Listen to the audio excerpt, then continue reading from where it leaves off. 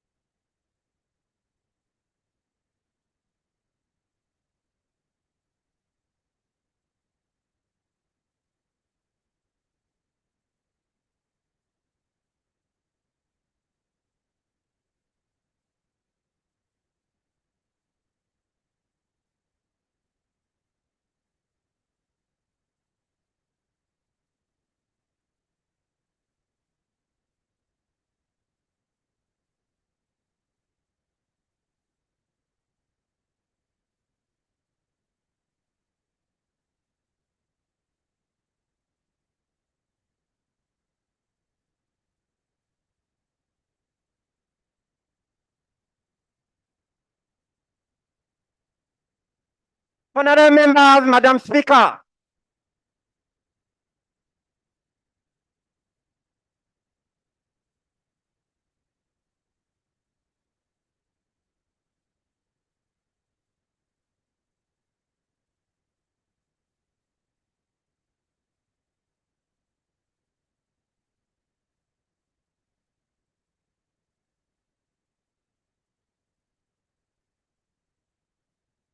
Prayer. Almighty God, who in your infinite wisdom and providential goodness have appointed the offices of leaders and parliaments for the welfare of society and the just government of humanity, we beseech you to look upon with abundant favor these your servants, whom you have been pleased to call to the performance of such important trusts in this land. Let your blessing descend upon them here assembled, and grant that they may, as in your presence, treat and consider all matters that shall come under their deliberation in so just and faithful a manner as to promote your honor and glory, and to advance the good of those whose interests you've committed to their charge. Amen.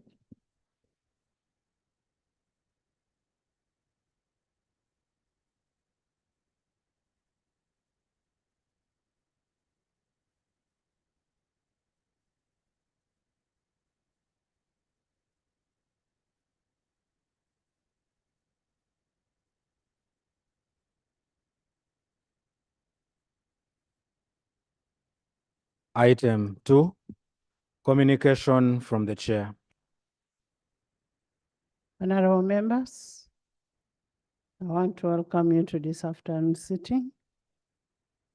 I would also like to put on record that we'll be sitting on Thursday and Friday to consider the RAPEX bills.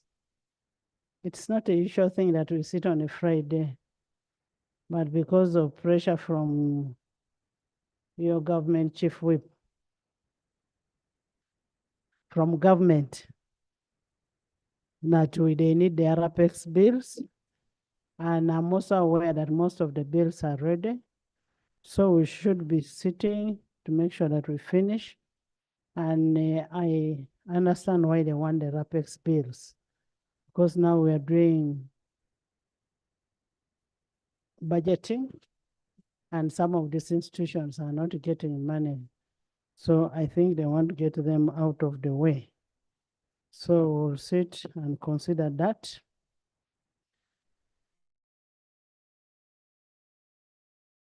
Sitting next week after the RAPEX bills to consider the tax bills. The tax bills were laid on table and they are being considered. But I want to urge the chairperson of finance that as you consider these bills, you should be able to get the stakeholders on these bills. Let's not only make bills that help us in this house, but you should have public consultation so that we don't get problems like the problems we are getting right now. Let's have public hear from people on what they think about these bills. For instance, somebody came to me and was telling me, just imagine they want to tax on a purchase of land or a sale of land. Assuming you are a civil servant, you've got that money that you've gotten out of what you're doing has been taxed. The land that you're buying, for you to transfer that land, you must pay a tax. And then again, when you sell that land, you again pay. So that is triple taxation. So we need to understand. We need to consult the stakeholders to this effect so that we make laws, we make taxes that favor the country. I want to also urge Attorney General to be considerate when we are doing all these things. Honorable members, that must be done. I want to see an advert that there will be a public consultation on the taxes that we are going to pass. Honorable members,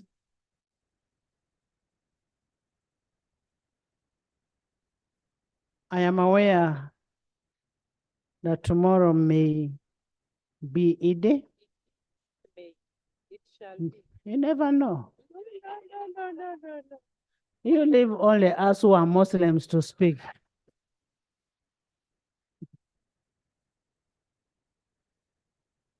I want to take this opportunity to wish our Muslim brothers and sisters a happy Eid. And may Allah's blessings illuminate in all your path of joy and happiness and fulfill all what you've been praying for. I know Alan has been praying for something. On rather sad note, we received the information this afternoon about the unfortunate demise of the retired Colonel Obaile Nelson. The retired Colonel was a father to Honorable Lillian Obaile, the Arua District Woman MP, and the burial is stated for 13th April 2024 in Arua. We want to condone with the family, and those who will be willing to go to Arua, we will ensure that we provide transport for those going to Arua for burial. Honorable members, please support our colleague who has lost a parent, and may the soul of Nelson rest in eternal peace.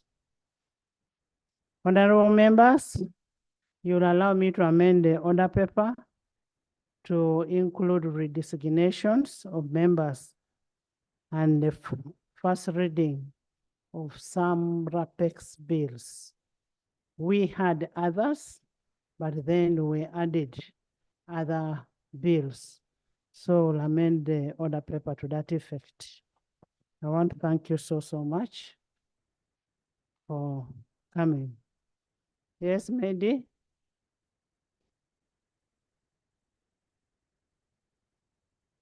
Patrick, congratulations, you won in PAP. It's okay. Thank you, Right Honorable Speaker and honorable colleagues. Right Honorable Speaker and honorable colleagues, I would like to bring it to your attention that the CBD, which is the Central Business District, which I represent in this parliament, has been undergoing a sit-down strike from our traders.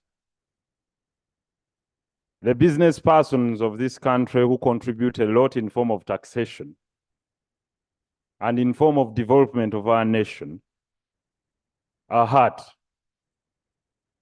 are boiling. And Right Honorable Speaker, the reason is exactly what you did through your communication. One, the high-handed methods used by the Uganda Revenue Authority in execution of its cardinal statutory duties of farming taxes, but also our inconsideracy in passing taxes in this August House. There is a reason as to why people are angry towards the political class that they think is inconsiderate to their sweat, to their desires, and being the roadblock towards their quest for success in business. Right, Honorable Speaker, the reasons for their closure this time are very clear. One, the introduction of the electronic fiscal receipting and invoicing solution without proper awareness and technical advice, what you've been hearing called IFRIS. This in return states that each wholesaler downtown must purchase a point of sale machine and must have the technical ability to operate it, mount it and connect it to the portal. And for every transaction they conduct, there must be a loop between them and the Uganda Revenue Authority. We are not saying no. We are talking about the canon of plowing taxes and taxation, which is certainty. When I set up a business, I must be certain of the taxes that I'm going to encounter. That is one, but also the proper system of plowing them from society. Now, these people do not have the technical ability. That is number one. Two, they have not been educated on the use of the IFRIS. But also, it is uncertain that when it comes at such a time when they need to invest, they are running on loans. It is choking to them. Secondly, Right Honorable Speaker, the traders are saying, when I go to import goods from abroad, I must be certain of the taxes that have been captured in the tax codes here by Parliament. But someone goes and procures goods. When they arrive, they are given a value. They pay a certain value. After payment of a certain value, there is a second evaluation. And they tell them you have to pay for a top-up. This issue of top-up is creating confusion. Then even after paying for a top-up. Is the top-up outside what was approved by this house? Yes, absolutely. It is at the discretion of a customs officer. There is information from the chair. Can I first finish? No, let's get the okay. information. All right, I'll take it. Thank you, my honorable colleague, for giving way, and thank you, Right Honorable Speaker. I think the matter that my colleague is talking about holds water, but we need to avoid cutting across issues that are administrative. We know for a fact that our own taxpayers sometimes do under-declare value. So it is not right for us to make a sweeping statement that they ask for top-up. Top-up is a result of finding out that there was an undeclaration of value. So if that can be justified, honorable members, that there is an underdeclaration of value at the declaration. No, wait. Honorable, right honorable speaker, right honorable speaker, the point I'm trying to drive is that it is not right for us to make a sweeping statement that there is a top-up. If a top-up is not justifiable, that is right. But if the top-up is justifiable, there's no problem and it's not outside the law. That's the information. Thank you. Thank you, Honorable Nsereko. I know you're still continuing. But when you say the House is inconsiderate in legislation, the reason I have emphasized the need for public hearing, that is why I've said we must have public hearing to ensure that the legislation reflects what is required, what is outside there. The IFMIS is not a tax. It is a system of tax collection. It is a tax collection and tax administration. We do not do tax administration here. We pass a tax, and administration is the role of executive. So you need to be specific that much as we pass the taxes, that the persons who are responsible for administration should also do it in a way that is considerate to the people outside there. Thank you, Right Honorable Speaker. Right Honorable Speaker. The procedural matter. Thank you so much, Madam Procedural Speaker. matter. Madam Speaker, Rule 80 is very clear. We should not debate in anticipation. You designated next week to deal with tax bills. Why would we open the debate that you have designated next week for tax bills? Thank you so much, Madam Speaker. Honorable members, we are not debating on the tax which we have not passed. The concerns of Honorable Nsereko is the demonstration that is in downtown. It is a demonstration which is in downtown. And for me, my only...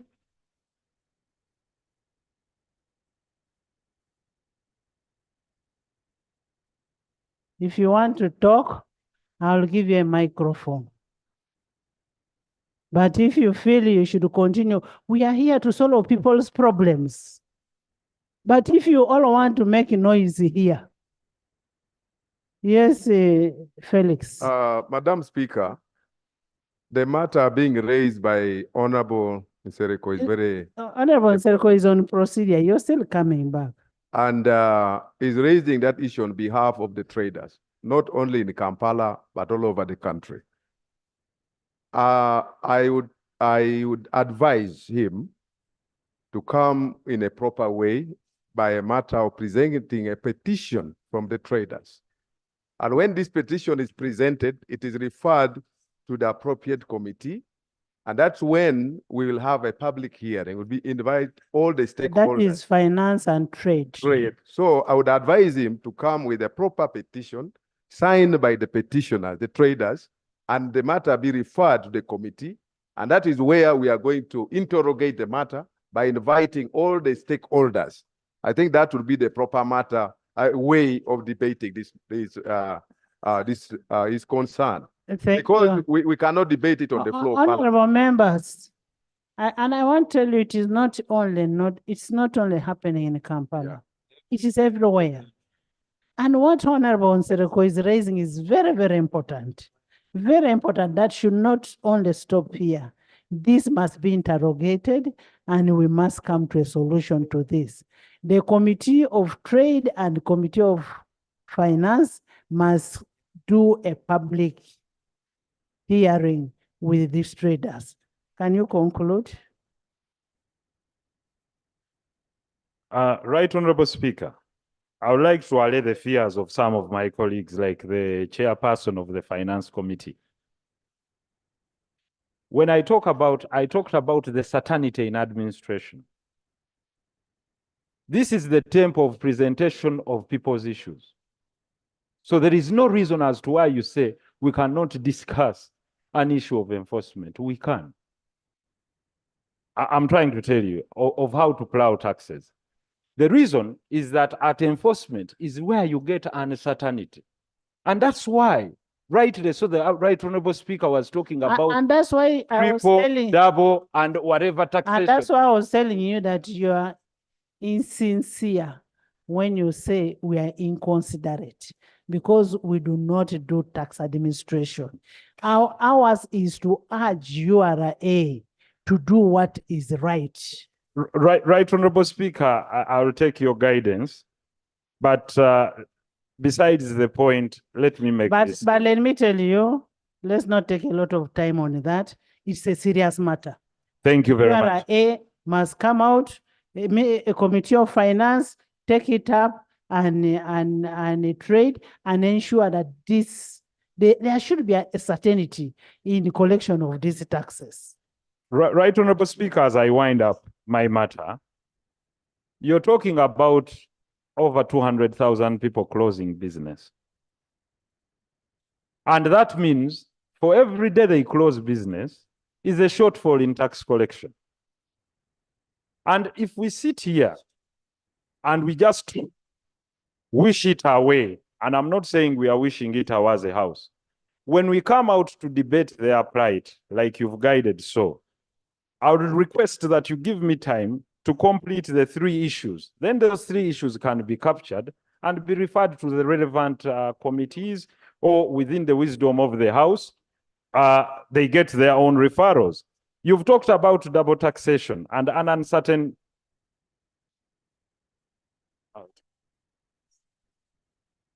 Thank you, Honorable colleague, for giving way.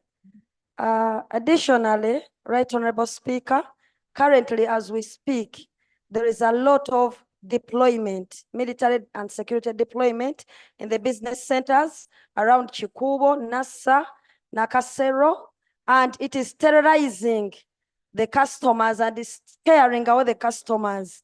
So the business community. Where is the evidence? At least I've seen shops closed. Yeah, the shops are closed. But where is the evidence of military deployment?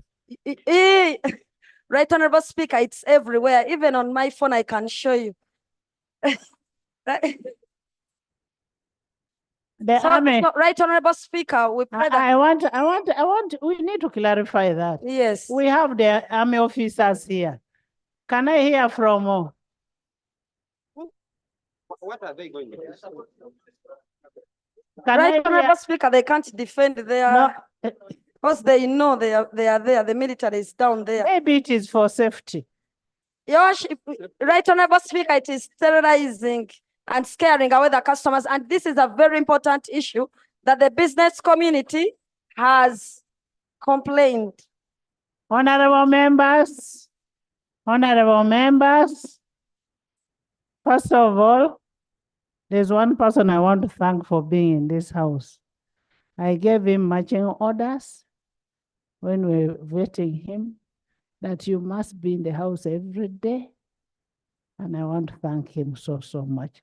Honorable Balam, thank you for being in the house. That was one of the Yes, Mehdi, can you finish? Right, Honorable Speaker, as we wind up, just a second, as we wind up, and I'll take the, please. As we wind up, Right, Honorable Speaker, the matters are 3.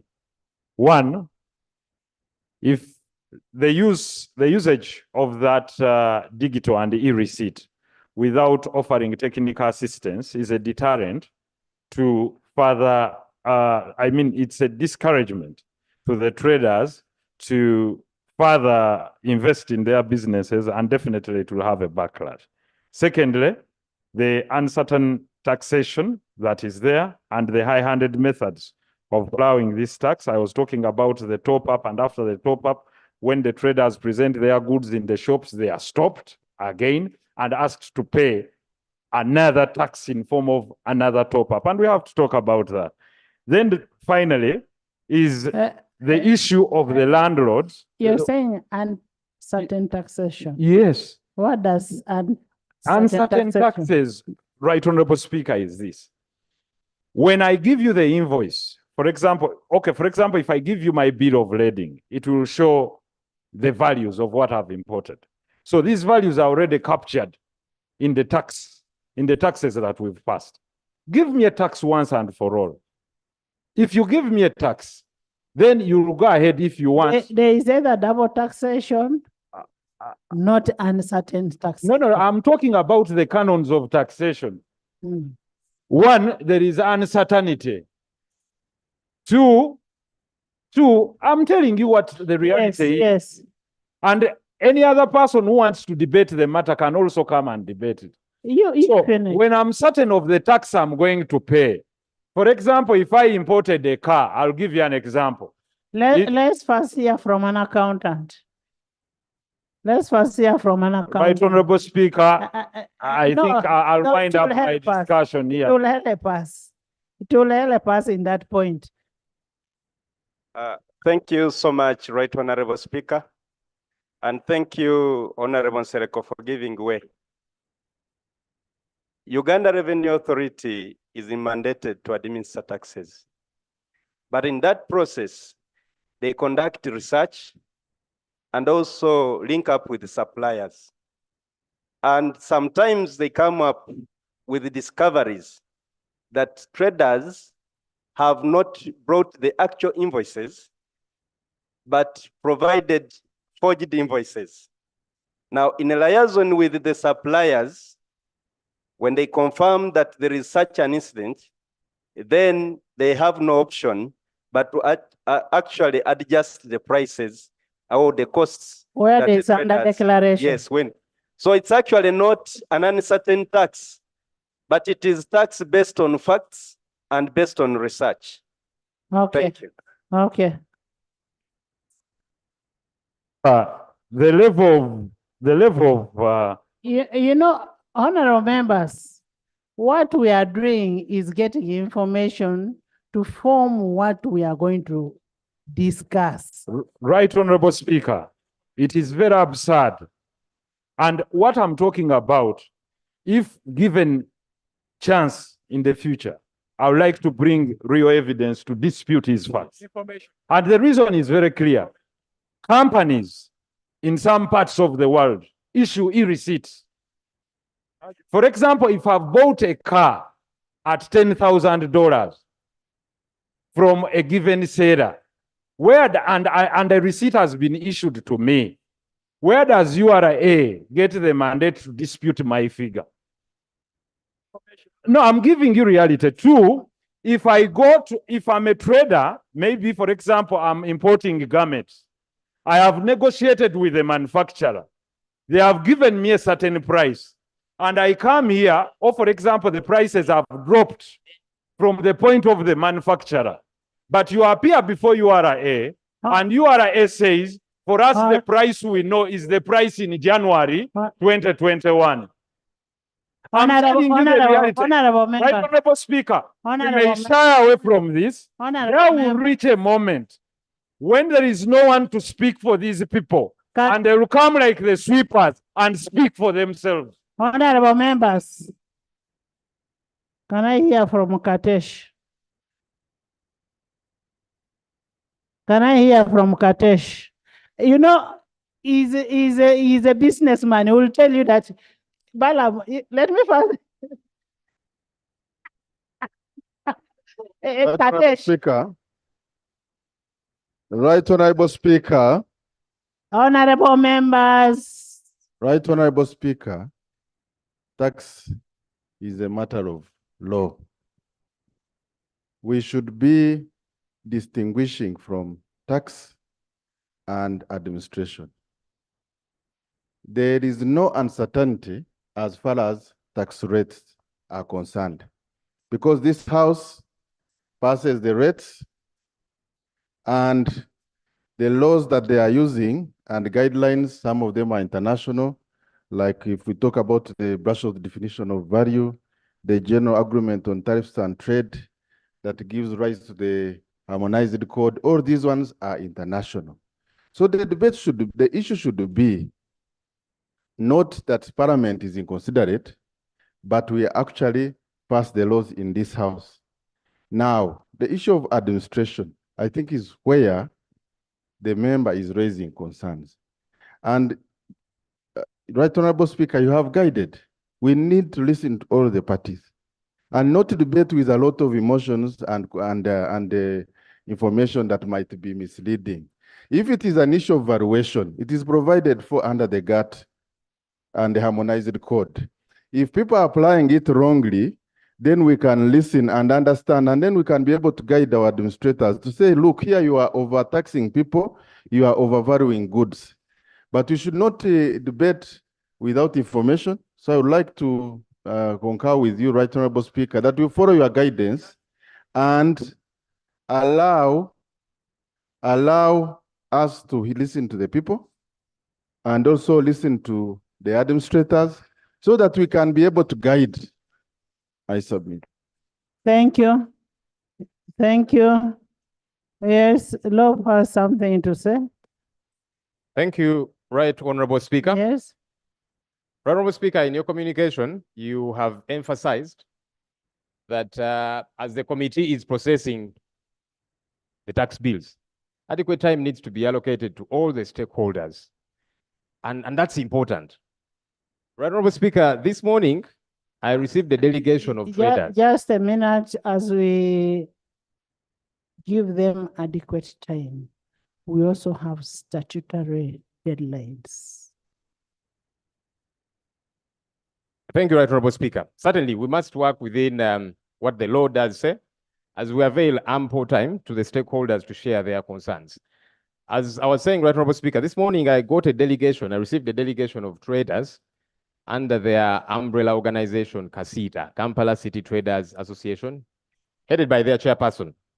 One of the concerns that they did raise with us was that in the past, they have not had chance to have an input when new taxes are proposed. So they are looking forward to one interaction so that they can share their thoughts and not just to grumble after taxes have been passed and then they are struggling with them. So they are looking forward to that. Two, Right Honorable Speaker, the other concern they raised was to do with IFRIS, which we are talking about.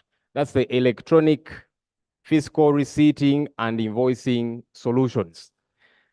The traders are saying they are happy to pay taxes, but there is a challenge with this system. URA has not... Honorable Law, I don't agree when they say that in the past they've not had a chance. The adverts are run by the office of the clerk in the newspapers, in the TVs, everywhere, inviting them to come and give their contribution towards the taxes. Musasi, I actually agree. There's no need for the information. I agree with you, Right Honorable Speaker. It's okay. There's no need for the information. Right Honorable Speaker, I'm actually agreeing with you that we just need to avail ample time, as you did mention in your communication. So there's no need for back and forth pulling, Honorable Minister. We are all in agreement. yes. Let's avail time to them. But as I was finishing this issue of IFRIS, they are saying URA has not taken off adequate time to sensitize them for them to come on board. There are many challenges. One, they need to have smartphones, which a couple of them don't have, internet and so on, to be able to interact with this system. And so they are saying they are having run-ins with URA because they're not on the same page yet. Right Honorable Speaker and colleagues, one of the cardinal principles in taxation is that you have got to make it easy for people to pay taxes. It's got to be easy and clear. Because once it is not easy, then people are going to evade the taxes because they're saying, I am giving my money, but number two, I am struggling with your system. So the comfortable, convenient thing for them to do is to evade taxes, and yet we don't want that to happen. So we'd like to implore URA, take off time and interact with these traders. They're saying they need to engage with you, have a good understanding, get to share their concerns with you because they're grappling with many challenges that they have shared with us. But URA meets them once in a long time. And they're saying, please make time. Honorable Minister of Finance, please encourage URA, which you do supervise. These traders are saying, we are here. they have no objection to paying taxes because they want to benefit from service delivery as well. But they are saying, engage them, listen to their challenges because they are struggling. And no wonder they are now closing their shops. No wonder they are protesting because they are saying, we are not being listened to. Can we give them a platform to be listened to? Honorable Lob, Yes. maybe just for your information, there's going to be a meeting between URA, the traders, and His Excellency to resolve those issues. They need to be listened to. Our interest is to have money collected, not to be evaded. So once that meeting takes place, then I believe everything will be resolved. Thank you, Right Honorable Speaker. I'm glad that government is listening to that clarion call because we should not wait for traders to protest and close shops. And I don't know what else gets to happen before we can get to engage them. You know, let's not put the cart before the horse. Katesh, competition bill. Right, Honorable Speaker. I think the issues are very many, and there are issues around how we are managing the import substitution policy. There are issues around the competition. We passed the competition bill here, that if you are a manufacturer, do you go down to have your own retail shop and you become a distributor and you age out other people in the business?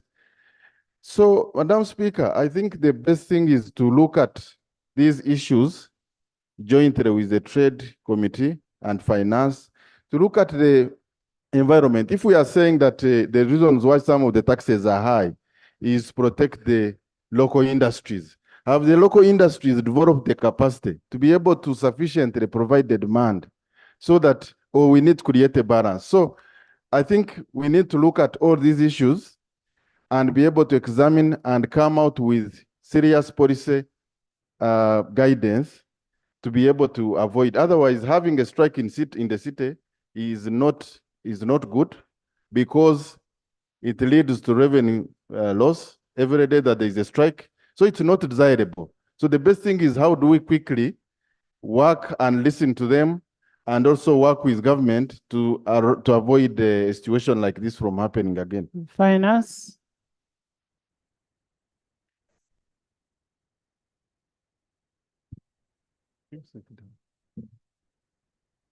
Thank you, Right Honorable Speaker. Right Honorable Speaker, it is true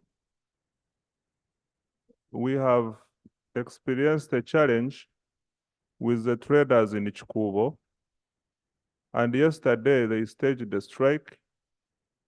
Today we have received reports that some have started opening their shops. Madam Speaker, I wish to inform Parliament that there are 3 issues under contention, but the main one concerning URA is IFRIS. There is an IFRIS issue. There is taxation of textiles by weight, which the traders are objecting. And also there is a concern that the chain of distribution, some of the manufacturers have become wholesalers, have become retailers, the whole chain, hawkers, etc. Madam Speaker, while I listened to Honorable Sereko and Honorable Leader of Opposition, they mentioned the lack of sensitization. I wish to inform this House that ever since IFRIS was launched in 2019 and subsequently we underwent full implementation after the COVID, URA has visited over 20,000 traders in the Kampala Central Business Districts with sensitization, with installation and everything. They also mentioned that the app or the phone is not available. Madam Speaker, we have got 3 options. You can have an IFRIS machine installed in your shop. You can have an app, or you can even install the system on your computer in the shop. These are the three options we have provided. Madam Speaker, lastly, and this is my prayer with the House, that we must help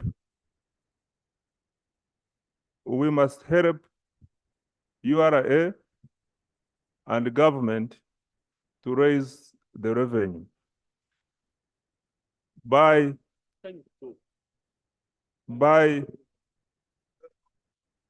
clarification is Madam Speaker. Thank you, Honorable Musasi. He has yielded. He has yielded the floor. I didn't force him.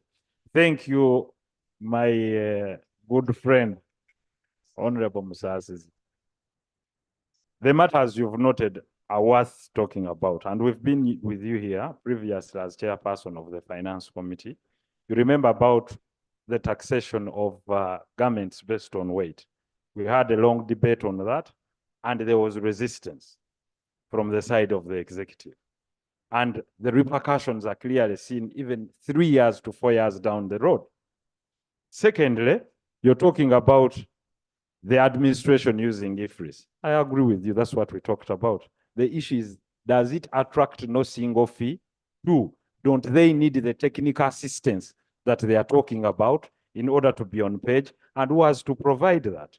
And if you have those answers, then come back with a comprehensive statement, maybe this week, because Honorable we continue members. closing our shops Honorable until we have a members. serious answer. Honorable members, based on Rule 87, I had already made a ruling that the Committee of Finance, Trade will meet with the stakeholders, with the traders, and report back to this House on Tuesday. Next item. Item 3, bills first reading. Designation. Oh. Designation of members to committees. Honorable members, we had members that needed to be designated, the new members, and then we had redesignations. Can we have that done?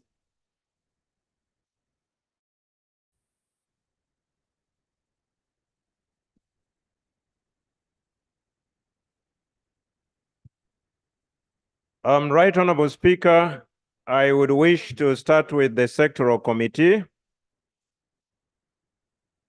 Pursuant to Rule 1510C and Rule 187 of the Rules of Procedure of Parliament, I beg to propose to designate the following honorable members to the following sectoral committees. Honorable Dr. Chitutu Mary Goretti to the Committee on Public Service and Local Government. Honorable Ochua David to the Committee on Gender, Labor, and Social Development. I beg to propose. Opposition?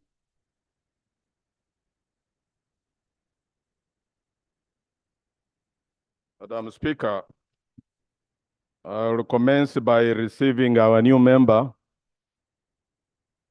the newly sworn in woman member of Parliament of Dokoro. I want to receive her with open hands, and I hereby designate her to the, Who is the new member? Akuti, the Honorable Akuti Sarah. Honorable Agoti, absent, but in absentia, she's welcome, and congratulations. I know she's around, she'll be here anytime from now. And in accordance to our rules of procedure, Madam Speaker, I hereby designate her to the following committee on education and sports. That is a sectoral committee. Thank you. I beg to designate. Thank you. The next committee is a standing committee, and I beg to designate her on the committee on HIV/AIDS and related matters. I beg to designate Madam Speaker. Thank you.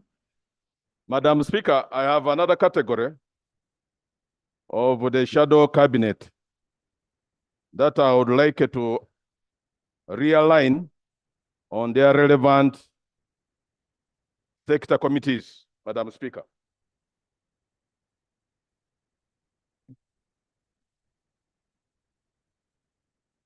The Honorable Asanas Nyakato, who is the Shadow Minister of Agriculture, is hereby designated to the relevant committee of Agriculture.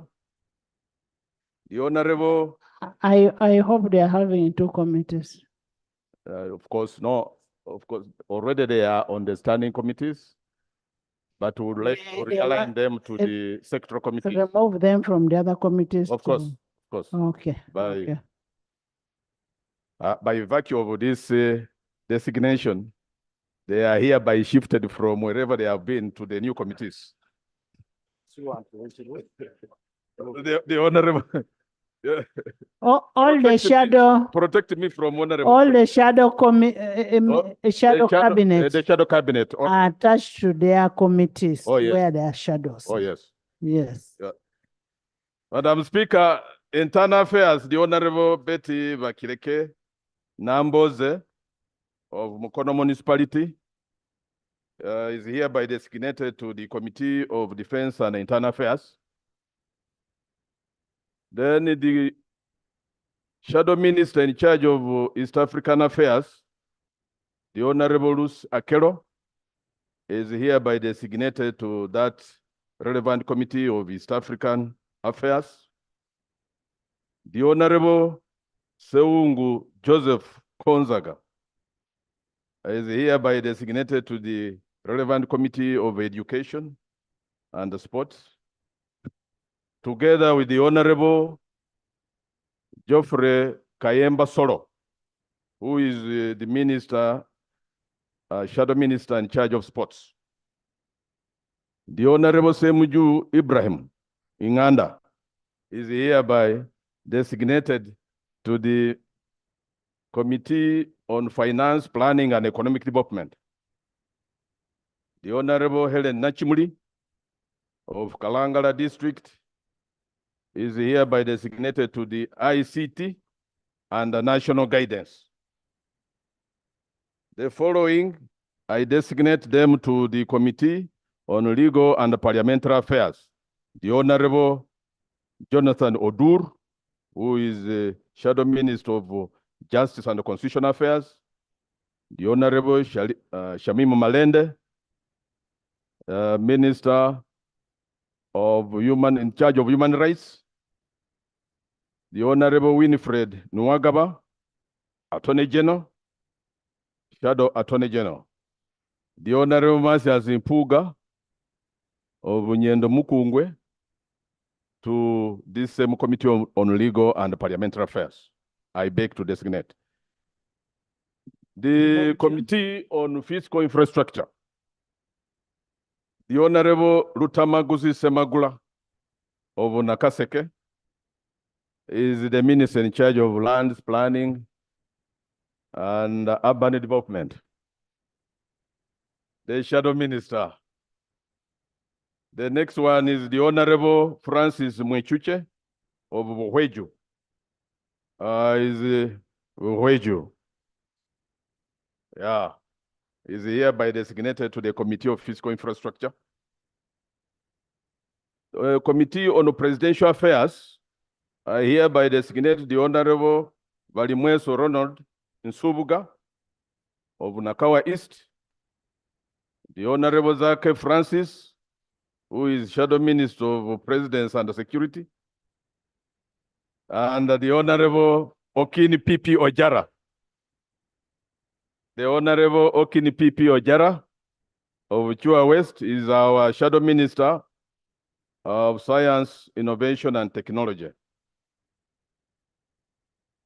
I hereby designate the following on the Committee on Public Service and Local Government.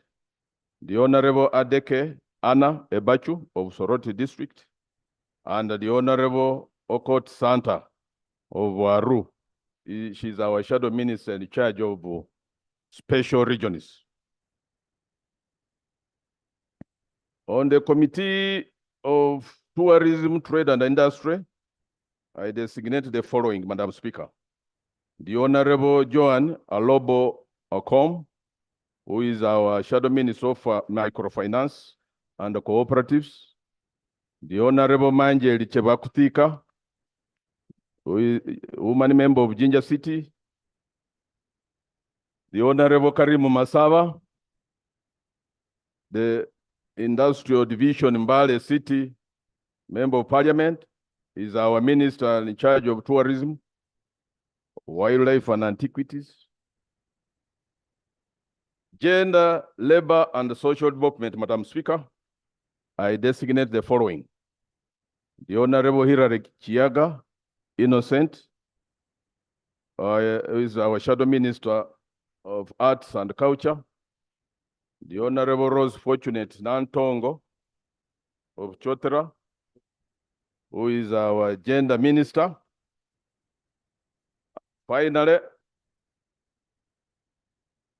Environment, Natural Resources, I designate the following, Madam Speaker.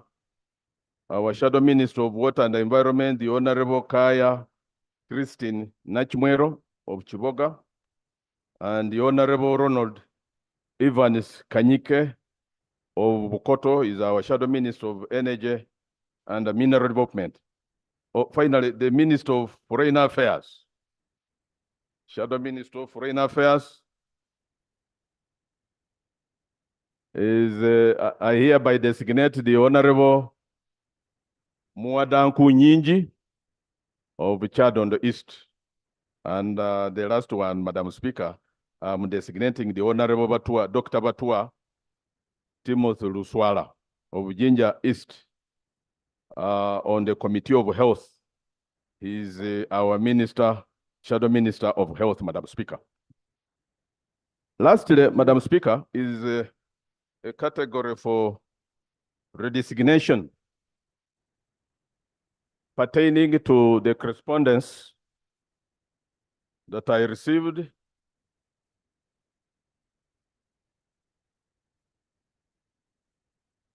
I have already designated the Honorable Akelo Lucy. She's our Minister in charge of Foreign Affairs. I don't know where you were. Madam Speaker, What about Semuju? redesignation of the following members. No.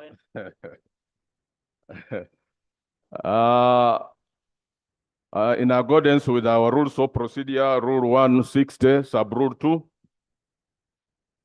I hereby redesignate the following members from the committees they were on after the administrative review, Madam Speaker, under the guidance I received, courtesy of your correspondence.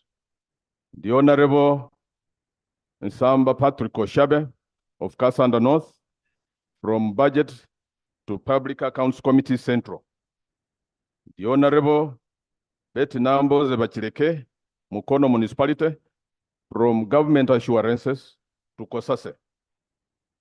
The Honorable Sewanyana Alan Makindye West, from Budget to Kosase. The Honorable Nkunyinji Muada of Chad on the East, from Budget to Kosase. The Honorable Kanyike Ronald Evans, from Budget to Kosase. The Honorable Sasaka Isaiah Zijoni of Dadri East, from Budget to Kosase. To Public Accounts Central.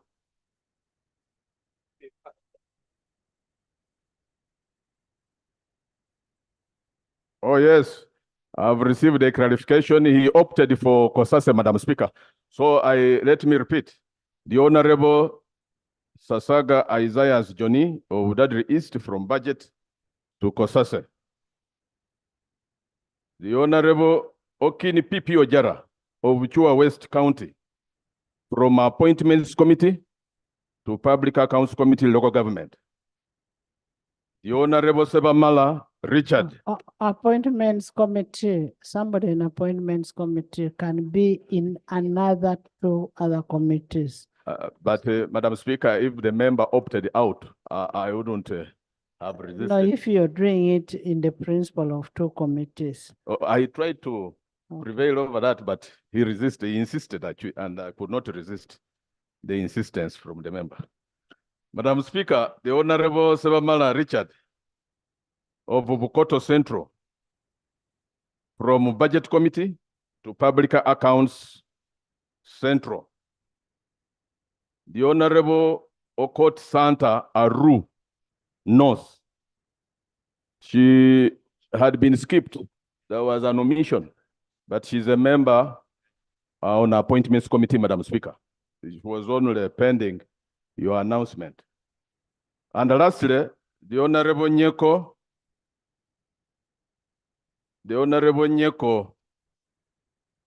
Derek of Maki India East is from National Economy to Human Rights Committee. Actually, the very last one is the Honorable Kabuye Frank, who is, of course, Shadow Minister, charge of youth and children, to the Committee on Gender, Madam Speaker, Gender, Labor and Social Development. I beg to designate. Thank you. Independence. Thank you. I don't.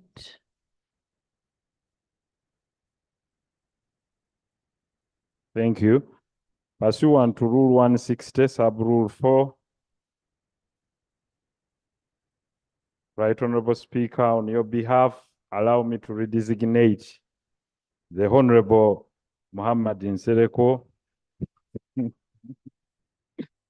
Member of Parliament for Kampala Central, from the Committee of National Economy to the Committee of Commissions, Statutory Authorities, and State Enterprises. I beg to submit. Any other independent? Can you designate all, the whole list I gave you? Aye.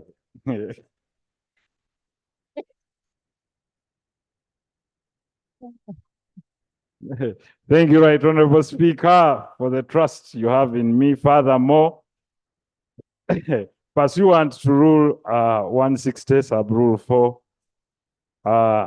Right Honorable Speaker, on your own behalf, I designate the Honorable Twesige Nathan Itungo from the Committee of HIV and AIDS to the Committee of Commissions, Statutory Authorities, and State Enterprises. Number 2, the Honorable Ndiomujeni Roland from the Committee of National Economy to the Committee on Park Central. The Honorable Shatz Mosherure Naebare Kutesa from Committee of Park Local Government to the Committee on Climate Change. The Honorable Musila John from the Committee of Rules, Privileges, and Discipline to the Committee of Park Local Government. The Honorable Akungizibwe Roland from the Committee of COSASE to the Committee of Science, Technology, and Innovation. The Honorable Adidwa Abdu from the Committee of Rules, Privileges, and Discipline to the Committee of Science and Technology. The Honorable Mboizi Arthur Wako from the Committee of Climate Change to the Committee of Science, Technology, and Innovation. The Honorable Amede Agnes from the Committee of Government Assurances and Implementation to the Committee of Science, Technology, and Innovation. The Honorable Waliomu Mwanika Moses from the Committee of Equal Opportunities to the Committee of Science, Technology, and Innovation. I beg to designate. Thank you. Ame.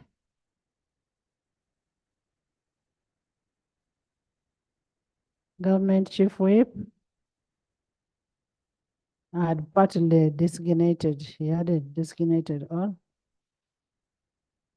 Right Honorable Speaker and honorable colleagues, in conformity with the provisions of Rule 1510C and Rule 158 of the Rules of Procedure of Parliament, I beg to propose the designation of the following members to the following standing committees.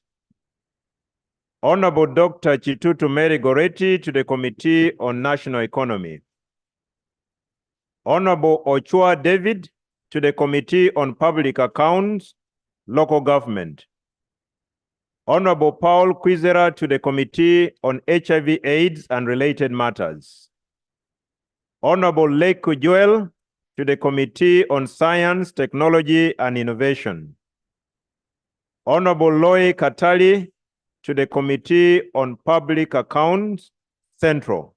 Right Honorable Speaker, I beg to propose.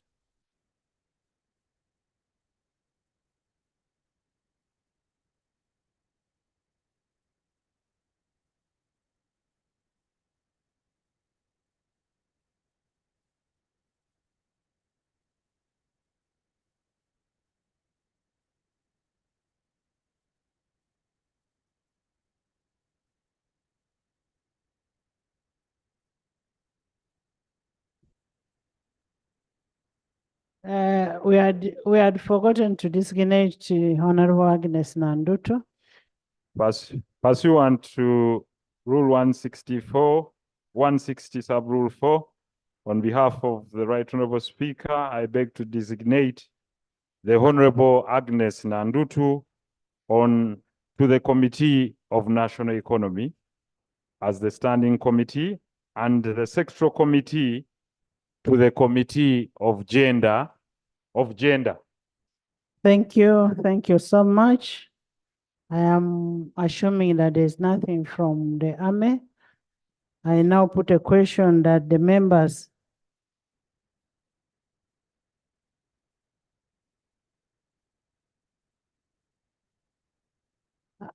I put a question that the members that have been designated in various committees as proposed, those in favor say on the contrary, nay. The ayes have it. Honorable Chua, you're welcome back to the House, and thank you for making it back to the House. We want to thank God for that. Next item. Bills first reading. Bills first reading. 131, the Uganda I'm National. going to tell you to stand up. I'm standing up, Madam Speaker. Yes. Thank you, Madam Speaker. Madam Speaker, in February, I raised an issue here concerning town roads in Rukunjiri and regarding to the construction of Rukunjiri Kanungu Road. Doctor, the presiding officer directed. Doctor, right? You'll bring that when we are discussing on MPS of infrastructure. Thank you, Madam Speaker. Thank you. Bills first reading.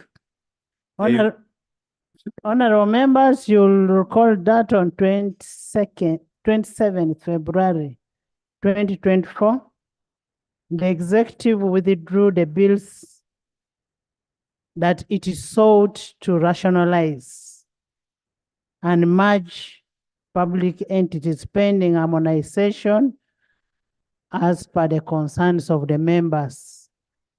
Last week, some bills were reintroduced, and today's another lot of bills is being reintroduced for the first reading. Therefore, pursuant to Rule 128(1) of the Rules of Procedure, I will invite the various ministers to lay the bills on table. And remember, when the bills were presented in the House, they went to different committees, and I am aware that these committees have looked at these bills. Now, what was lacking was making sure that these bills were not in omnibus, were to be brought one by one, plus their certificate of financial implication, which is being laid now. So, Pursuant to that rule, the sectoral committees are supposed to embark on that and report back on these bills. We already have bills which are ready to that effect. The Uganda National Commission for UNESCO Amendment Bill 2024. Honorable Minister of Education. Thank you very much, Right Honorable Speaker. Right Honorable Speaker and my dear colleagues, I want to move that the bill entitled the Uganda National Commission for UNESCO Amendment Bill 2024 be read for the first time. Thank you. This Right- is it. Right, Honorable. Well, certificate of financial implication. I have a certificate of financial implications and I beg to lay.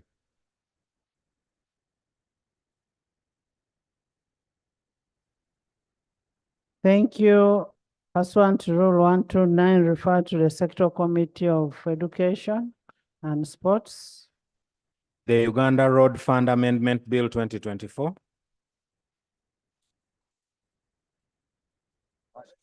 Honorable Minister of Works, pursuant to Rule 1291. Honorable members, what is the problem? Even if you want it to stay, let it be laid on table.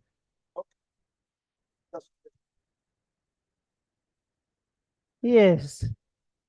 Right, Honorable Speaker and honorable colleagues, I beg to move that the bill There's somebody entitled- saying you're a stranger in the house. That is Honorable Fred.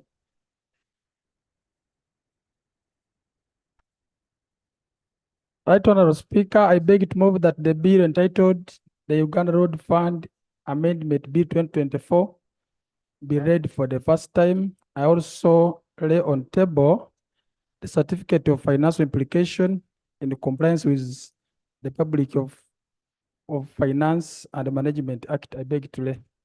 Thank you. Refer to the Committee of Infrastructure. Honorable Fred, first come back. Has our 1 billion gone to the constituencies?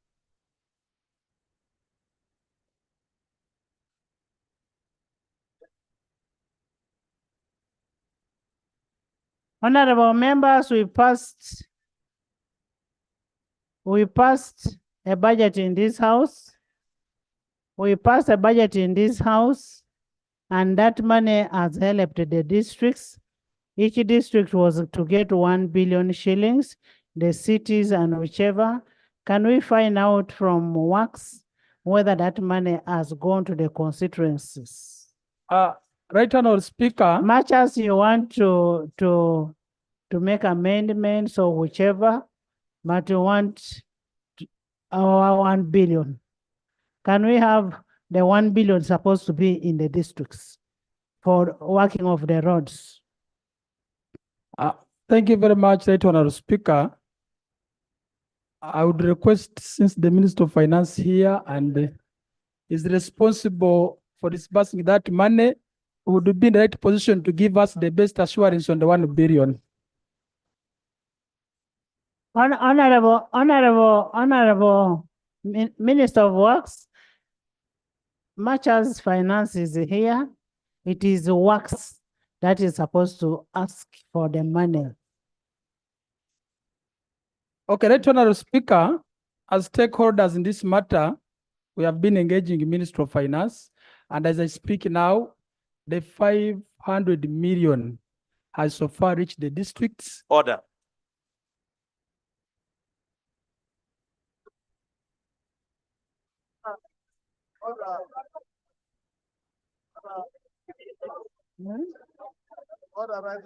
Honorable members, honorable members, honorable members, honorable members, can I have silence? The young minister is very correct. I don't know why you're making noise. Honorable minister, sit. You sit. Finance.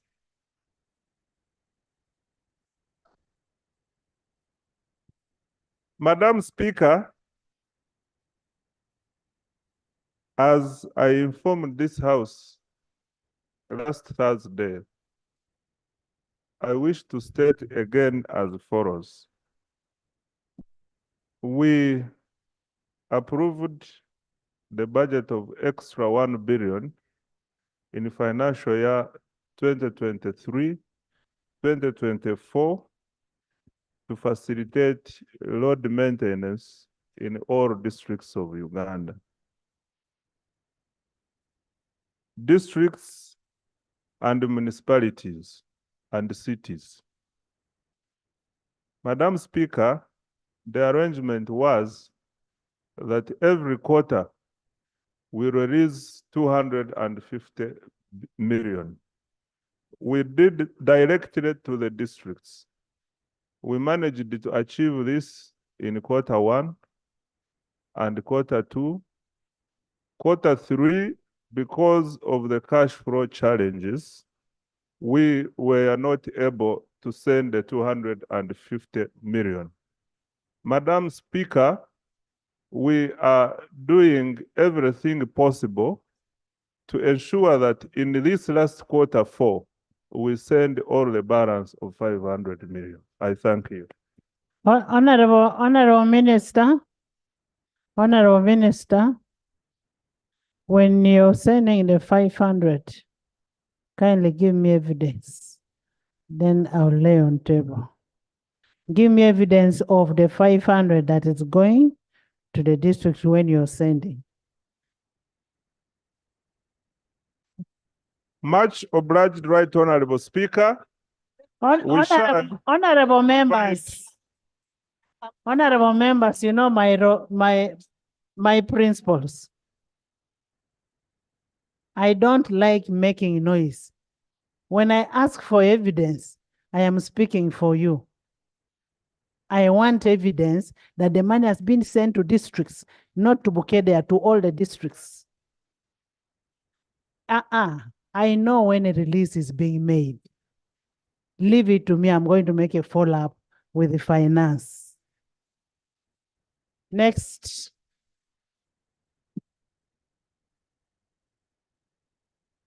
Bills first reading. The Uganda Wildlife Conservation Education Center Act, Repeal Bill 2024. Minister of Tourism, Wildlife and Antiquities.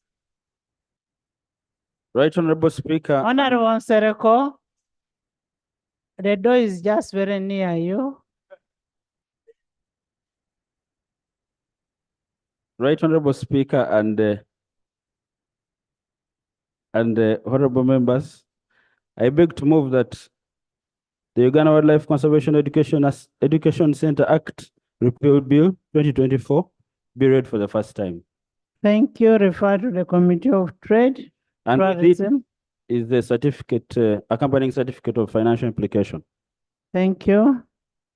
And Honorable Minister, when you're putting that money, don't put it on the last week so that you sweep it back.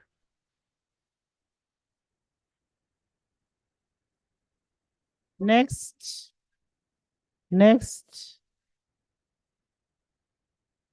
The Persons with Disabilities Amendment Bill 2024.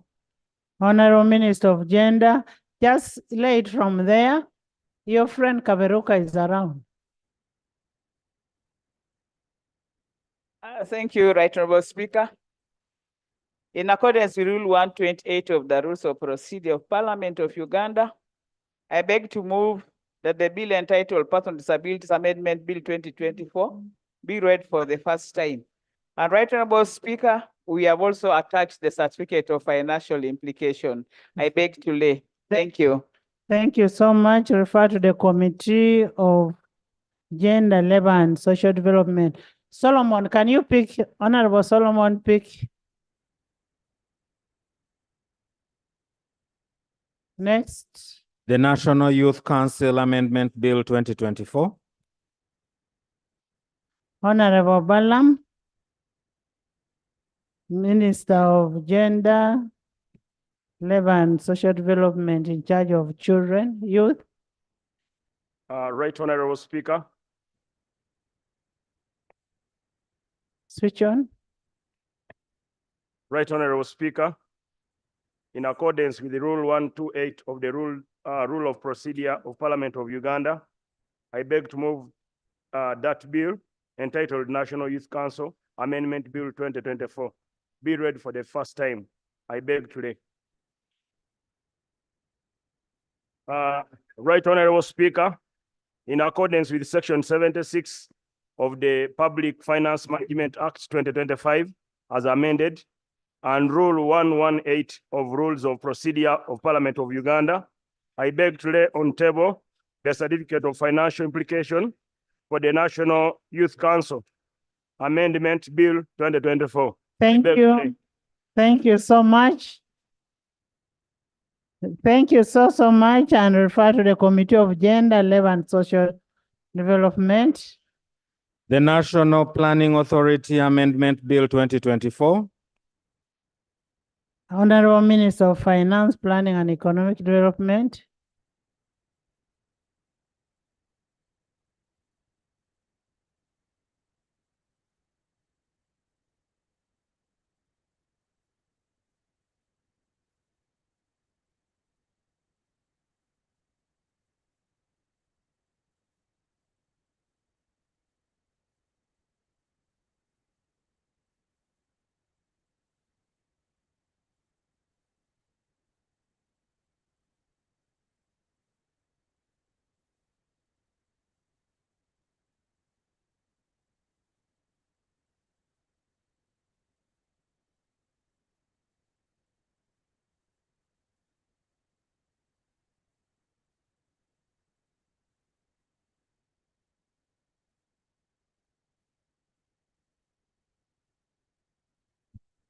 Madam Speaker, in accordance with Rule 128.1, I beg to move that the bill entitled the National Planning Authority Amendment Bill 2024 be read for the first time. I beg to move. Thank you. Refer to the Committee of Finance, Planning and Economic Development. The Physical Planning Amendment Bill 2024. Please lay. Together with the bill is the certificate of financial implications, which I wish to lay on. Please lay.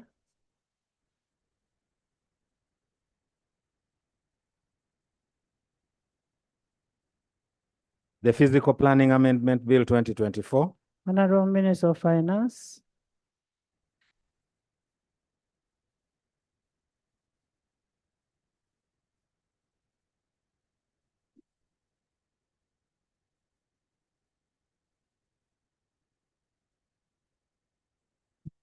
Madam Speaker,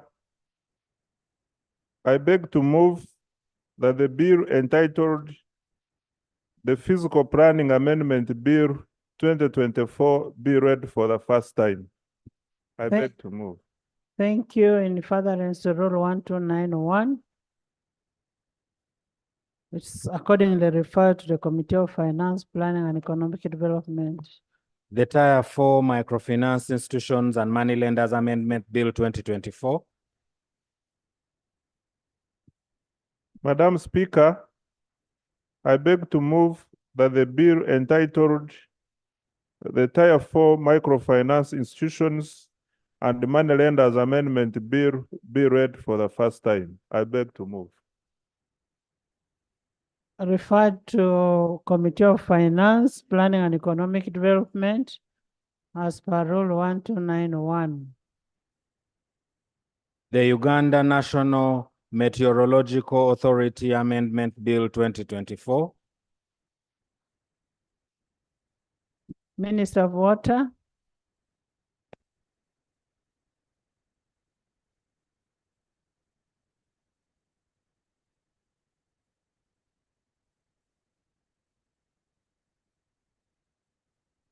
Madam Speaker and honorable colleagues, I beg to move that the bill entitled the National Forestry and Tree Planting Amendment Bill 2024 be read for the first time. I beg to move. Thank you. In furtherance to Rule 1291, refer to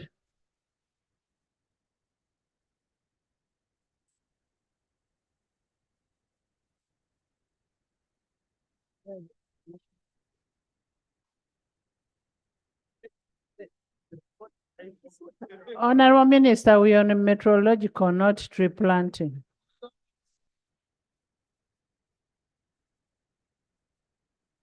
Sorry, Madam Speaker. My my neighbor was. Honorable Minister, don't you see that's why you needed to leave these bills alone? These institutions. My neighbor was keeping me too engaged. I'm sorry, It's okay. Madam Speaker. Right Honorable Speaker and honorable members, I beg to move that the bill entitled Uganda National Meteorological Authority Amendment Bill 2024 be read for the first time. I also attach, Madam Speaker, the certificate of financial implications. I thank you. Pursuant to Rule 1291, the bill stands referred to a Committee of Natural Resources, The National Forest, Environment and Natural Resources, the National Forestry and Tree Planting Amendment Bill 2024. Madam Speaker, and honorable Minister of colleagues, Water. I beg to move that the bill entitled the National Forestry and the Tree Planting Amendment Bill 2024 be read for the first time. And I'm also laying the certificate of financial implications for the same. Thank you. Refer to Committee of Environment and Natural Resources pursuant to Rule 1291 of the Rules of Procedure. Honorable members, in the public gallery this afternoon, we have students from Makerere University under the umbrella of Bagwere Students Association. Echira Chonka, you're most welcome. They are represented by Honorable Amede. You're most welcome. That's your Member of Parliament. Honorable Kinovere, Honorable Stephen, Arthur, Honorable Byakatonda. You're most welcome. Pamela Kabugo. You're most welcome. When you go, you tell people not to dig for Chidachonka only. Thank you.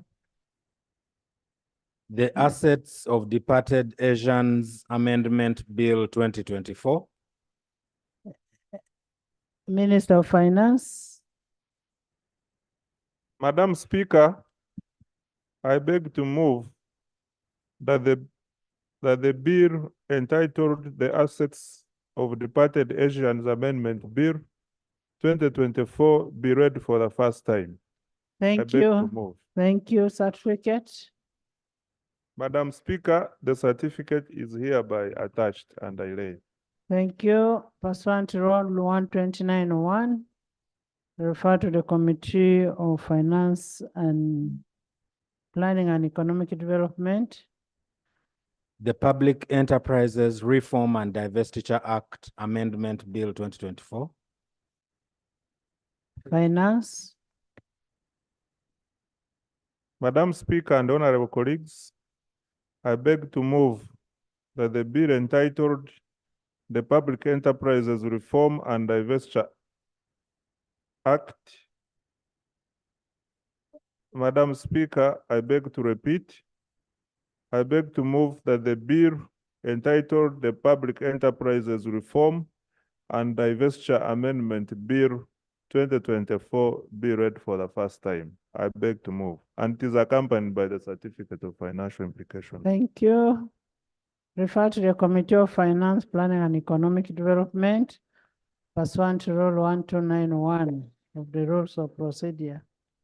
The National Population Council Act Repeal Bill 2024.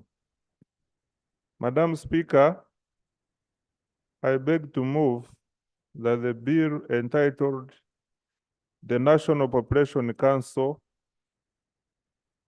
Act 2024 Repeal Bill, no, the National Population Council Act 2014 Repeal Bill 2024 be read for the first time. I beg to move. Thank you. It is Refer- accompanied by the certificate of financial implication. Thank you. Refer to the Committee of Finance, Planning and Economic Development. The Registration of Persons Amendment Bill 2024.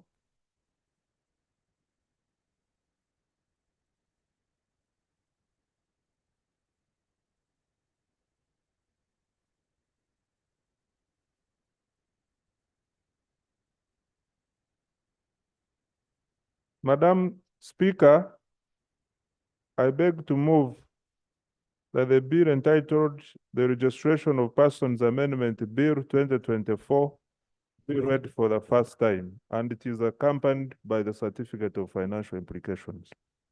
Thank you. Refer to the Committee of Finance, Planning and Economic Development.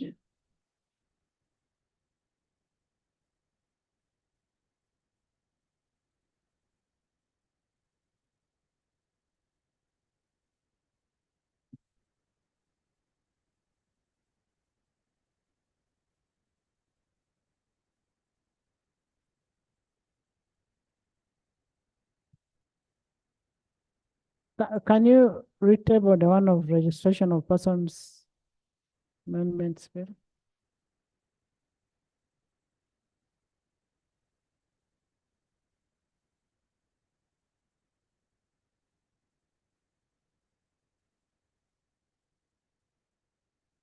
Right, Honorable Speaker and honorable colleagues, I beg to move that the bill entitled the Registration of Persons Amendment Bill 2024 be read for the first time.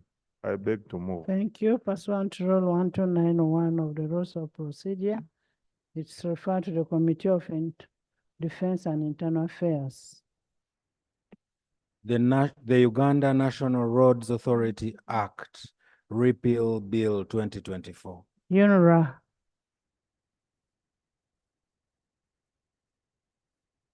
You give the senior minister also to lay. Give the senior minister.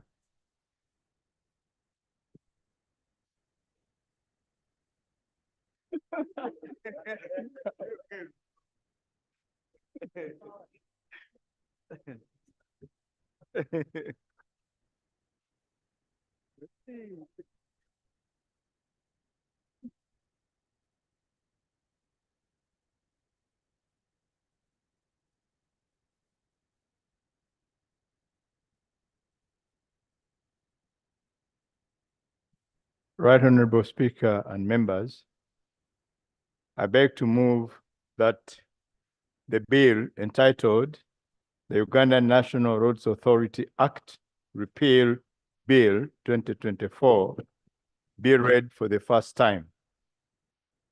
I also lay on table the certificate of financial implication in compliance with the Public Finance Management Act. Thank you. Stance referred to a Committee of Fiscal Planning. Honorable Minister, why I wanted you to lay that report is because of when you look at Kampala Ginger Road, the Kampala Ginger Road, leave alone the bypass. It is not a road. I am happy that you know that it is not a road, and you will need an explanation to that effect. We need you to bring a report on what you plan to do on that road. Next. The National Library Amendment Bill 2024. Minister of Gender.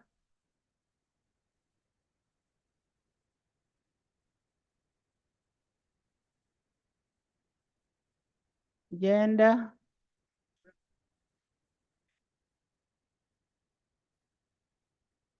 I don't know, Right Honorable Speaker. The National Library is supposed to go to education, and I thought they would be the ones moving. But if they have not moved, I can move it on behalf of the executive. On behalf of education. Of the executive, because it's supposed to go to education. They're the ones who are moving it. It is leaving us and going to education. It's, Right Honorable but, Speaker. you know, it is leaving you and going to education. So you lay it and then it goes to the respective one. Okay, thank you for that guidance. Right Honorable Speaker, I beg to move that the bill entitled the National Library Amendment Bill 2024 be read for the first time, and attached is also the certificate of financial implication. I beg to lay. Thank you. Thank you. Refer to the Committee of Gender and Education. You will have a joint committee for this because it is leaving you and going to another sector. Next. The National Council for Older Persons Amendment Bill 2024. Gender.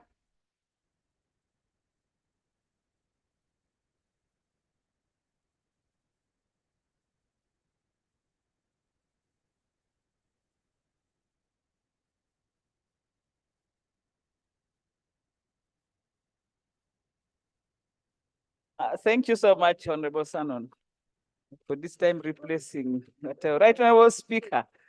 I beg to move that the bill entitled the National Council for Older Persons Amendment Bill 2024 be read for the first time.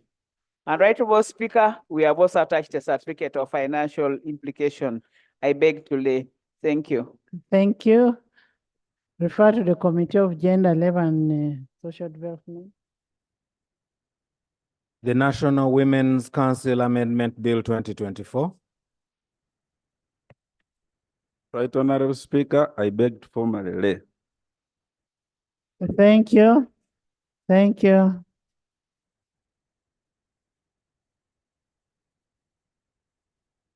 Then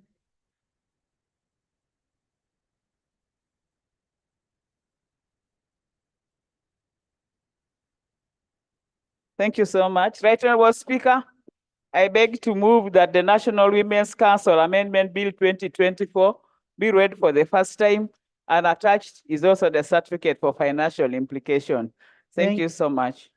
Thank you so much. Refer to the Committee of Gender, Labor and Community Development. Pursuant to Rule 1291. The Uganda Wildlife Amendment Bill 2024.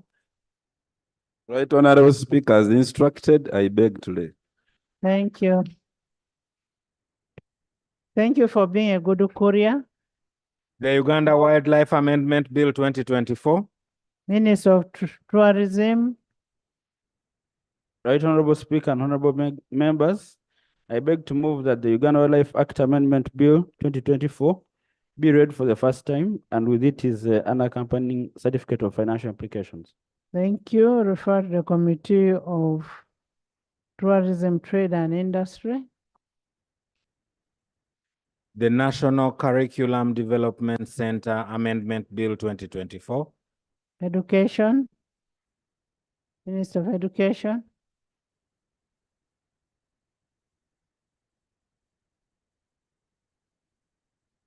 I saw Minister of Education here.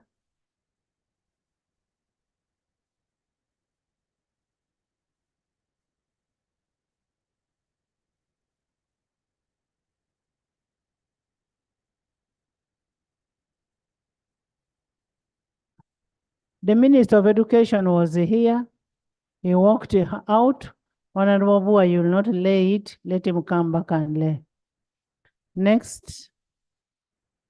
The Uganda Registration Services Bureau Amendment Bill 2024. Minister of Constitutional Affairs. I've seen Doug. Doug.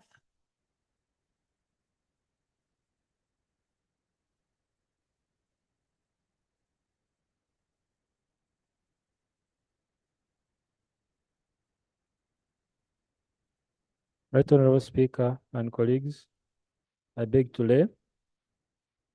a bill entitled the Uganda Registration Services Bureau Amendment Bill 2024 with a certificate of financial implication attached. Thank you so much. Pursuant to Rule 129, 1 is referred to the Committee of Legal and Parliamentary Affairs. The Uganda Export Promotions Board Act Repeal Bill 2024. Minister of Trade. Minister of Trade, Industry and Cooperatives.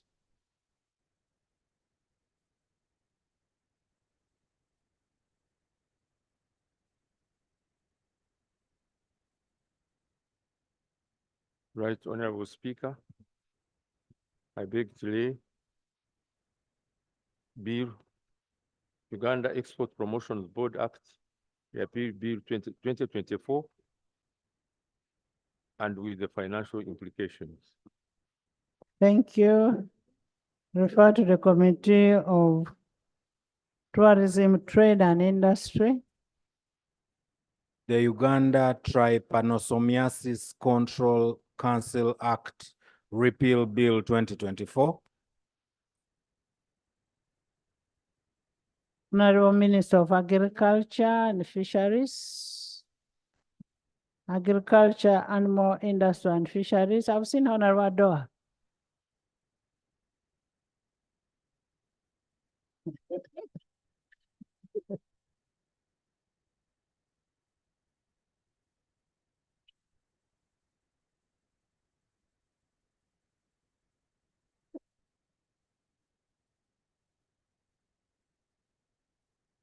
Right Honorable Speaker and honorable members, I beg to lay the bill entitled the Uganda Trypanosomiasis Control Council Act 2024. I beg to lay. Thank you. Thank you, Honorable Doa. Referred to the Committee of Agriculture. Where is the certificate? The certificate.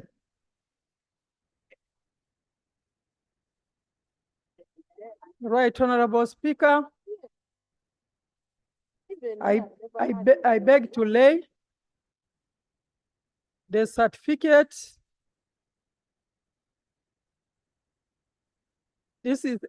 I beg to lay the certificate for financial implication. I beg to lay. Thank you. Thank you. Refer to the Committee of Agriculture, Animal Industry and Fisheries.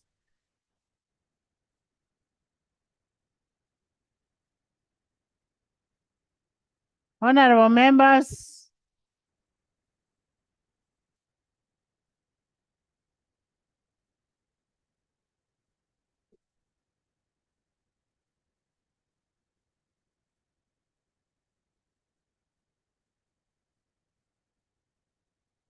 Honorable ministers, with due respect, when you finish what is supposed to be done by you, you need to be around to help your colleagues, to support your colleagues. The MPs that you see seated around here are here to do your work. Because for us, ours ends here. You are the ones who bring the work. So you can't lay one bill and then you disappear. We need to get an explanation why Honorable Mwingo left and did not lay everything. And remember, we have on the header paper the ministerial policy statements, which we need explanations from him.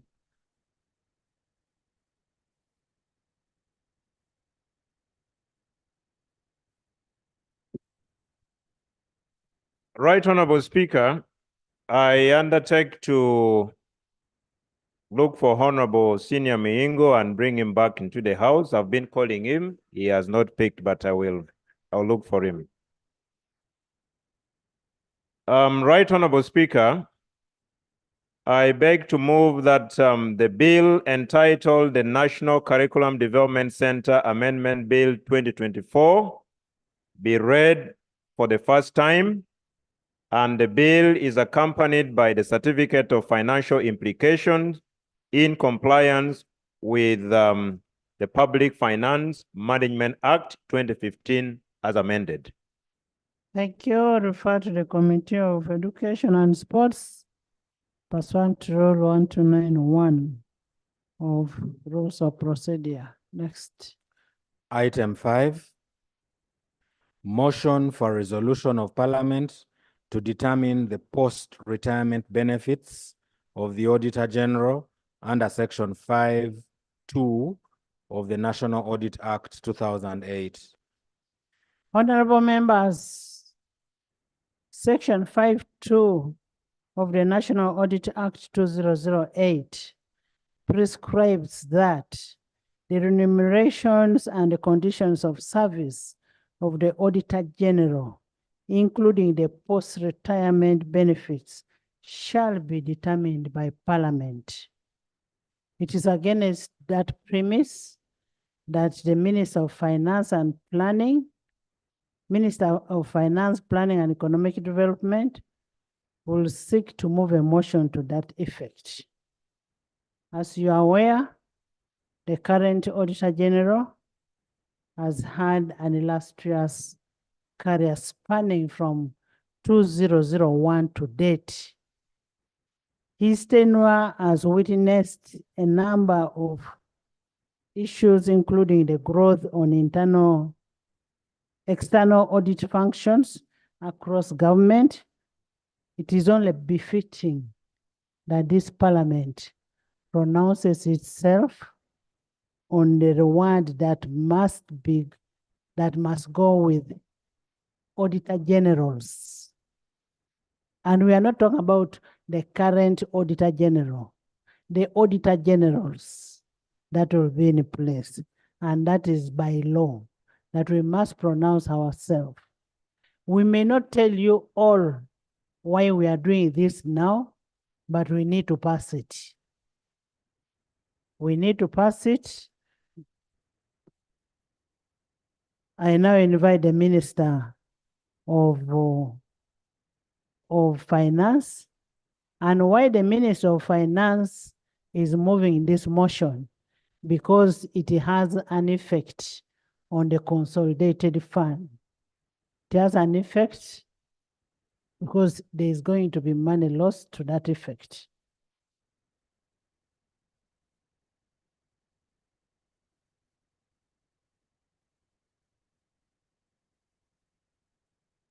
Thank you, Right Honorable Speaker. Right Honorable Speaker, I beg to move a motion for a resolution of Parliament of the Republic of Uganda to determine the post-retirement benefits of the Auditor General under Section 5(2) of the National Audit Act 2008, and this motion is moved in accordance with Rule 156 of our Rules of Procedure. Madam Speaker and colleagues, whereas Article 163(1) of the Constitution of the Republic of Uganda provides for an Auditor General appointed by the President with approval of Parliament, and whose office shall be a public office. And whereas the Parliament of the Republic of Uganda enacted the National Audit Act 2008 to give effect to Article 163 of the Constitution of the Republic of Uganda, and also facilitate the Auditor General in independent execution of the mandate of the Office of the Auditor General, aware that under Section 5(1) of the National Audit Act, the Auditor General may retire after attaining the age of 60 years and shall vacate office on attaining the age of 70 years. Further aware that under Section 5(2) of the National Audit Act, the remuneration and other conditions of service of the Auditor General, including post-retirement benefits, shall be determined by Parliament.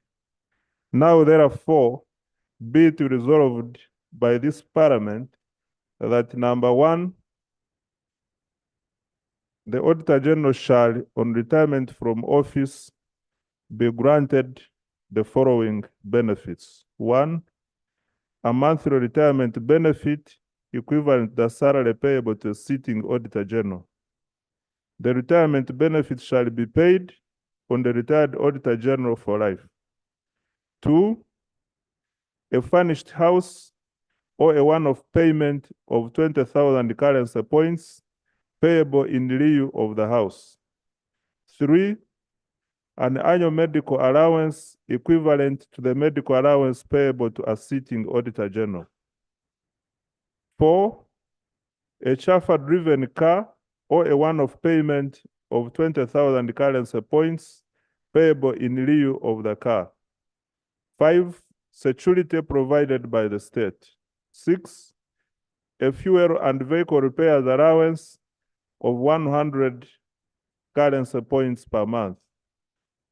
And seven, an official burial by the state upon death.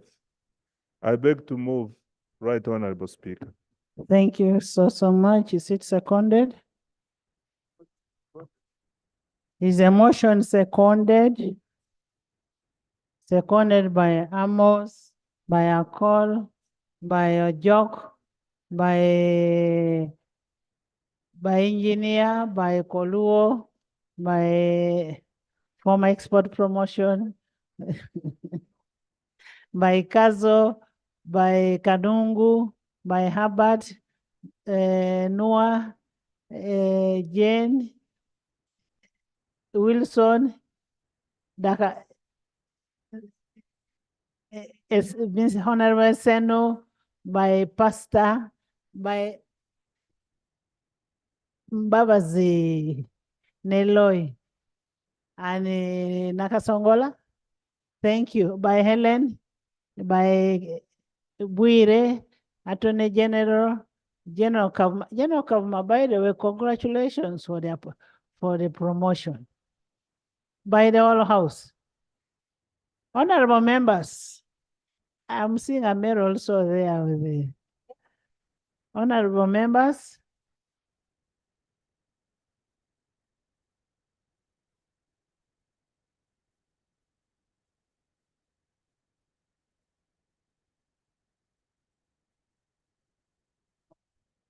Would you just fight your motion?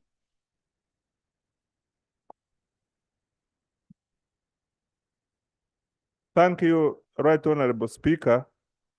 Right Honorable Speaker, the Parliament of Uganda in 2008, in exercise of its legislative mandate, chose to breathe life in the provision of Article 163 of the Constitution of the Republic of Uganda by enacting an enabling law entitled the National Audit Act 2008.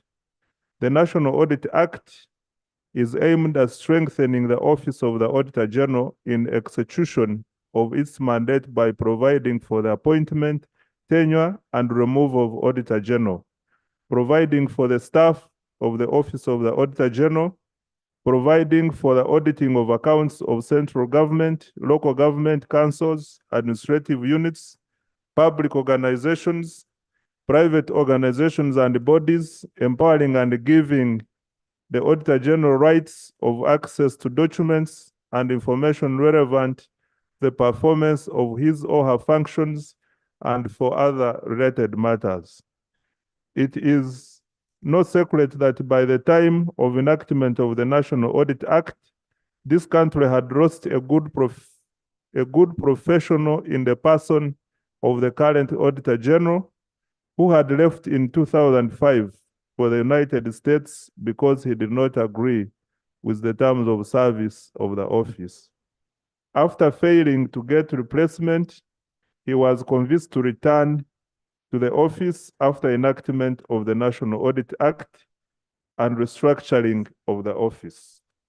Madam Speaker and colleagues, however, in so doing, it reserved the right of and authority in section 5.2 to determine the remuneration and other conditions of service of the Auditor General, including post-retirement benefits.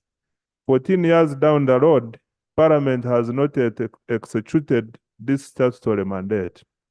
In Uganda today, many institutions are struggling to retain talented employees, and yet loyal employees are essential for long-term business success and stability. On this premise, when you find competent, talented employees, you want to do everything in your power to keep them. Retaining the most productive personnel is easier said than done, and yet attraction is very expensive for all organizations.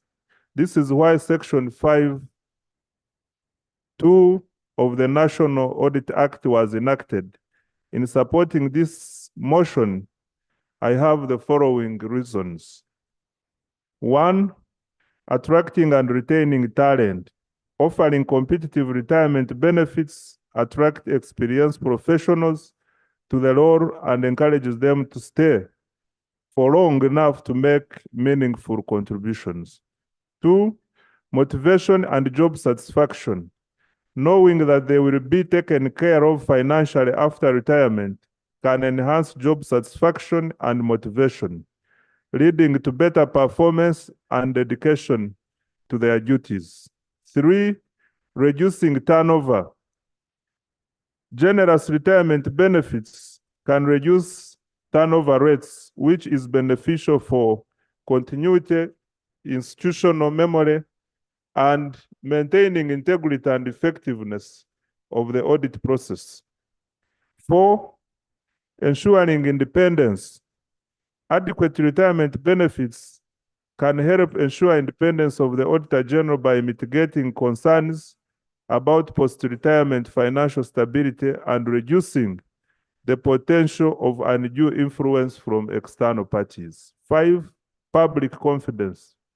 Providing good retirement benefits demonstrates a commitment to valuing the important work done by the Auditor General and can enhance public confidence in the integrity of the auditing process. Overall, Right Honorable Speaker, investing in retirement benefits of the Auditor General is an investment in the effectiveness, integrity, and stability of the auditing function in government. It is on this basis that I support the motion for the resolution of Parliament of the Republic of Uganda stipulating the retirement benefits of the Auditor General of Uganda. Madam Speaker and honorable colleagues, I beg to submit. Thank you so much, Minister. The seconder, Honorable Amos.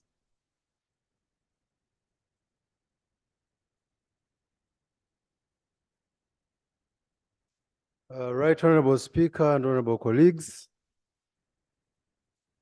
in my capacity as chairperson of the Finance Committee, I would like to second the resolution of Parliament to move under Article 163, Clause 17 of the Constitution and Section 5, Clause 2 of the National Audit Act, providing for determination of post-retirement benefits of the Auditor General.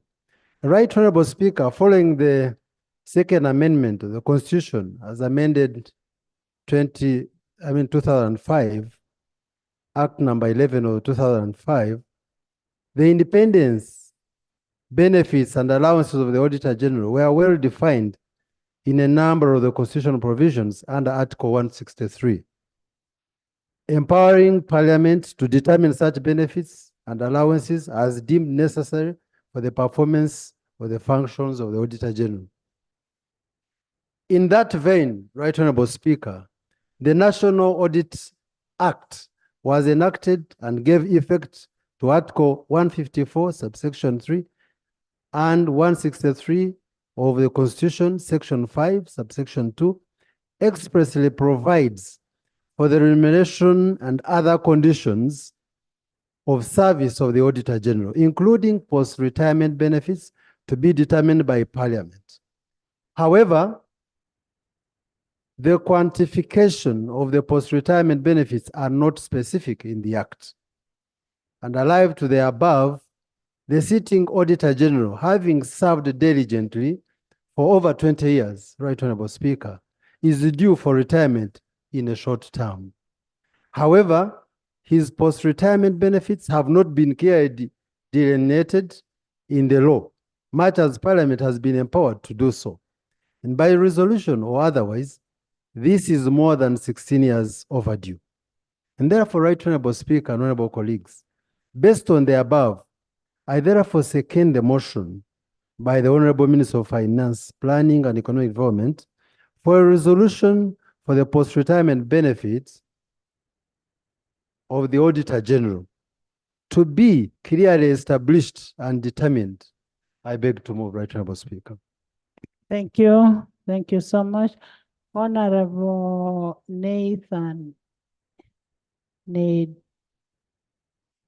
Thank you very much, Madam Speaker. Madam Speaker, I want to also say I support the motion, but I want to move some amendments at the end. First, I'm one of those who led the process to have the National Audit Act. Honorable members, whoever is going to stand, you either make the amendment only. We are doing what we are constitutionally supposed to do. That's true. So, Madam Speaker, one, in most countries, including South Africa, an auditor general works for a minimum one term, 5 years. However, I want to congratulate John Mwanga, Auditor General, for having served for this entire time without having a crisis. Because most of the Auditor Generals in most countries have been held for corruption, for theft, because they audit the national budget. The entire money is in their hands. And they are treated even more than the Chief Justice of any country in remuneration. Madam Speaker, the amendment I want to move.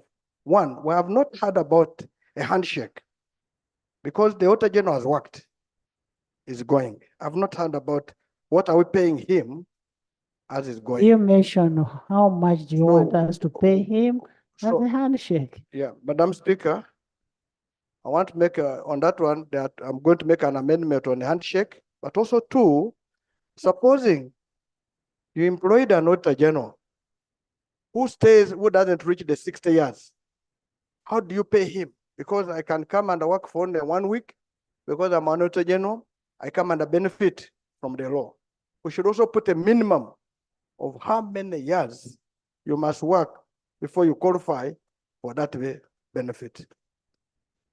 Number three, Madam Speaker. Let's move systematically. I'm going to come, Madam. I want to put the cases, then I come one by one. Madam Speaker, there are also cases, if an Auditor General has worked, supposing of ill health and lives, what do we do? In most cases now, like somebody, in our Bible, the moment you are 70 years, you have lived your useful life. And I'm not very sure, I'm not saying Banget, you'll die tomorrow. That lifetime payment may not even take more than 10 years.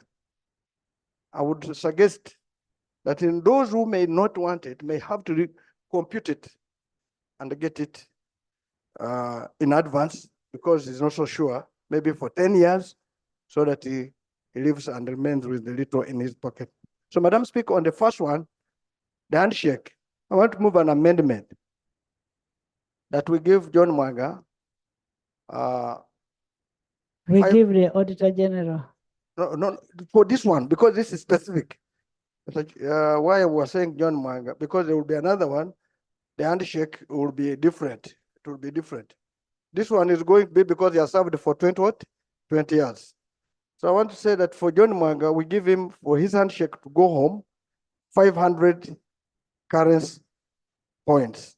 The justification is that we have decided that every year, 500, that is 1 billion shilling.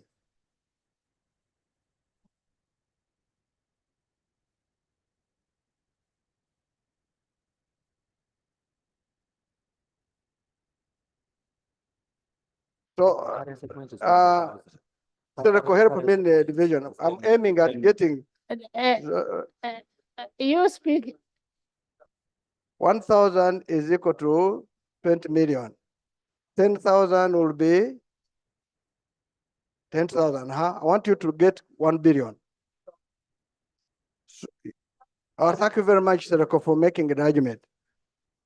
So I want to guess that we give John Mwanga on his retirement as a handshake 50,000 carriage point, which is equivalent to currently 1 billion shilling, so that every year where he has worked, he has taken 50 million shillings as his handshake. That's number one.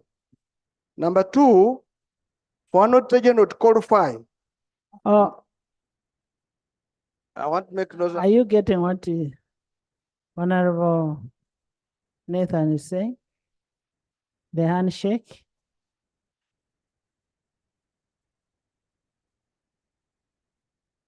Thank you.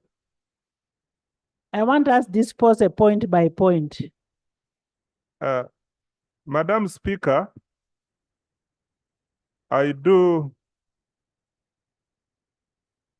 concur with the principle, but I want to propose that instead of 1 billion, we do 500 million.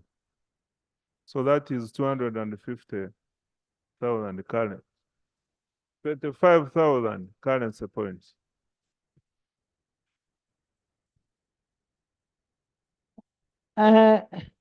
We are on a award. Yes, Jonah? Right Honorable Speaker, I support the motion, but I wanted to draw your attention and the attention of the minister to Article 254 of the Constitution. It can help us resolve the matter. A public officer shall, on retirement, receive such pension as is commensurate with his or her rank, salary, and length of service.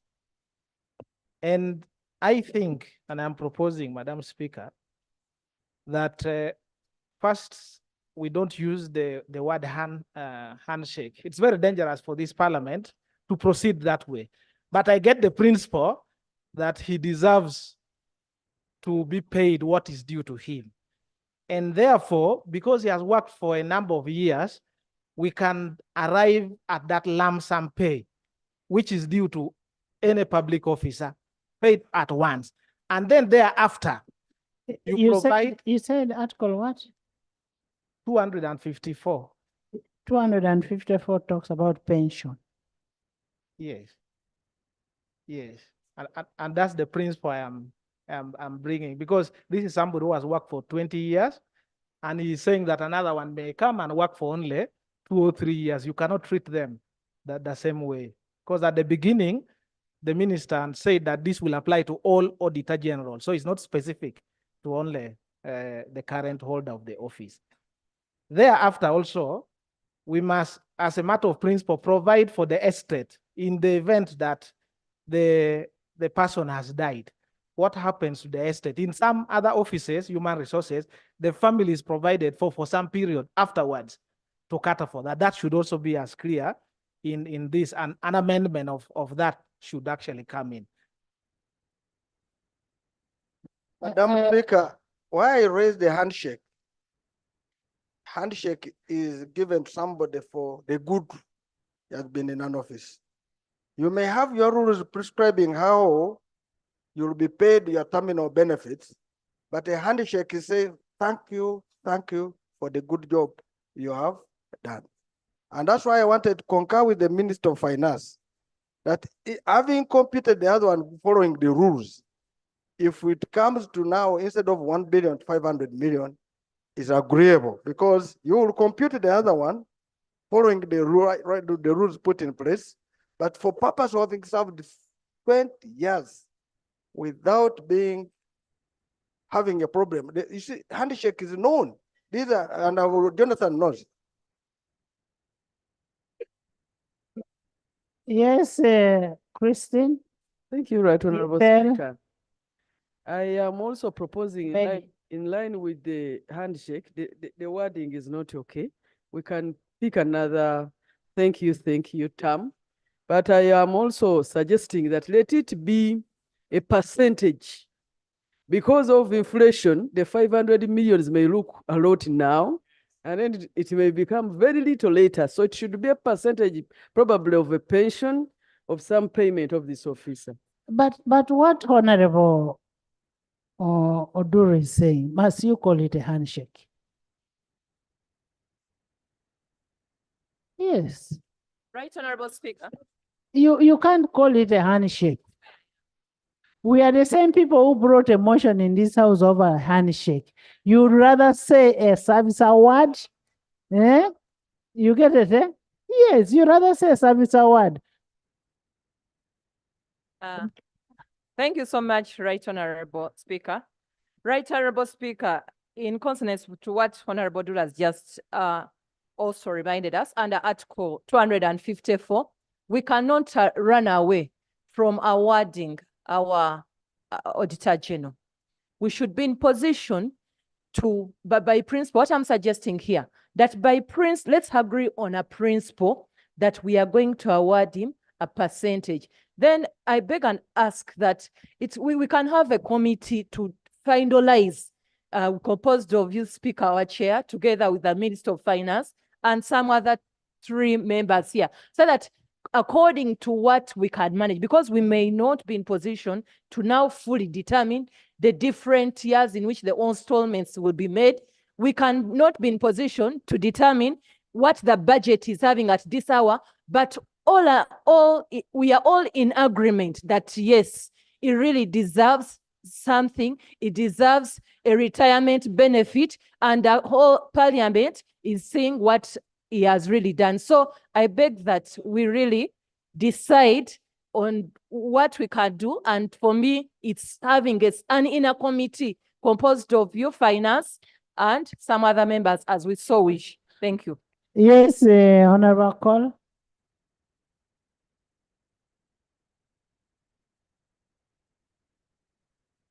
Right Honorable, there are 2 issues we are dealing with. And the first issue is about the pension. And the second issue about the award, the service award. Right Honorable, I have been in the Committee of Finance in the 10th Parliament and then 11th Parliament. I know that there is a subcommittee of finance, sorry. I think I'm not communicating.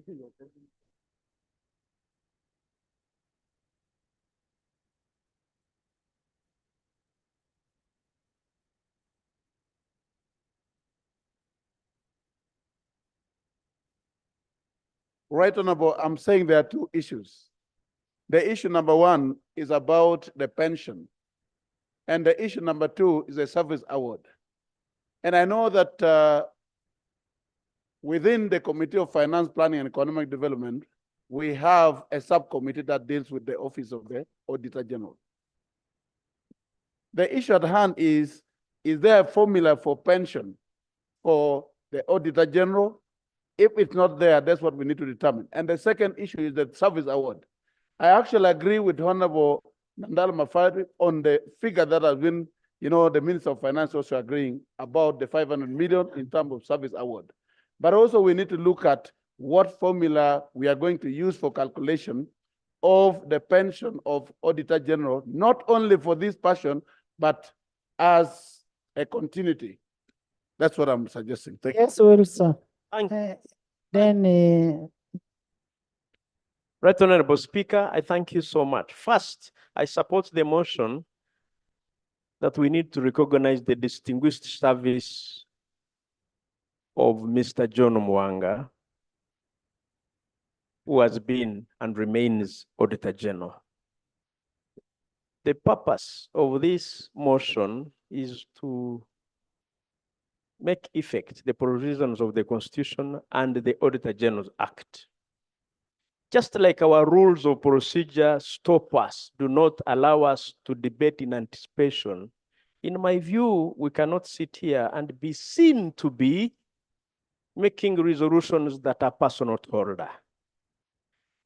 If we debate the service award, Honorable member, I did not mention Mwanga. I said Auditor General. Thank you. If I may allow. And we are not discussing about a person. We are discussing about an Auditor General. Thank you. I can also be an Auditor General, or even you can be, anybody can be. What we are doing is what we ought to do as Parliament.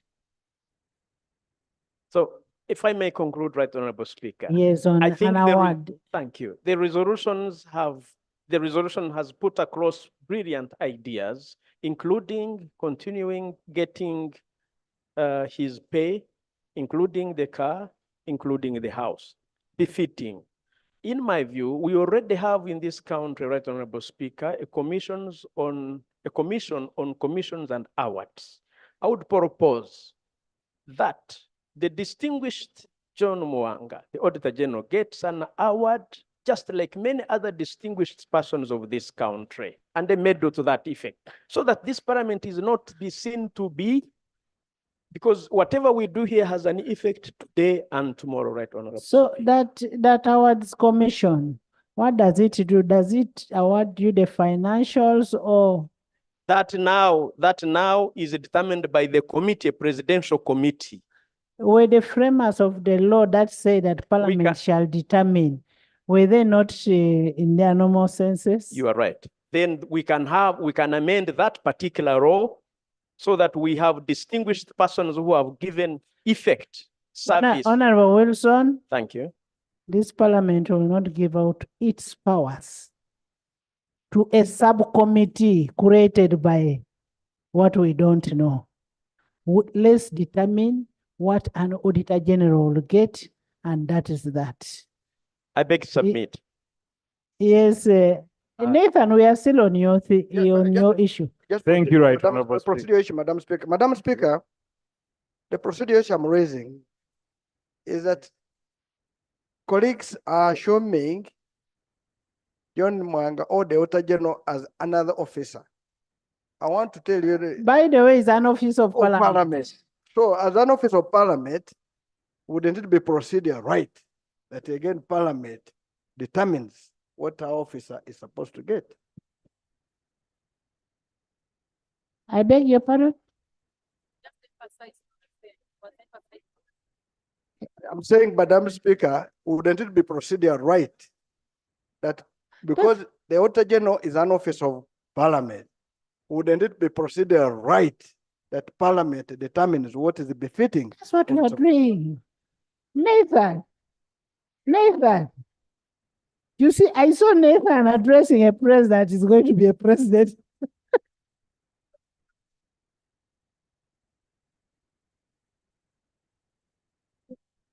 Nathan, Honorable Member Lob, can I hear from Lob? No, you give me the. After Medi Lob. Honorable Speaker, Right Honorable Speaker. I don't want us to spend all our time on this. I have seen the Minister of Public Service. We are independent from your public service. Thank you. Right Honorable Speaker. Right Honorable Speaker.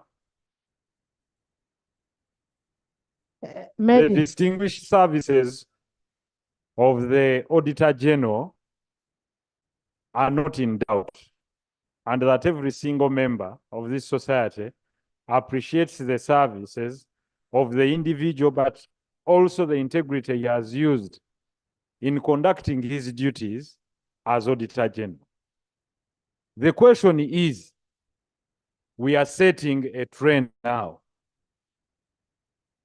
and that it will come a situation where, like the Honorable Nandala Mafabi has said, we will come back here as a house to now pronounce ourselves on servants of this house, or members of Parliament to whatever, but for us, we have our pension scheme anyway. But now that we are setting a new trend of a service award to the servants of this country, and that a motion has been generated, and that this plenary is going to pronounce itself on a figure, probably as proposed by the Honorable Nandala Mafabi or as proposed by the Minister of Finance. Now, that will draw a charge on the consolidated fund. And whenever we are seated here, Right Honorable Speaker, he himself, the Minister of Finance, and we propose certain figures, comes out and states that you cannot post a charge on the consolidated fund. Now, the best thing would be to decide a formula that is adoptable to the office, whether you've served 10 years or 20 years, or whether we say if you've served for a minimum of 5 years, the currency points shall be this. If you've served for this period, the currency points must be this. Because, just a second, let me conclude. Because the issue we are talking about is drawing money from a taxpayer to give a service award to one office of a person. Therefore, as an individual, I'm a bit hesitant to take on this when there's it's a for an procedural individual. matter here.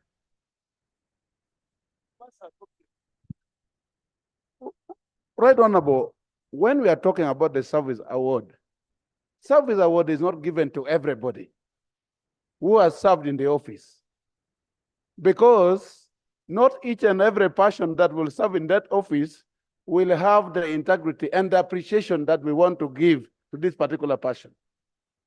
And therefore, we can have a service award as a figure based on this particular person, and then you determine depending on the other person that you're going to handle. While when we are handling issue of pension, that is when we can have a formula of how we can determine the pension, but not service award. Thank you. Thank you. Love, then Jonathan. Thank you, Right Honorable Speaker. Right Honorable Speaker, as you have guided, because I thought I would share my thoughts about the other elements of the motion, but you've guided that we first dispose of this one. Great. The entire? Yeah. Okay. Right Honorable Speaker, the Office of the Auditor General is a critical one because it serves us as Parliament in doing the audits which feed into the accountability committees that are part of this House. So it's a very critical office. I want to first suggest, before I even make my suggested amendments here to the Minister of Finance, that in future, for you not to be misunderstood, because the current Auditor General is on his way out in about 2 or 3 months, in future, for you not to be misunderstood, bring these issues early enough, because now people might misunderstand you to say you're working on it for him because he's on his way out. But let's put that aside. Love, in the future, for Parliament of Uganda not to be misunderstood, they should bring this earlier. That one, Honorable Musasisi, is just a borrowed gun. Is a borrowed gun to come and make a presentation on your behalf. So it is you members of Parliament who should bring this earlier, not Honorable Musasisi. Thank you, Right Honorable Speaker. I was only mentioning him because he's the mover of the motion. We have borrowed him to move. So maybe next time we should borrow him earlier enough. But anyhow, Right Honorable Speaker, let me make my suggestions. Number one, a monthly retirement benefit equivalent to the salary payable to a sitting Auditor General, and the retirement benefit shall be paid to the retired Auditor General for life. I want to suggest an amendment here, because when you are to pay the former Auditor General the same as the sitting Auditor General, there's a problem, because then this one is in office and they are working. The other one is retired, he is former. They cannot be at the same level, honestly. Because then people will prefer to retire. After all, they'll earn the same amount. So there is a problem with number A. A precedent has been set for many of these offices and for... Honorable Love, when you say we make some different change, give us a suggestion. I actually wanted to first give the background and then I make a suggestion. I was going to say precedent has been set for most of these offices, and usually the figure is half. That's what I want to suggest. Half of what a sitting one earns, because this one is in retirement, so they cannot be at the same level. So I want to suggest half, Right Honorable Speaker. 2, a furnished house or a one-off payment of 20,000 currency points. I want to suggest 10,000. That's me suggesting. C, an annual medical allowance equivalent to the medical allowance payable to a sitting auditor general. All right, medical allowance given the advanced age. D, a chauffeur-driven car or a one-off payment of 20,000 currency points payable in lieu. I want to suggest 10,000 currency points, which is 200 million. That's what you people were given for cars. So it's a fair amount. That's my suggestion. As opposed to 20,000 currency points, 10,000 currency points to make 200 million. Security, okay. A fuel and vehicle repairs allowance of 100 currency points per month. Okay. An official burial by the state upon death. That's okay. Service award. Right, Honorable Speaker, I have issues with this animal called service award. Some have called it a handshake, and I'm glad you've raised the issue of Parliament. In 2018, I believe it was, having discussed handshake, which was problematic. Similarly, a service award, especially when we want to tether it to an individual that it becomes personal to holder, there is a problem with that. Can we discuss a formula to award servants of this country and not just an individual or individual office? There's a real problem with that. So I'm personally opposed to this because it will not come off neat. Because that would mean now you're going to each time we are going to be discussing for every individual officer or office bearer. It's even burdensome. It's cumbersome for us to do that. Maybe Ministry of Finance needs to, or whoever, move a motion to say, okay, for servants of this country, a formula of sorts that is properly understandable. But if Parliament is going to sit each time to discuss for a particular individual, it's a problem. So personally, I'm opposed to this service award. Thank you, Right Honorable Speaker. Honorable members, when we are debating all this, we must be aware that 1, this is our staff. 2, we passed the one for judges, and we gave the judges what percentage? 80, 75. How much did we give the judges? Madam Chair, Madam Speaker, we gave judges the 75%. Yes. Of the one of the Supreme Court, yes. Yes. Then the ones of and when you're we gave talking them a all car. and when you're talking all this, I want you to know the level of the person you're talking about. The level is not like just like me, mere MP. Give me. Madam Speaker, for the record, for the judges, we varied them. For example, the Chief Justice is 100%. Chief Justice is 100%. That's what we did here. So this, I'm making two proposals. The first one is that instead of the different names we are giving, whether service or what, the motion requires us to determine a retirement benefit. So we are going to call it a retirement benefit. Yes. And my proposal is that after A, we insert the following: a one-off lump sum retirement benefit equivalent to 2.6% of the annual salary of the retiring auditor general multiplied by 5 and the years of service. Yes. That is a formula. Now you leave the people, mathematicians, to speak. Yes, and I'm not inventing anything new. we did the same formula. That gives you a total of 500. Exactly. Will Exactly. give us about 5 as one. Then the percentage of pay monthly. I propose a percent of 80% would do. Thank you. Because the minister had come with 100%. The rest remains the same. Yes. Thank you. Honorable members. Nathan. I'm not going it, Madam Speaker. One, the Chief Justice was given 100%. Please listen to me.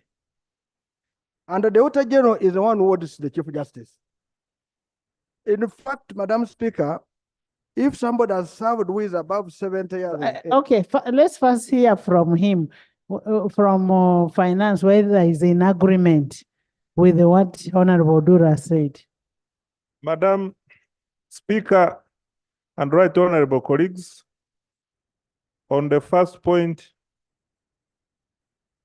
of proposing a retirement benefit of a lump sum of 2.6 of the annual salary for 5 years times the number of years in service as proposed by Honorable Odur, I do agree. And I also agree 100. with the proposal by Honorable Mafavi Of 100%. This is one person.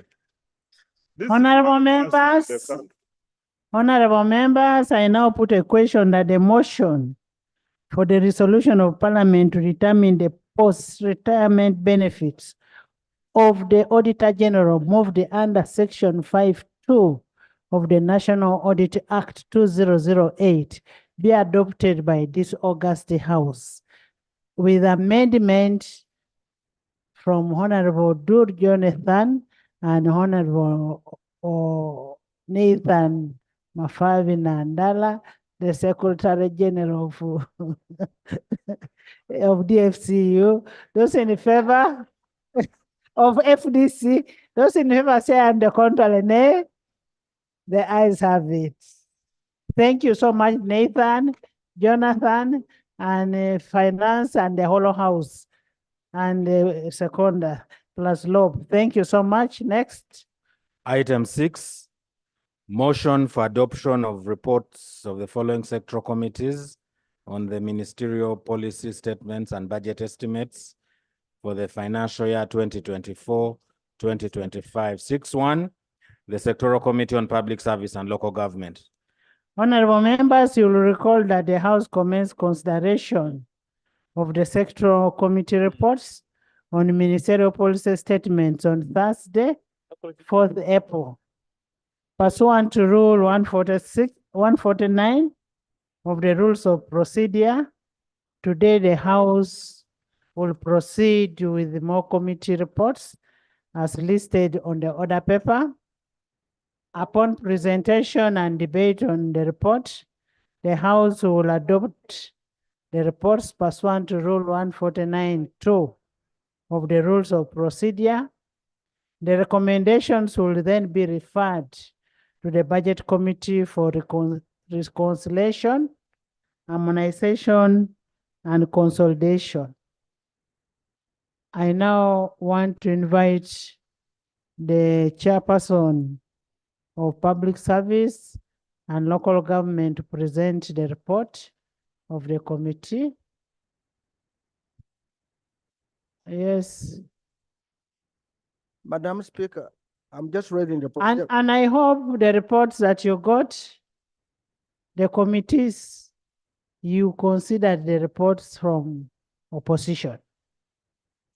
And whoever did not consider the report from opposition will not present, will go back and consider it. Madam Speaker, the procedure issue I'm raising, you know, this House determines a lot of things. We have passed the motion about the Auditor General. But there's one fundamental item which I want to hear from you, Madam Speaker, and the House. If the procedure I'm raising that we're assuming the Auditor General who will be coming in place will be retiring at 70 years. Please, I'm not raising that one. That one is done. Are we going to be doing it on personal to order or have passed this resolution general? Because why I'm raising it, if I came and I worked up to 55 years of age and I retired as Auditor General, what time do I qualify for whatever? Well, yeah, because that's why I wanted to be sure, Madam Speaker. The formulas provided a number of years. And I knew Honorable Nandala as the best accountant here. No, I knew you as one of the best accountants here. The formula is there. Where we find a challenge, we shall come back. We shall come back when you find a challenge. Next item. Thank you very much, Right Honorable Speaker and honorable members. As I embarked on this assignment, permit me to lay on table the report of the committee. I also have the minute of the committee meetings. I beg to lay. Please lay.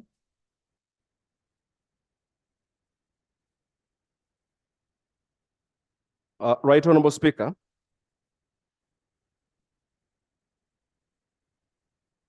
allow me to present the report of the Committee on Public Service and Local Government on the ministerial policy statements and budget estimates for financial year 2024-2025.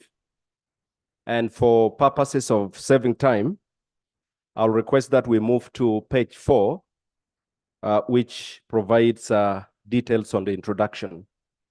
Right Honorable Speaker, as you stated, on the 15th of March 2024, ministerial policy statements were laid before Parliament, and you directed that, as required by the procedures, the respective committees should scrutinize these policy statements. And Right Honorable Speaker, in lieu thereof, the Committee on Public Service and Local Government considered the following votes. Number 1, vote 011, Ministry of Local Government. Vote 147, Local Government Finance Commission. Vote 500, and that is from 601 to 935, Local Governments. Vote 005, Ministry of Public Service. And vote 146, Public Service Commission. Right Honorable Speaker, the committee thus presents its report in respect to the ministerial policy statements and budgetary provisions for financial year 2024-2025 for consideration and adoption.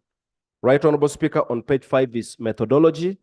I request that for purposes of time again, members should permit me to proceed to the next. Again, on the same page, we have compliance to the relevant provisions of the law and cross-cutting issues. I'll again, Right Honorable Speaker, request that you allow me proceed. On page 6, 3.1 is compliance to the National Development Plan, where the entities provided all what was required. On page 7, Right Honorable Speaker, we have number 3.2, compliance of the MPS with the Public Finance Management Act 2015 and the rules of procedure of the Parliament of Uganda. We provided a table, table 1, compliance of MPS with Public Finance Management Act financial year 2024, and for purposes of time again, you can look through. 3, compliance to gender and equity issues. Again, we have provided details which is contained in this document. On page 8, Right Honorable Speaker, compliance with the SDGs. And number 3.5, compliance with parliamentary recommendations. Honorable Speaker, we have a recommendation on that particular area where the committee recommends that the entities that its purview should ensure continued engagement of the Ministry of Finance, Planning and Economic Development to ensure that the rest of the recommendations are budgeted for in the financial year 2024-2025. I'll take you to page 9. And page 9, number 40 is public service. Right, Honorable Speaker, this section of the report looks at the performance of the specific vote under the public service sector, covering the Ministry of Public Service and Public Service Commission. 4.1 is Ministry of Public Service. Right, Honorable Speaker, we have stated the mandates of the ministry, and 4.11 is the strategic objective. Permit me to proceed to the next in the interest of time.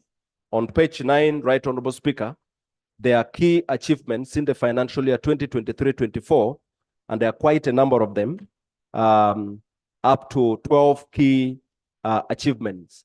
And again, I'll request that members run through for purposes of time. I'll take you to page 11, Right, Honorable Speaker, 413, that is half-year performance. Honorable Speaker, Parliament approved a total budget of 33.586 billion for the Ministry of Public Service, consisting of Uganda shilling 4.576 billion for wage, Uganda shilling 25.756 for non-wage, and 3.2 billion for development as indicated in the table below. That is table number 2. We have provided breakdown. Honorable Speaker, at the end of the quarter 2, a cumulative total of Uganda shilling 17.245 billion had been released, representing 51.3% of the approved annual budget estimates. Out of the release, the ministry spent a total of 11.787 billion, representing 68.6% absorption rate at half year as shown in the above table. At the end of quarter 2, a balance of Uganda shilling 5.433 billion remain unutilized within the ministry budget. The unspent balance at the end of the quarter is attributed to several factors, including pending staff recruitment and retirement, delays in procurement processes, and the release of funds designated for 2 quarters. Consequently, the implementation of activities spanning 2 quarters were extended into quarter 3. On page 12, Right, Honorable Speaker, number 414, Ministry of Public Service budget projections. The ministry's budget is projected to increase by Uganda shilling 2.971 billion, representing 8.1%, from Uganda shilling 33.531 billion to Uganda shilling 36.502 billion in the next financial year. And again, we have provided a table that you can look through. That is table 3, which is proposed budget estimates for financial year 2024-25 and the medium term per category. As seen in table 3 above, in financial year 2024-25, Ministry of Public Service has been allocated Uganda shilling 36.502 billion, of which 4.278 billion is wage, 29.024 billion is non-wage, 3.2 billion is development budget, and Uganda shilling 0.056 billion is arrears. The increase in non-wage is attributed to an increase of Uganda shilling 2.5 billion from the development plan implementation program for the Center for Public Policy Research and Innovation aimed at enhancing performance of public officers, along with an additional Uganda shilling 0.5 billion from the Sustainable Energy Development Program. On page 13, Right Honorable Speaker, number 4.1.5, key budget priorities. Honorable Speaker, there are key priorities that have been outlined. The key priorities areas for financial year 2024-25 for Ministry of Public Service includes the following.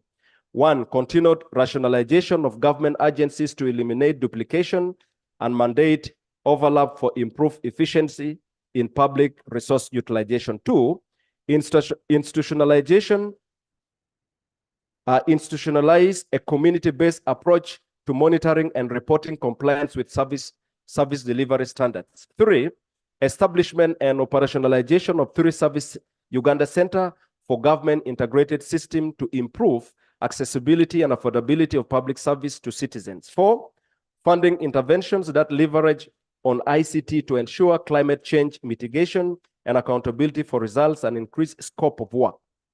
5, strengthening of human resource management capacity, standards, operations, and performance management systems in service delivery. 6, operationalization of the National Emoluments Review Body. 7, reform of public service pension scheme. 8, procurement of goods and services, aligning with sustainable public procurement practices and climate change mitigation. And 9, strengthen capacity of public officers in mainstreaming cross-cutting issues, including gender, equity, climate change, HIV, and TB. Number 4.1.6 is committee observations and recommendations. 1, Roman number 1, delayed rationalization of government agencies.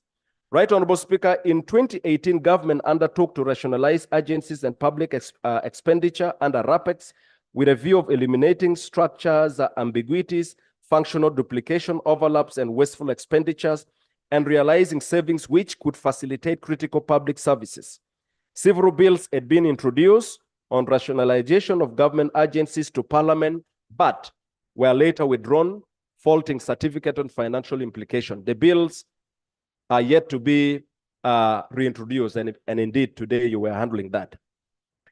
Honorable Speaker, committee recommendations. The committee recommends that government fast-tracks the process of merging, mainstreaming, and transferring of the agencies and report to Parliament before end of the financial year 2023-24. Roman number 2, compensation of staff to be laid off under RAPEX. Uganda shilling 74.034 billion is required to fully cater for the payment of gratuity, pension, and severance packages for the staff affected by RAPEX.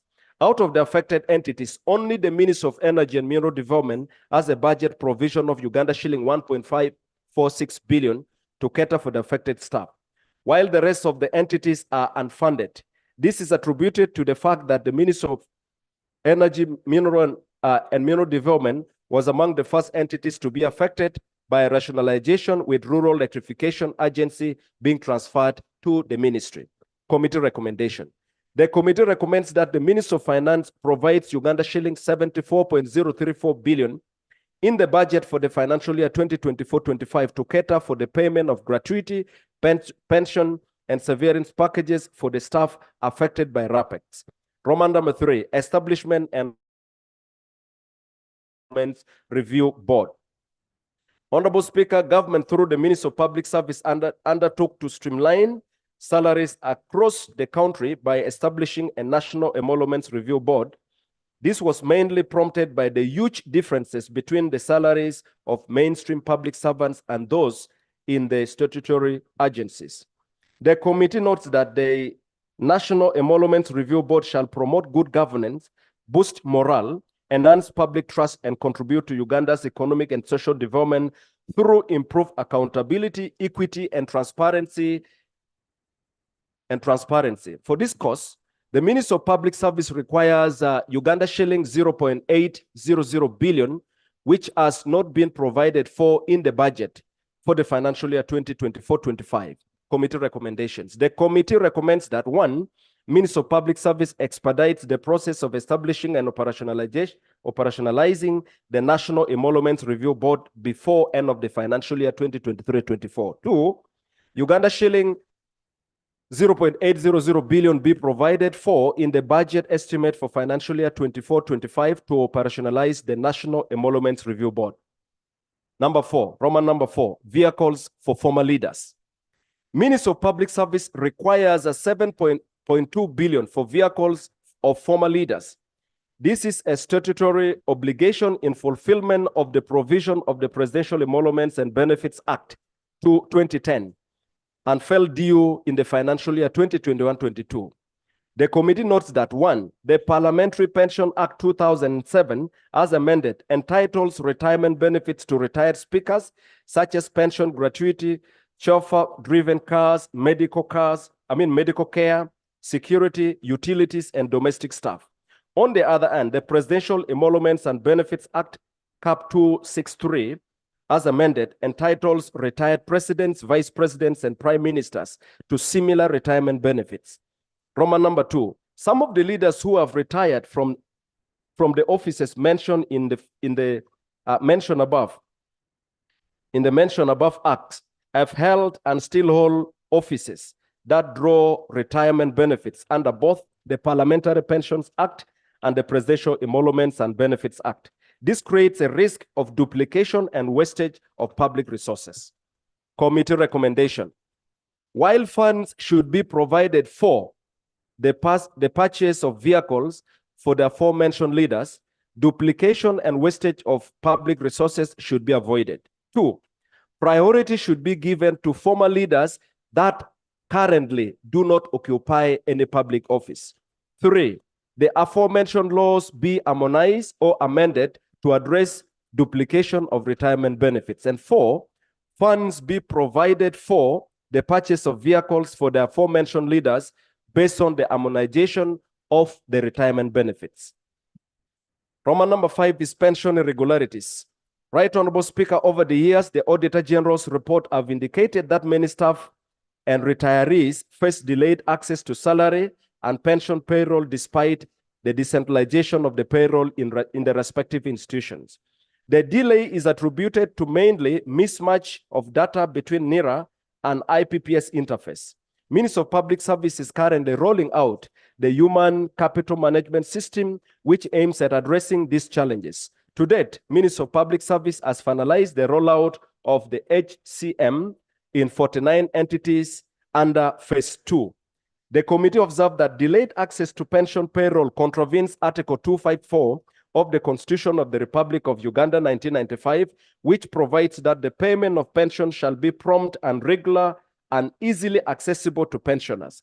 Such delays lead to poor well-being of the affected retirees, as well as accumulation of pension arrears, and this frustrates the effort in achieving social protection of the retirees.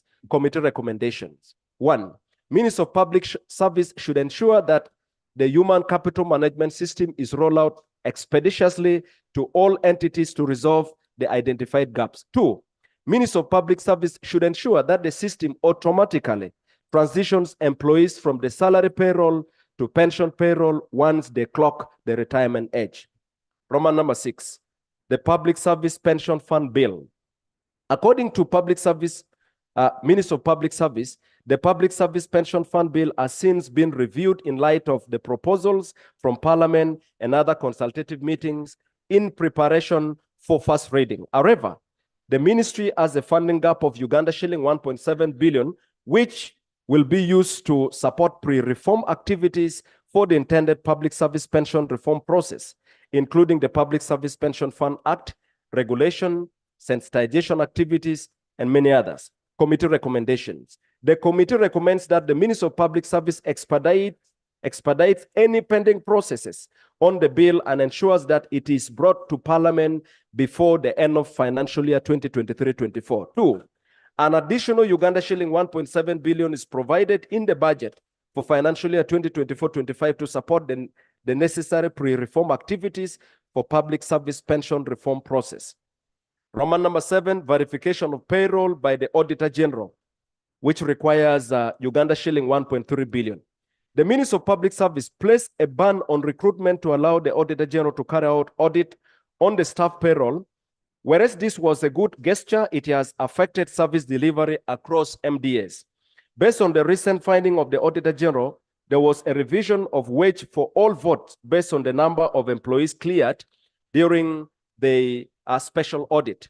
The ministry had a reduction of Uganda shilling 0.298 billion in the wage amount. The report by the Office of the Auditor General also recommended verification of the partially verified public officers and officers appointed after the audit exercise. This output has been partially funded, and the number of public officers expected to be verified are beyond what had been initially anticipated. The ministry requires a 1.35 billion for this exercise, but only Uganda shilling 0.05 billion has been provided, leading to a shortfall of Uganda shilling 1.3 billion. Recommendations. The Ministry of Finance provides 1.3 billion in the financial year 2024-25 to expedite and conclude the process of verification of public officers. 2, the Office of the Auditor General expedites the verification process, particularly the officers who were appointed after the initial verification process. And Roman number 3, Ministry of Public Service should lift the ban on recruitment to enable entities carry out planned recruitment and address the problem of understaffing, which is greatly affecting service delivery. Honorable Speaker, number 42 is vote 146, Public Service Commission. 421, Right Honorable Speaker, talks about the mandate. Permit me to move to the next page, which is 422, strategic objectives. Again, I request that you allow me move to the next page. And the next page is 423, which provides achievements. And we have provided a detailed table, Right Honorable Speaker, which runs from page 20 to 21. And I'll request that you allow me proceed to page 22. Page 22, number 424 is the financial year 2023-24 half-year performance. Right Honorable Speaker, Parliament approved Uganda shilling 11.893 billion for Public Service Commission in the financial year 2023-24, and the table below gives details of the performance. As indicated in the table 5 above, out of the approved budget of Uganda shilling 11.893, the Commission had only spent Uganda shilling 4.896 billion by end of Q2, representing 41.1%.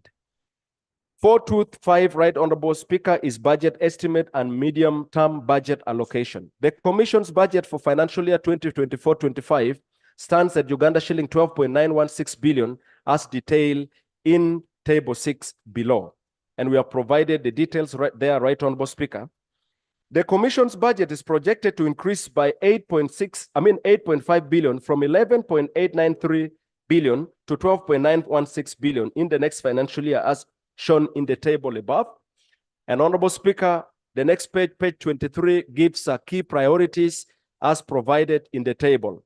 And for purposes of time, Right Honorable Speaker, permit me to move to page 24 and take you through the committee observations and recommendations. And that is number 427, committee observations and recommendation. 1, under rollout of e-recruitment system to district and city service commission. Honorable Speaker, the committee observed, let me take you straight to committee observations. The committee observed that 1, corruption and nepotism has been rampant in the recruitment process. In order to curtail corruption and improve transparency at the district and city service commission, there is an urgent need to roll out the e-recruitment system. Roman number 2, rollout of the e-recruitment system is however likely to affect some districts like in Karamoja sub-region due to the poor network coverage. Committee recommendations. Ministry of Public Service should work with NITA-U to address the said challenges on network coverage in the affected areas. Roman number 2, Uganda shilling 4.3 billion be provided in the budget to enable Public Service Commission upgrade and roll out the e-recruitment processes across the country. Roman number 2, lack of development budget. Again, Right Honorable Speaker, the committee observed that the Public Service Commission has been operating without a development budget, yet it has priorities to be fulfilled under its core mandate as a result. Some key activities were carried out, and the priorities that have been unfunded under the development budget includes the following. Right Honorable Speaker, we have provided details of that. You can look through, and let me take you through the recommendations. The committee recommends that the Public Service Commission's development budget of Uganda shilling 5.412 billion be provided or reinstated in the financial year 2024-25, and funds are released accordingly. Roman number 3 on page 26 is non-wage recurrent budget. The Public Service Commission's non-wage recurrent budget was cut down, leading to failure to carry out a number of key activities. The priority areas under the non-wage recurrent budget that were affected include the full rollout of the e-recruitment system to district and city service commission, which is necessary to minimize on operational cost of conducting physical interviews, promote transparency, and reduce corruption allegations on the city and district service commissions. 2, support to district and city service commission in order to stop irregularities and corruption and recruitment as disciplinary control within local governments. And 3, reference and background checks and verification of qualifications of the newly appointed public servant. and members of City and District Service Commission, in addition to validation of permanent and contract staff. The committee recommends that the non-wage recurrent budget for Public Service Commission of 12.4 billion be included in the financial year 2024-25 and funds be availed on time. On page 27, number 5.0 is the local government sector. This section of the report, Honorable Speaker, looks at the performance of the specific votes under the local government sector, which includes vote 011, Minister of Local Government, vote 147, Local Government Finance Commission, and vote 601 to 935, all local governments in Uganda. Number 51, vote 011, Ministry of Local Government. Honorable Speaker, under that, we have provided clearly on the mandates of the ministry, and number 511 is the strategic objective of the ministry. Permit me to take you to the next page. The next page, page 28, looks at major achievements that the ministry scored in the financial year 2023-24, and some of the half-year achievements of the ministry includes the following. We have provided a list of the achievements. There are quite a number. Permit me to take you to the next page, which is page 29. Number 513 is half-year performance for financial year 2023-24. Right, Honorable Speaker, in the financial year 2023-24, the Ministry of Local Government was allocated a total of 166.191 billion, as indicated in the table 8 below. Out of the approved budget of 166.191 billion in the financial year 2023-24, Uganda shilling 10.093 billion was for wage, 30.614 billion was for non-wage, 22.560 for capital development expenditure, Uganda shilling 102.816 billion for external financing, and 0.107 billion for domestic arrears, as seen above in table 8. By end of the financial year 2023, Uganda shilling 89.535 billion, which represents a 53.8% had been released out of Uganda shilling 56.867 billion, what was spent, representing an absorption rate of 63.51%. Right, Honorable Speaker, the budget allocation for the Ministry of Local Government. In the financial year 2024-25, the ministry has been allocated a total budget of Uganda shilling 202.395 billion, as summarized in table 9 below. We have given details, right, Honorable Speaker. Out of the total budget, 202.395 billion, Uganda shilling 9.297 billion is to finance wage bill of the ministry, 43.712 billion for non-wage recurrent expenditures. The budget for Uganda, Government of Uganda Development, amounts to Uganda shilling 21.360 billion, while that for external financing totals to Uganda shilling 127.789 billion. In addition, the ministry has been allocated Uganda shilling 0.237 billion for pension and gratuity arrears and other domestic arrears. Number 5.15, Ministry of Local Government's priority for the financial year 2024-25. Based on the above proposed budget in table 9, in the financial year 2024-25, the ministry has prioritized the following. One is coordination and monitoring of PDM implementation. Roman number 2, rehabilitation of agro-processing facilities. Roman number 3, waste management. Roman number 4, local economic development. I'll take you to page 31. Roman number 5, agri-led. Roman number 6, markets and agricultural trade improvement project. This is MATIP 3. And to provide some detail, Right Honorable Speaker, under this, the ministry plans to review and prepare designs for 8 markets of Nebi Central, Nyahuka Town Council, Iganga Central, Kotido Main Market, Kisoro All Market, Karunguza Daily Market, Kibale Town Council, Mpiji Central, and Masindi. In addition, the ministry will identify and prepare 8 temporary relocation sites in urban centers and undertake needs assessment for value addition facilities under MATIP 3. Committee observations and recommendations. 1. Harmonization of the legal framework. The committee observed that the contradictions in the legal framework surrounding local government finances have affected service delivery for several years now. Committee observes that whereas the Constitution of the Republic of Uganda 1995 and the Local Government Act Cap 243 provide for decentralization and the devolution of functions, powers, and services, and empower local governments to levy, charge, collect, and appropriate local revenues are instead remitted to the consolidated fund.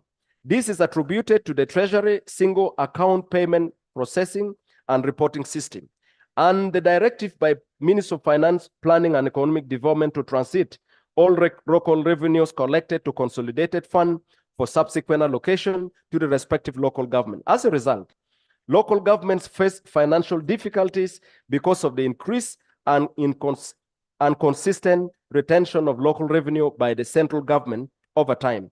For instance, Right Honorable Speaker, Uganda shilling 3.1 trillion was held in the consolidated fund in the financial year 2023-24. This has crippled service delivery at the level, at the local level, in that urgent and even simple services like garbage collection have stagnated. More importantly, local governments have been demoralized and rendered powerless to effect service delivery, which has also demoralized taxpayers from paying taxes. As a result, the share of local revenue contribution to the national envelope has dropped from 13% in the financial year 2022 to 9.8% currently. The committee observes that decentralization was intended to extend services closer to the people and recognize the economic and social transformational frontline role that local governments play to deliver services to the people. This role should be aided and not curtailed. While the committee recognizes that the previous system where local revenues would be collected and spent at source challenges, decentralization of local revenues is not the solution. Government should instead focus on addressing the challenges associated with spending local revenues at source by, for example, on first enforcing its policy reform to address capacity gaps, incompetence, and corruption in local government. The committee also takes notes of the fact that Parliament has time and again expressed the need to review the seemingly contradictory legal frameworks, but Minister of Finance has not taken concrete steps to reverse the status quo. Committee recommendation. 1. Minister of Finance, Planning, and Economic Development should withdraw the directive to local governments to remit local revenues collected by the local governments to the consolidated fund in line with Section 29(1) and Section 3 of the Public Finance Management Act. 29(1) and 3 of the Public Finance Management Act. And local governments be allowed to collect, manage, and spend the local revenues from a general fund account maintained at the district level in accordance with Section 80 to 82 of the Local Governments Act and other relevant laws. 2. The Ministry of Finance, Planning, and Economic Development and Local Government Ministry expedite the process of addressing the shortcomings associated with the collection and management of local revenues at source by local governments before and at the end of the calendar year 2024 to aid the local governments in handling their local revenues. Under MATIP 3, our Right Honorable Speaker, Committee observations, all the markets billed under MATIP 1 and 2 are complete and functional. 2, there has been significant economic improvement and household income in the areas where the MATIP markets have been constructed. 3, there are design challenges and gaps in the completed MATIP markets that are posing serious challenges to the vendors in those markets. 4, functionality and utilization in some markets remain poor. For example, in Busia municipality, where the market is functioning at about 30%. 4, some cities are highly populated, hence the overcrowding in the constructed markets. 6, actually, the MATIP markets are concentrated majorly in cities and municipalities, leaving out town councils that are highly populated and requires such facilities. Recommendations. 1. Funds be availed for the additional 8 markets under MATIP 3. 2. In addition to the 8 markets, Ministry of Local Government should include Kaliro Town Council, Kamuli Municipality, Ajumani Town Council, and additional market for Gulu City. 3. Ministry of Local Government should carry out a detailed technical assessment of the constructed markets with a view of correcting the defects and design errors therein. 4. Ministry of Local Government should use the existing markets and the challenges observed in their operationalization to inform the design for the planned MATIP 3 markets. And 4, Ministry of Local Government should pay attention during the design phase and all the consultants accountable for any design flaws. Roman number 3, remuneration of leaders. Honorable Speaker, the committee observed that local service delivery and overall development across the country is greatly dependent on motivated and well-facilitated political leaders who carry out monitoring, oversight, legislation, and executive functions in local governments. However, the remuneration of local government leaders is poor and affects their performance and also fuels corruption. Secondly, local political leaders are not entitled to gratuity on completion of their term of office, unlike civil servants who get gratuity and pension. The Ministry of Local Government and other stakeholders have, over the years, recommended improving the payment of local council chairpersons and councillors, but these recommendations have not been implemented, yet the roles of local leaders keep increasing. For instance, the increased supervisory roles under the parish development model, Renumerating the above categories of political leaders will require 378,903,300,000 shilling per annum, up from 76,830,060,000 shilling. The committee recommends that 1, the proposal on enhancement of salaries for political leaders at all levels of local government be given due consideration and their pay revised upwards. 2, a budget for gratuity for political leaders be included in the ministry's plan going forward and ensure that it is included in the budget estimate for financial year 2025-2026. Roman number 4, parish development model. Given the various issues regarding the PDM, Parliament has since resolved that Ministry of Local Government should be facilitated to complete rollout and monitoring of the PDM. Recommendation. The committee recommends that Uganda shilling 18 billion be provided for full rollout of PDM in the financial year 2024-25, including 8 billion for the PDM Secretariat and 10 billion for Ministry of Local Government. B, equity and gender under PDM. Right Honorable Speaker, the Equal Opportunity Commission report released in November 2023 noted that PDM guidelines ring-fence quotas for special interest groups, which is 30% youth, 30% women, 10% elderly, and 10% disabled, but are not being followed by most local governments. This is attributed to the focus on the households and the criteria for allocation of PDM funds based on the number of parishes rather than the population size, which has resulted in inequity in distribution of funds. This concern has also been noted in the alternative ministerial policy statement. The Ministry of Local Government explained that it has disseminated the guidelines and provided technical field support to all local governments to ensure that the percentage allocation are followed. The allocation of funds to the beneficiaries is done by SACCOs. The Ministry of Local Government intends to follow up the activities of these SACCOs. The review process for this pro rata allocation of PDM funds based on the number of parishes is being undertaken by the Ministry of Local Government for the attention of Cabinet. The committee also noted that the EOC report recommends improvement of regional balance in some projects, such as the food security and nutrition projects where Karamoja and Bukedi, which are the most affected regions, are not covered. Ministry of Local Government explained that the National Development Plan 3 chose 8 regions to focus on, but undertook to ensure that the new projects take into consideration the 2 underserved regions, that is Karamoja and Bukedi.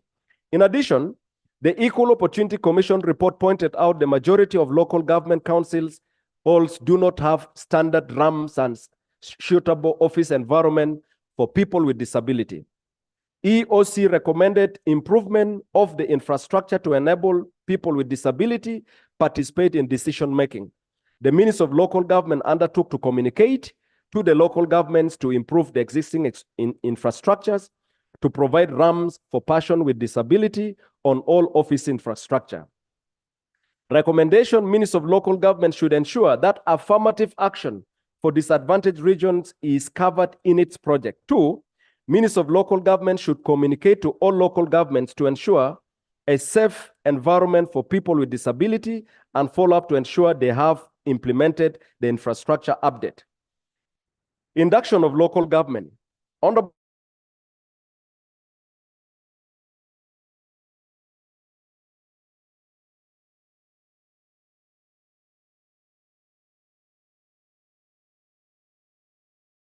to conduct induction for newly elected local leaders in the remaining local government. The committee observed that the induction of local leaders at this time is likely to be a waste of resources, since the next general election season starts next year, and the new leaders may be elected. Committee recommendation. The committee recommends that 1, the Ministry of Local Government should instead plan for induction in the financial year 2025-2026 budget for the new leaders who will have been elected in the 2026 general election, since the current leadership will be ending their term of office in the same financial year. 2, Uganda shilling 3 billion from the proposed 5 billion for induction in the ministry's budget allocated to facilitate the ministry in ensuring the functionality of the agro-processing facilities that were built under CAIP. 3, Uganda shilling 2 billion from the proposed 5 billion for induction be allocated for capacity building activities under the Ministry of Local Government. Roman number 5, review of decentralization. Again, permit me to look through the recommendations. Thank you. Right Honorable Speaker, the committee recommends that Uganda shilling 2 billion in the budget for financial year 2024-25 be provided to cover consultation and preparatory activities for the review of decentralization policy throughout the country. Number 7, operationalization of the remaining 5 cities. Speaker, Parliament approved the establishment of 15 cities in 2020, of which 10 cities are already operational. The remaining 5 cities of Wakiso, Entebbe, Kabale, Moroto, and Nakasongola are set to commence on 1st July 2025, and the Ministry of Local Government requires a 1 billion shilling for preparatory activities. The committee recommends that funds worth Uganda shilling 1 billion for preparatory activities. Which cities? Right on. Speaker, these are cities that were approved by Parliament in 2020, and they are Wakiso, Entebbe, Kabale, Moroto, and Nakasongola. Right Honorable Speaker, the committee recommends that funds of Uganda worth Uganda shilling 1 billion for preparatory activities. Honorable members, before we start clapping, we need to know that do we have the money to operationalize any administrative unit? The minister should be able to take.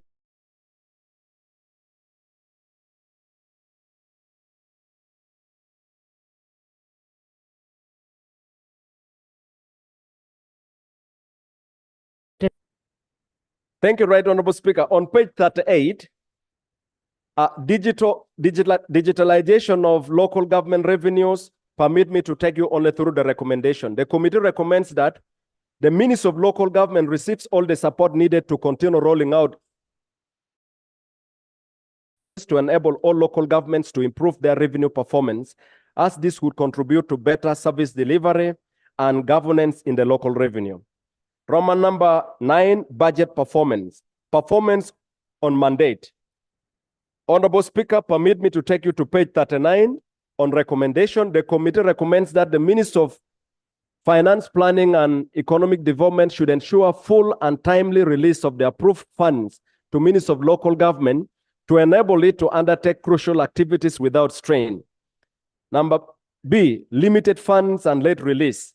The committee recommends the following. 1, Minister of Finance, Planning and Economic Development should always release the budgeted for funds in time and in full to enable the Minister of Local Government. Right, Honorable Speaker, I beg for your protection. Thank you. Roman number 2, Minister of Finance should provide the funds for inspection and supervision to the Minister of Local Government to be effective, to be an effective driver of development across the country. Roman number 40, Right Honorable Speaker, on under absorption of funds. Permit me to take you through the recommendation. The committee recommends the following: that the Minister of Local Government should ensure timely initiation of procurement and engage all stakeholders involved in procurement processes in order to absorb the budgeted funds and prevent the possibility of money being swept back to the consolidated fund. 2, the concerned entities in the procurement processes should abide by the Public Procurement and Public Disposal Act as amended to ensure that votes are able to be absorbed accordingly. Honorable Speaker, on page 41, that is vote 601 to vote 935, that covers all local governments. Honorable Speaker, on page 41, strategic objectives and achievements of the local governments. On page 42, resource envelope for local government. In financial year 2024-25, local governments have been allocated 5,816 billion, of which 3,333 billion is wage, 1,547 billion is non-wage, and Government of Uganda Development is 644 billion, and 292 billion is local revenue. All these funds will be spent on delivery of the decentralized services as per second schedule of the Local Government Act, Cap 243, and the schedule as detailed allocation per local government is annexed. We have provided that in the report. Committee observations. Right Honorable Speaker, permit me to take you directly to recommendations. On page 43, the committee recommends that an additional 300 million be provided within the budget for financial year 2024-25 for Department of Urban Administration, including increased subvention for UAAU and AMICAL. Under sustainable urbanization and housing, their recommendations, the committee recommends that an additional Uganda shilling 144 million is provided in the financial year 2024-25 to enable local governments deliver on their mandates under this program. Next, Roman number 3 is delayed disbursement of funds. Permit me to take you to page 44 and go straight to recommendations. The committee recommends that the Minister of Finance, Planning and Economic Development should ensure timely release of funds to local government as per the approved work plan. Roman number 4 is inadequate staffing of local governments. Permit me to take you through page 45 and straight to recommendations. The committee recommends that Minister of Local Government should seek fresh approval from the Minister of Public Service in order to fill the pending positions. Roman number 5 is funding for 327 sub-counties displaced by new town councils. Right Honorable Speaker, there are these town councils that were, the sub-counties that require 16.35 billion. The committee recommends that Uganda shilling 16.35 billion be given to support the construction of office block for these 327 displaced sub-counties. Right Honorable Speaker, some of these sub-counties are sitting under trees. Some of them are using kiosks. Honorable Speaker, number 4 is procurement of motor vehicles for local government leaders. Honorable Speaker, I'll take you straight to recommendations, but it is sad, Honorable Speaker, to note that we have lost already local government chairpersons, and some of them have been involved in accident and they haven't recovered because they don't have transport. They are using vehicles that are in dangerous mechanical conditions.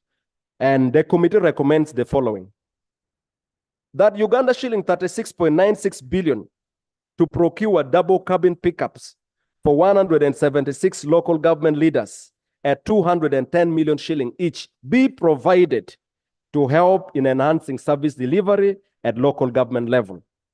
Number 6 is ex gratia and honoraria for local government leaders. Again, the committee recommends the following: 1, Uganda shilling 33 billion shortfall for ex gratia and honoraria of local government leaders be included in the budget. There is a shortfall of that amount. Number 2, 9.9 billion be provided to cover arrears. There's been an area of 9.9, so it has to be provided in the next financial year's budget. Under road fund, Right Honorable Speaker, in this financial year, 1 billion was allocated to all local governments for road maintenance. We have talked about it. Let me now take you through the recommendations. Minister of Finance should honor the directive on the release of the 1 billion for roads to all districts, cities, and municipalities. 2, Minister of Finance should release all the road funds by third quarter, as it is with other development funds. 3, Uganda Road Fund and Minister of Finance provide required funds to all unserved town councils and sub-counties to boost physical plan implementation, access, and local economic development. Let me take you straight to recommendation. The committee recommends that each of the 10 cities and 31 municipalities be provided with full set of road equipment. That is on page 47. Roman number 8, conditional grant for physical planning. The recommendation, the committee recommends that Minister of Finance should make budgetary provisions for physical planning in cities, municipalities, and town council. Roman number 9, delayed clearance to recruit. Recommendation, the committee recommends that the Minister of Public Service should give authority to recruit in June so that recruitment processes can start in July for each of the financial year. There is a tendency of delay, Right Honorable Speaker, which hinders these activities. I will take you to now page 48, which is vote 147, Local Government Finance Commission. That page looks at strategic objectives and achievement. Page 49 runs through. Permit me to take you to page 50. Page 50 is on half-year performance of financial year 2023-24. Again, we have provided those details. Permit me to take you to the next, which is budget estimate for financial year 2024-25 and the medium term per category. For financial year 2024-25, the commission has been allocated Uganda shilling 11.7 billion, which is a decrease by 0.001 from Uganda shilling 11.008 to Uganda shilling 11.007 in the next financial year, as provided in the table below. On page 51, we have provided observations, and let me take you straight to recommendations. The committee recommends the following: Minister of Local Government proceeds to engage with the Attorney General to give legal opinion on the constitutional issues raised by the Local Government Finance Commission. 2, the Minister of Finance, Planning and Economic Development should always comply with the Constitution in ensuring that the budget for Local Government Finance Commission, as approved by Parliament, is not varied during the financial year. Next page is 52. Thank you for the water. Number 2, lack of retooling budget. Recommendation, the committee recommends that Uganda shilling 600 million is provided to the Local Government Finance Commission for retooling in order for the commission to fully operationalize. Honorable Speaker, here the commission lacks a transport. There are sad cases where the chairperson of the commission and the team have had mechanical breakdown on their way and they fail to reach their destination. Recommendation, the committee recommends that, again, I had already read that 600 million be provided to this commission, Local Government Finance Commission. Roman number 3, Integrated Revenue Administration System, IRAS. Recommendation, the committee recommends that Local Government Finance Commission should prioritize the rollout of IRAS in all local governments to address the challenges of local revenue collection and management. Roman number 4, Gender and Equity Compliance. Recommendation. The committee recommends that the Local Government Finance Commission pays attention to any unaddressed gender and equity issues with the guidance of the Equal Opportunity Commission so as to continue improving its score. Right, Honorable Speaker, there are key unfunded and underfunded priorities for financial year 2024-25, and the committee identified the critical yet unfunded priorities as listed. We have provided a detailed list of these unfunded priorities, Right, Honorable Speaker. In the interest of time, I would request that you allow me run through them very quickly, if that is permitted. Honorable Mapendusi, the report you have given us is an oversight report for the whole sector. A very big report, and I wish you have been giving such reports. As of today, my expectation was the sector budgetary allocation for 2024, the budgetary shortfall, observations, and recommendations. That's what I expected of you. But you've taken us through the whole, because at the end of the day, you're going to do harmonization, the reconciliation, and consolidation with the what? With the budget committee. So thank you for giving us all that long report.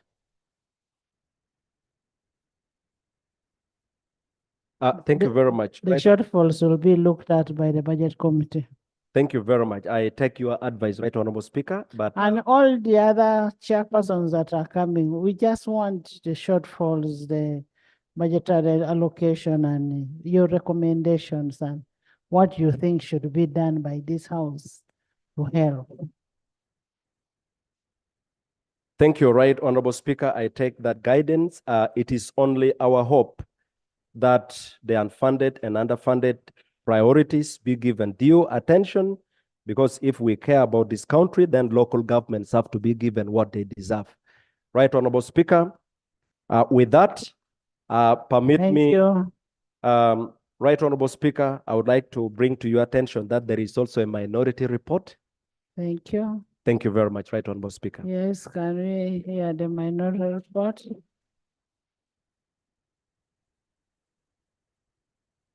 With the guidelines that I've given. Yeah, Right Honorable, with that guidance, but it's the very matter of policy, and given that we are handling policies. Right Honorable, I thank the committee chair for the very time we went through, because I'm in agreement with all the issues we handled. And as I start my minority report, please allow me to lay on table the very report I'm about to cite out. Right Honorable Speaker, as we emphasize the need for ensuring that we strengthen local governments in the country, let's please look at that report fully.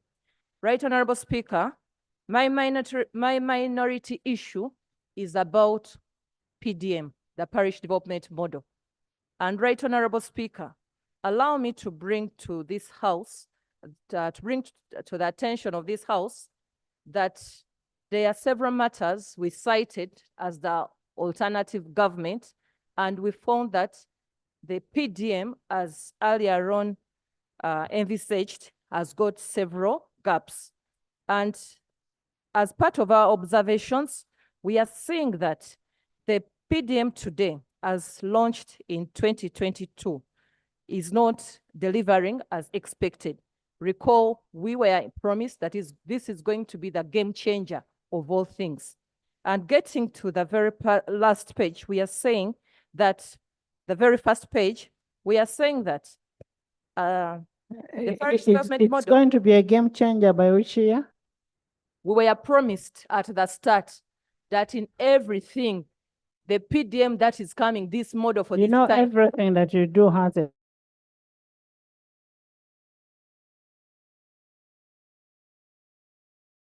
Madam Speaker, I beg I first present, then members understand my issues, they get everything, then later on, I can get further into the details. Right Honorable Speaker, It is important to recall that the government of Uganda indeed has over the years come up with different programs meant to improve the living conditions of Ugandans. And unfortunately, none of the programs have made meaningful positive economic and social impacts on the population, partly because of the way they are implemented. We should recall that when we talk about the PDM, it replaced programs like UEP, Luwe Renzori Development Program, among others.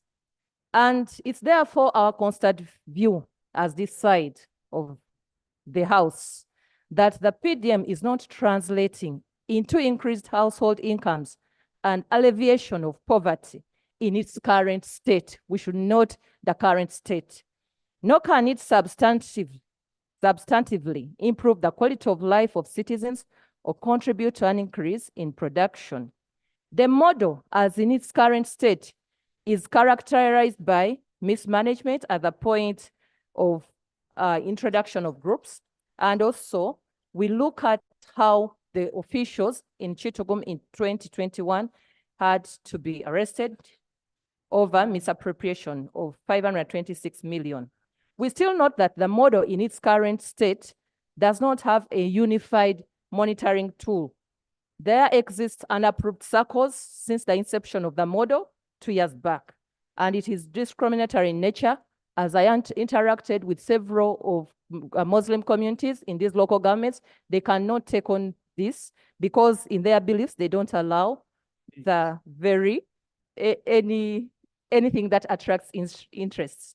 In the very main report, we've already given the quotas that one I'm in agreement that is not also observing the quotas as highlighted before. And also this program, it adopted a one-size-fits-all method of allocation of funds in total disregard over the varying population in this country of the parishes. A parish like Wakiso, with over 100 people, is compared to the same.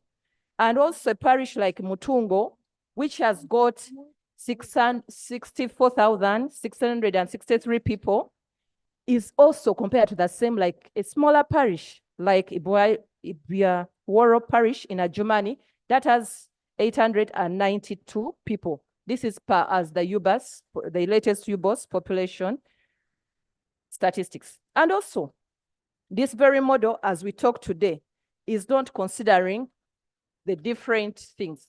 We therefore propose the different needs of the different societies. We therefore now request that today.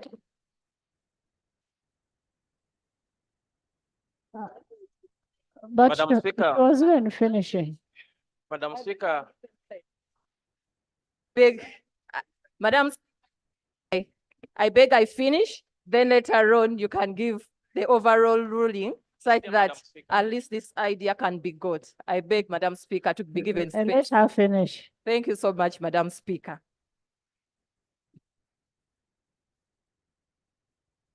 Madam Speaker, I therefore record that there is need to entirely change the PDM, the way it's being put, and to us, we propose as the alternative government that right now we should have a program that is taking care of the different physical features in the country, have a model that is taking care of our population sizes in the country, a model that is really looking at how this country has different activities as far as economics is concerned. And we look at the comparative advantage of each and every area. You're still ready? And we are bringing forth Ubuntu local government model. I beg to submit. Thank you. Thank you. Ethan, thank you so much. And thank you for your point of departure.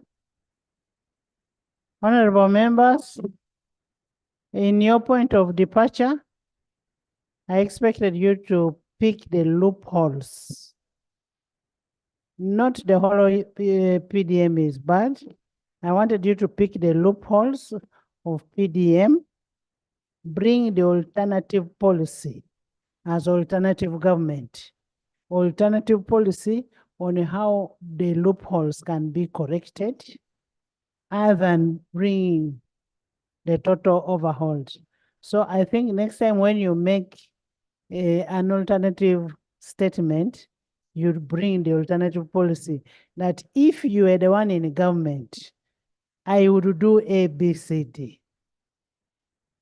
You would change everybody into a money economy in one day. And how do you do this? You do it A, B, C, D. Thank you so much. Yes, Minister of Information. Thank you very much, Right Honorable Speaker and honorable members. I just wanted to make a small comment that the parish development model is targeting Ugandans, actually households, which are in subsistence livelihood. That stand at 39% of the Ugandan households. And you cannot measure impact after 1 year for a program.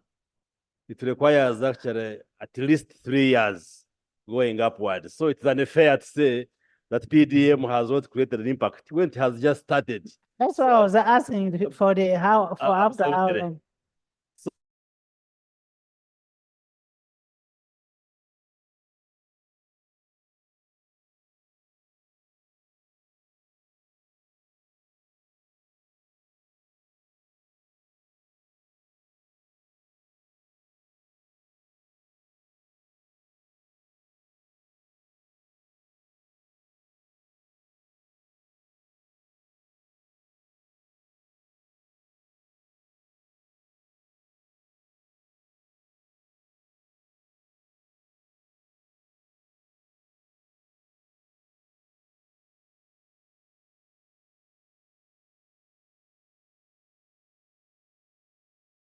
Reports and the recommendations.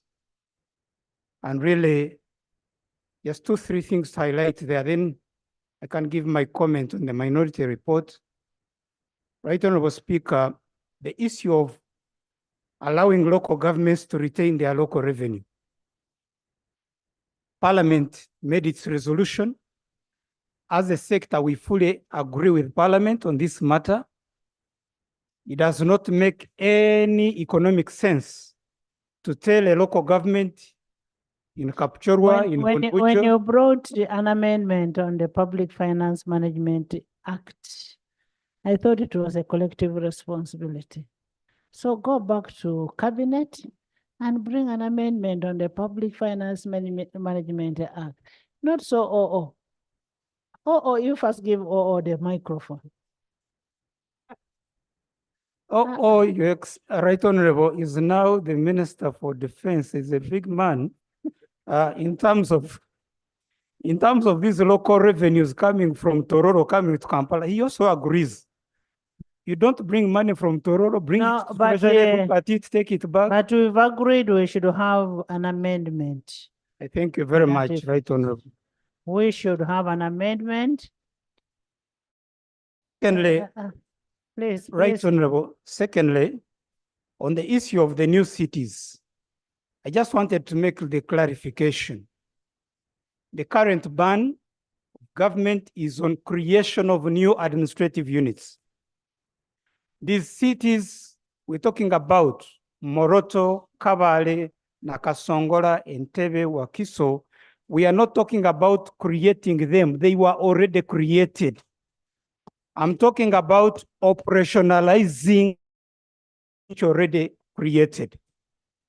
And we need a position of Parliament at this time because I'm sure Electoral Commission needs to be guided in terms of the way ahead.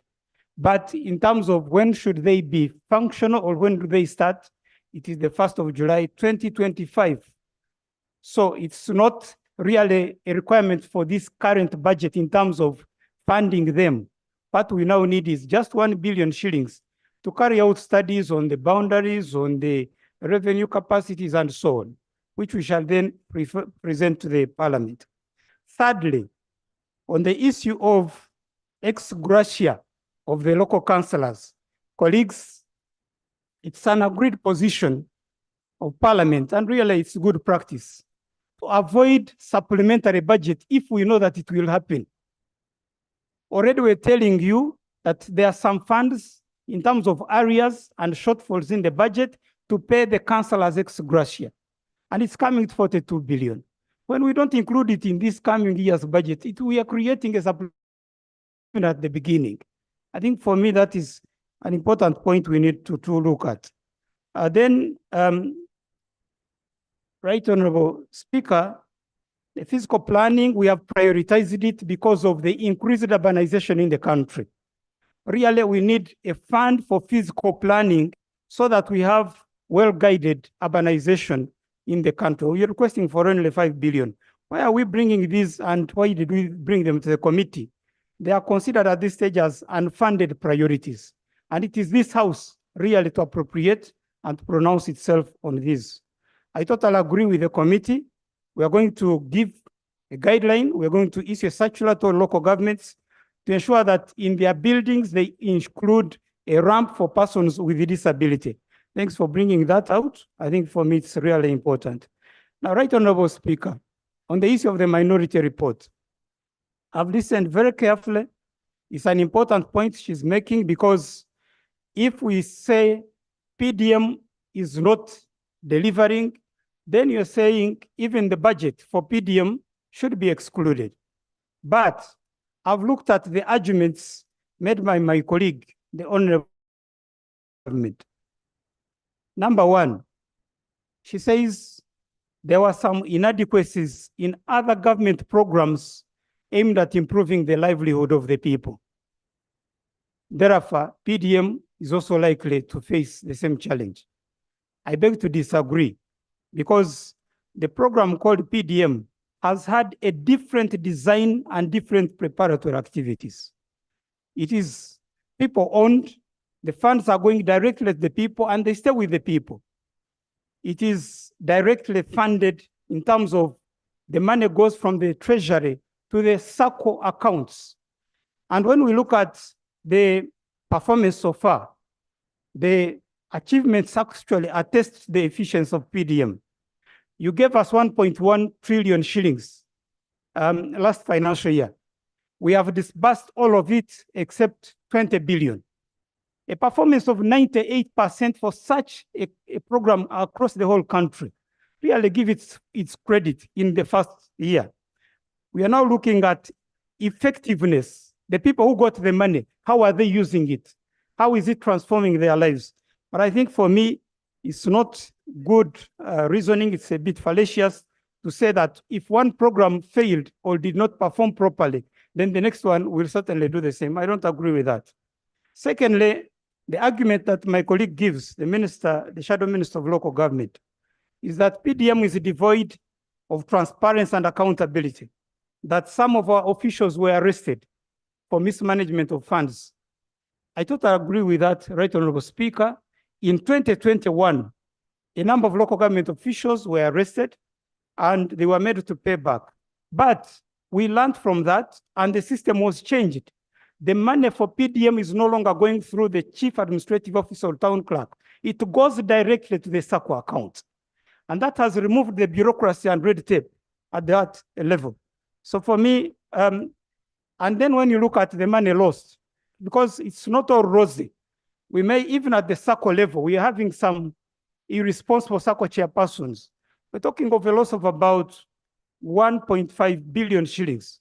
And when you look at a program of 1.1 trillion, and you have an error of 1.1 billion, an error of 0.1%, statistically, really, you cannot criticize that program and you say it should be scrapped. The third argument is PDM is discriminatory, especially to the Muslims. Now, colleagues, that's a very important point. Now, when you look at what explanation we've given and the guidelines we've given you, PDM is repaid after 2 years, and the funds which you borrow, the 1 million, you pay it back with a top-up of 6%. This is not really profit made by the beneficiary. This is a top-up to handle administrative costs of the program. And when you look at the beneficiaries so far, Muslims have received as much as any other Ugandan. So I think it's a question of how we explain this to the people of Uganda. The other argument the minister Shadow Minister for Local Government makes is that the special interest groups, the women, the youth, persons with disability, and the elderly are not receiving their quotas. Now, that could have begun at the beginning, but with intensive training and supervision, I want to confirm actually now, the situation is totally different. Remember, on the Parish Development Committee, there is a representative of each of these special interest groups, and they are very serious on their money. So I can see in terms of the figures, because we have a daily tracker system, we are looking at how the money moves. We're seeing increased uptake by the women, youth, and persons with disability. And then finally, saying that PDM is a one-size-fits-all, which is a very important point because it has come up again and again that maybe we should consider different funding for parishes with bigger population, for parishes with bigger acreage. Honorable colleagues, let's get to the basics. Under PDM, we are talking of 39% of the households which are still in subsistence. The parish may have a big population in terms of the size of the number of the people, but it may have a lower percentage in terms of households in subsistence. This is statistical. Now, for now, yes, I totally think that we may need to look at other parameters. Honorable members, listen to the minister. If you have those good ideas, that's why we have this debate. You'll be able to give those good ideas of yours to the minister so that he can be able to improve. He may not know what is in Buikwe, or he may comes from Igara. You get it, eh? So making those comparisons. Huh? So, Right Honorable, as we move ahead, because this was a beginning, we had to start somewhere, and we use the pro rata basis, that is the equal amount per parish. But as we go ahead, we shall have a comprehensive comprehensive formula that looks at geography, population, subsistence, and so on. But if for now you simply say the parishes in Kampala have big population, and yet statistically it is proven that actually most of these households are below 10% in terms of subsistence. So yes, I agree with you. We'll have a comprehensive formula, but we had to start somewhere with a pro rata basis. So I would like to propose to my colleague, the minister, that the Ubuntu local government model she's proposing needs to be designed, needs to be conceptualized, give it to us. We'll pick the positive elements in the proposal so that we enrich the PDM. But PDM is succeeding. Let us all of us support it. I thank you, Right Honorable. And I think the minister, we need a continuous review on the impact that PDM has created on the community. You do an assessment, whether we are getting a positive or negative impact. We need to do a continuous one. Yes. Professor.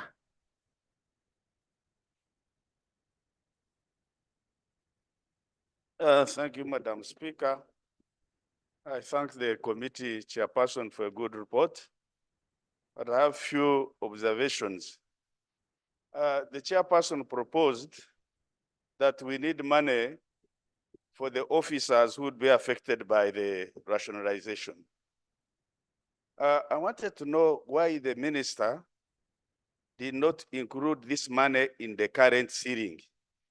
Because if it remains in unfunded priorities, we are heading for a crisis, or we shall be attracting supplementary budgets, which this parliament has been discouraging. It should be in the ceiling, because this is very important. The second point is on duplication of the officers who are in service, but they were in a category of retired officers.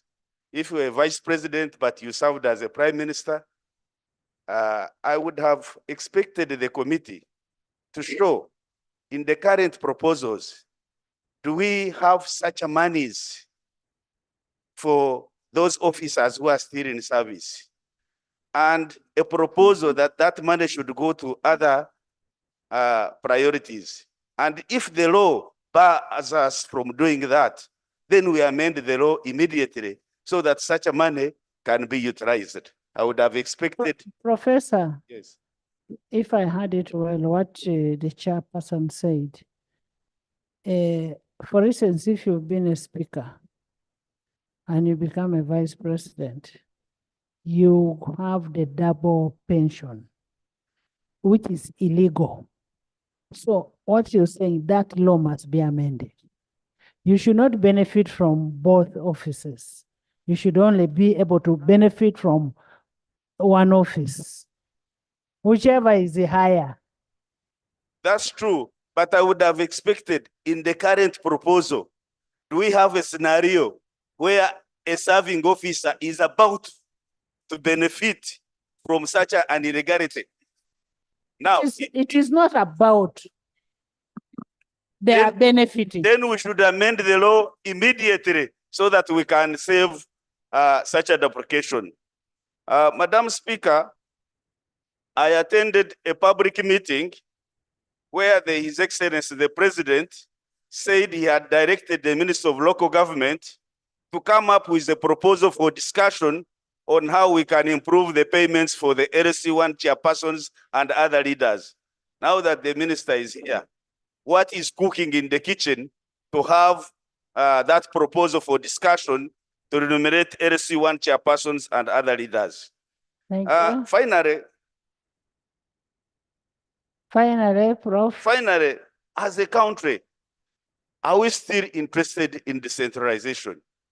Because a simple activity like coming up with a new bank account, you need approval from the Accountant General according to the Public Finance Management Act. Are we really still interested in decentralization? We really need urgently to, because amending in piecemeal the PFMA and leaving critical issues which undermine decentralization, really, we are not serious. We are killing decentralization. We are actually decentralizing day by day. Thank you, Madam Speaker. Thank you, Daudi. Then Dr. Chut. Thank you, Right Honorable Speaker, for this opportunity.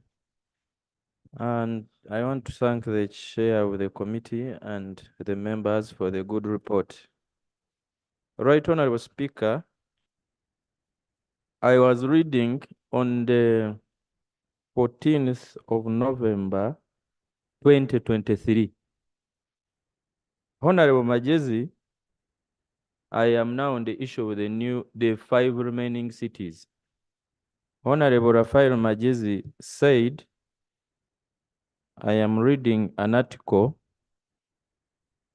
said the fate of the 5 new cities remain unclear after a decision of court that was delivered 3 years ago. Mr. Majezi said, Honorable Majezi said, it is because of this ruling we don't operationalize new units in the middle of the term. He said it's not about money, but it's about the law. The same Honorable Majezi was heard today requesting for some money to start the process of operationalizing the new cities. But also, Right Honorable Speaker,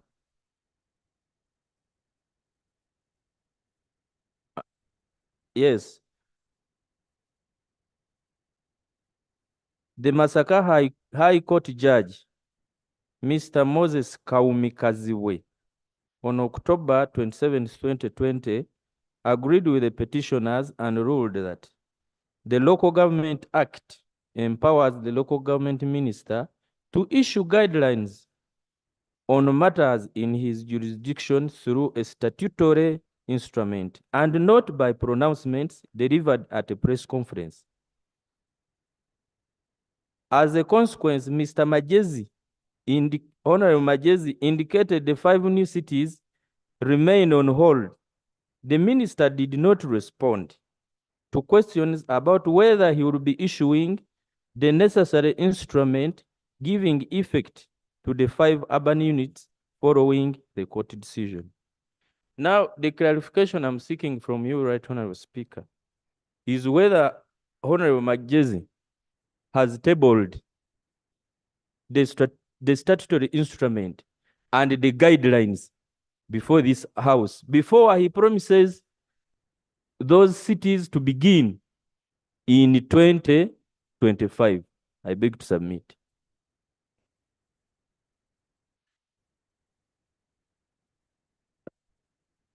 Honorable Magezi. Thank you very much, Right Honorable Speaker. And thanks, Honorable Commander, for those observations. It's not speculation, these are observations. Right Honorable, first of all, what did the court rule in the case quoted? And good enough, amidst us, is one of us who actually took government to court, the Honorable Kwizera. Yes, and the court ruled in his favor to the effect that government should not start new administrative units mid-term. And if you have listened carefully to the chairman's report, the request is not to start cities now. This report was to request for 1 billion for preparatory activities. And I thought I said, in line with that, these cities are not starting now. We do not present a budget for the new cities. Preparatory activities do not lead to the start off. Doesn't it lead to the start off?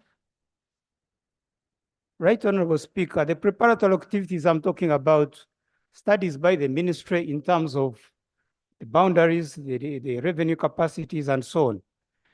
For the administrative units which were already created. And remember, we're talking of, we need to separate these two terms. Court said, don't create new administrative units mid-term. These 5 cities were already created. It's now the mandate of Parliament to pronounce itself and say, I think we need to revert or reverse the other resolution. But what I'm requesting for now Right, Honorable Speaker. is there's a clarification from the chief petitioner. Just let me finish this one. I don't want to forget it. I will give you. Yeah, just give me 1 minute. I finish this one because he raises an important matter. The statutory instrument on the new cities. Right, Honorable Speaker, the 5 cities were already approved and gazetted by Parliament. Can I hear from the Attorney General? Why are you struggling when there is a legal advisor? You're welcome. Thank you.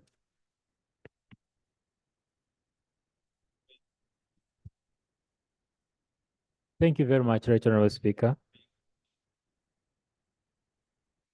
There are 2 cases. One of which court ruled that the Minister of Local Government must table the statutory instrument instead of issuing guidelines in the media.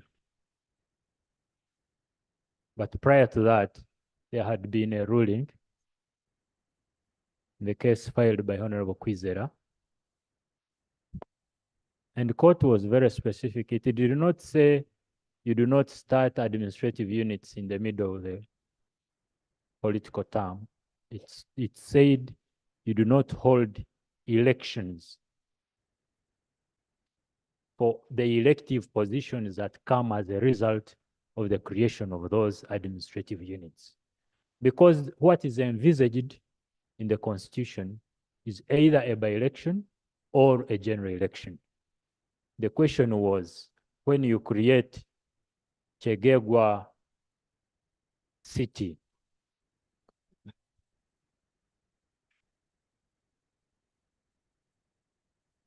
I've forgiven my friend. When you create Chegegwa City and you want to hold elections in 2025. The issue is that a general election or a by-election? So in answering that, court said we cannot hold elections to fill political positions that arise as a result of the creation of new administrative units. Those elections must await a general election, because that is what is envisaged in the Constitution, either a general election or a by-election. So if the administrative unit is to start in 2025, what would happen would be administrative structures. The budgeting and movement and this and that would be for administrative structures. But the actual election must await the general election to fill the elective positions. I beg to submit. And the regulations? Were the regulations late?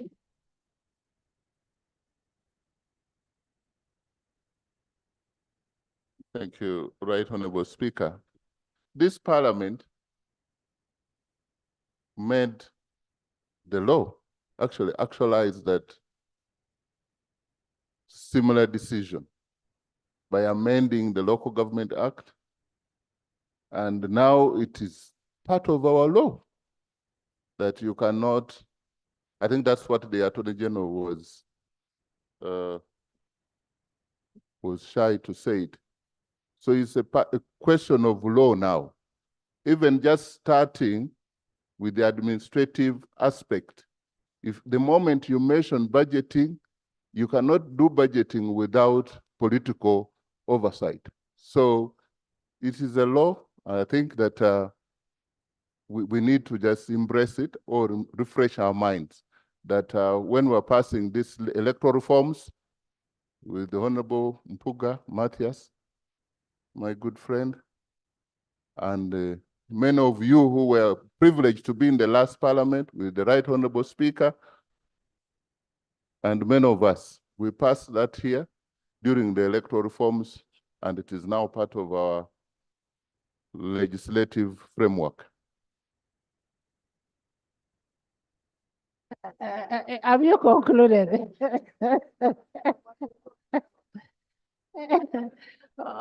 Honorable both, have you concluded?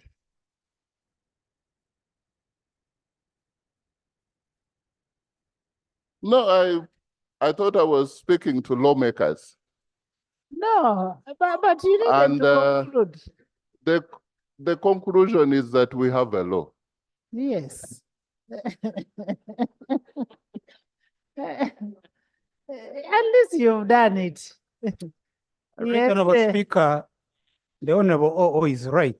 the Remember, guidelines, no, the guidelines that you're supposed to lay on table. Did you bring the guidelines? I hope Right Honorable, the members will recall when I actually brought a regulation here, a draft regulation.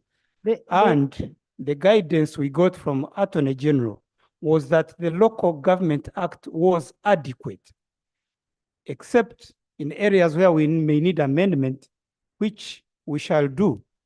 But right now what we need is the 1 billion for preparatory activities leading towards the cities in 2026 January.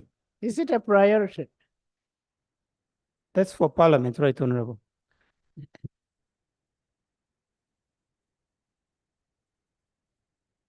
Dr. Achut. Thank you, Right Honorable Speaker, and I want to thank the committee for the report.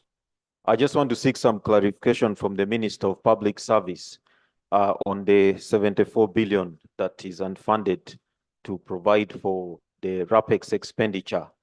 When we had the REA being transferred to the Ministry of Energy and also Ministry of Science and Technology, there were a number of staff who are to be transferred to other facilities. And now it has taken almost more than... Why don't you bring that under energy? Bring that under energy of REA.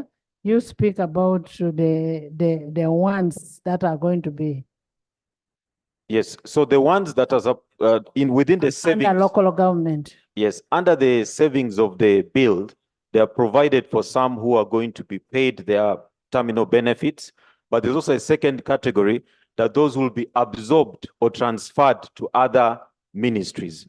However, I have not seen that being provided within the budget. And that's going to create a challenge because if it goes beyond this financial year, then they're going to have the same issues we had before of salaries in arrears. Secondly, I will want the Minister of Local Government to clarify. Maybe to all the ministers, all the entities that are going to be merged, where there's going where we are going to have RAPEX, we must make a provision for payment of people who are not going to be absorbed. All that must be provided for. It's really a priority. Yes. Yeah. And Right Honorable Speaker, the issue also was on the salaries for those who are going to be absorbed, because the challenge last time is the agency would have been disbanded, but the people are hanging in the air and they have not been absorbed. And the issues of salary arrears comes up.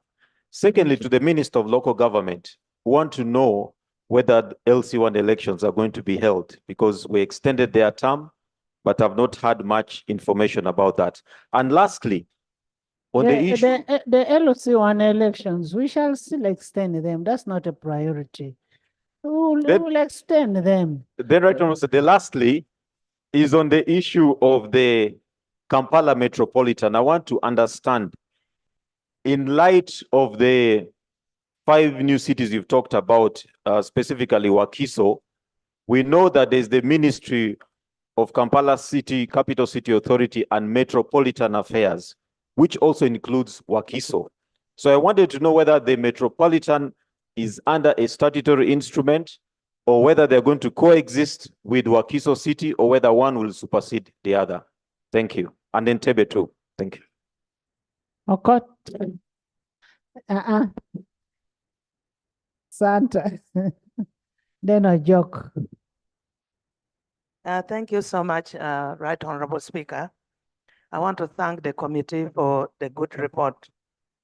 However, in one of the pages, the chairperson read that there could be funding to be allocated for sub-counties which were relocated due to the coming of the cities and the town council.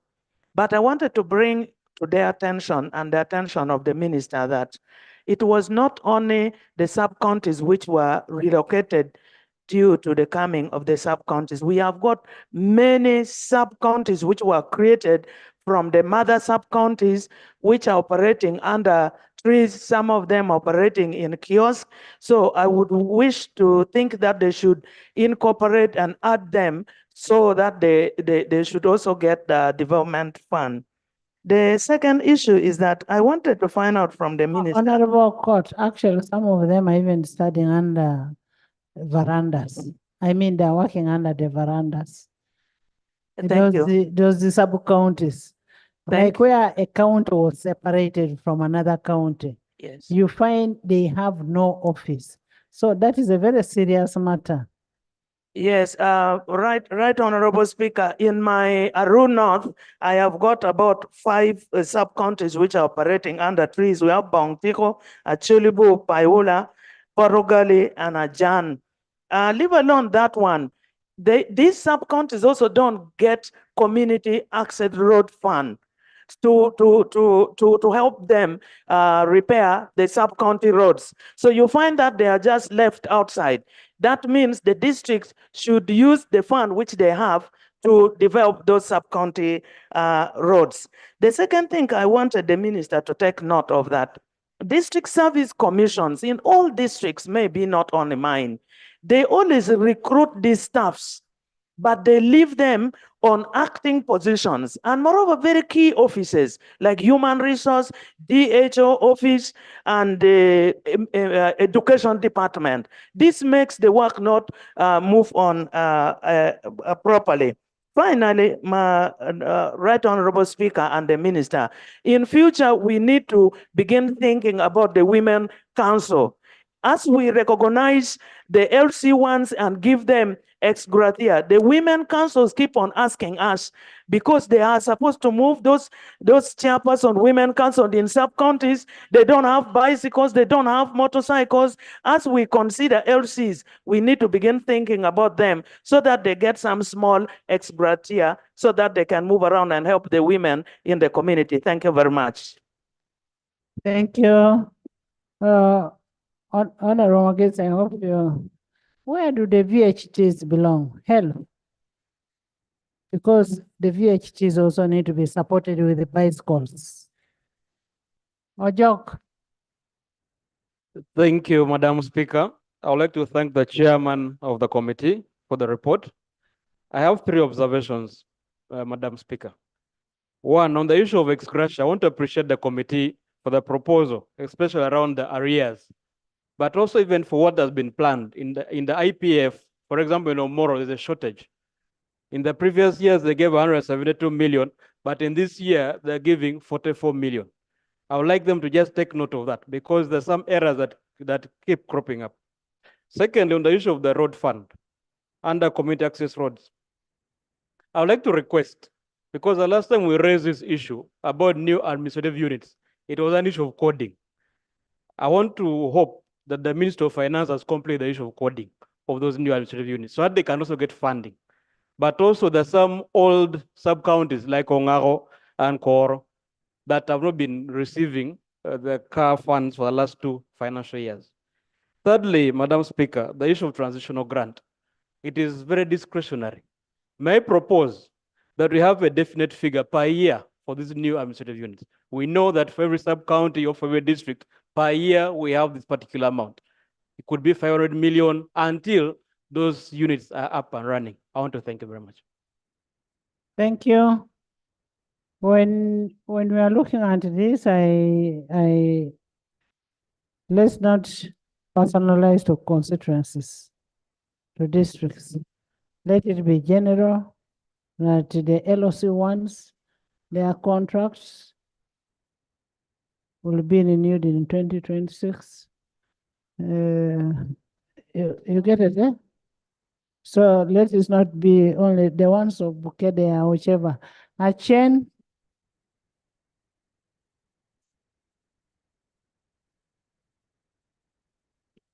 Thank you, Right Honorable Speaker.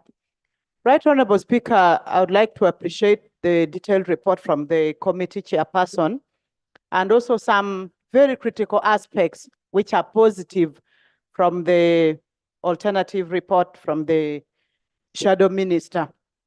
I want to bring to the attention of the minister that whereas we know that the PDM is doing well and we have very good hopes that it will be a game changer, there are some aspects when we don't look at them critically.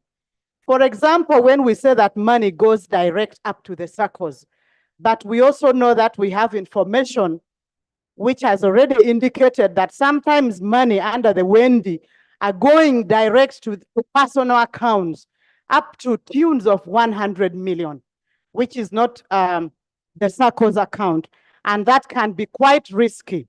And even when we're already praising the 98% in terms of disbursement, but you know, as women, before when we were looking at UWEP, when we were praising that performance was going up to beyond 90%, for example, when we visited some districts in northern Uganda like Agago at 93%, that was already based on the recovery rate.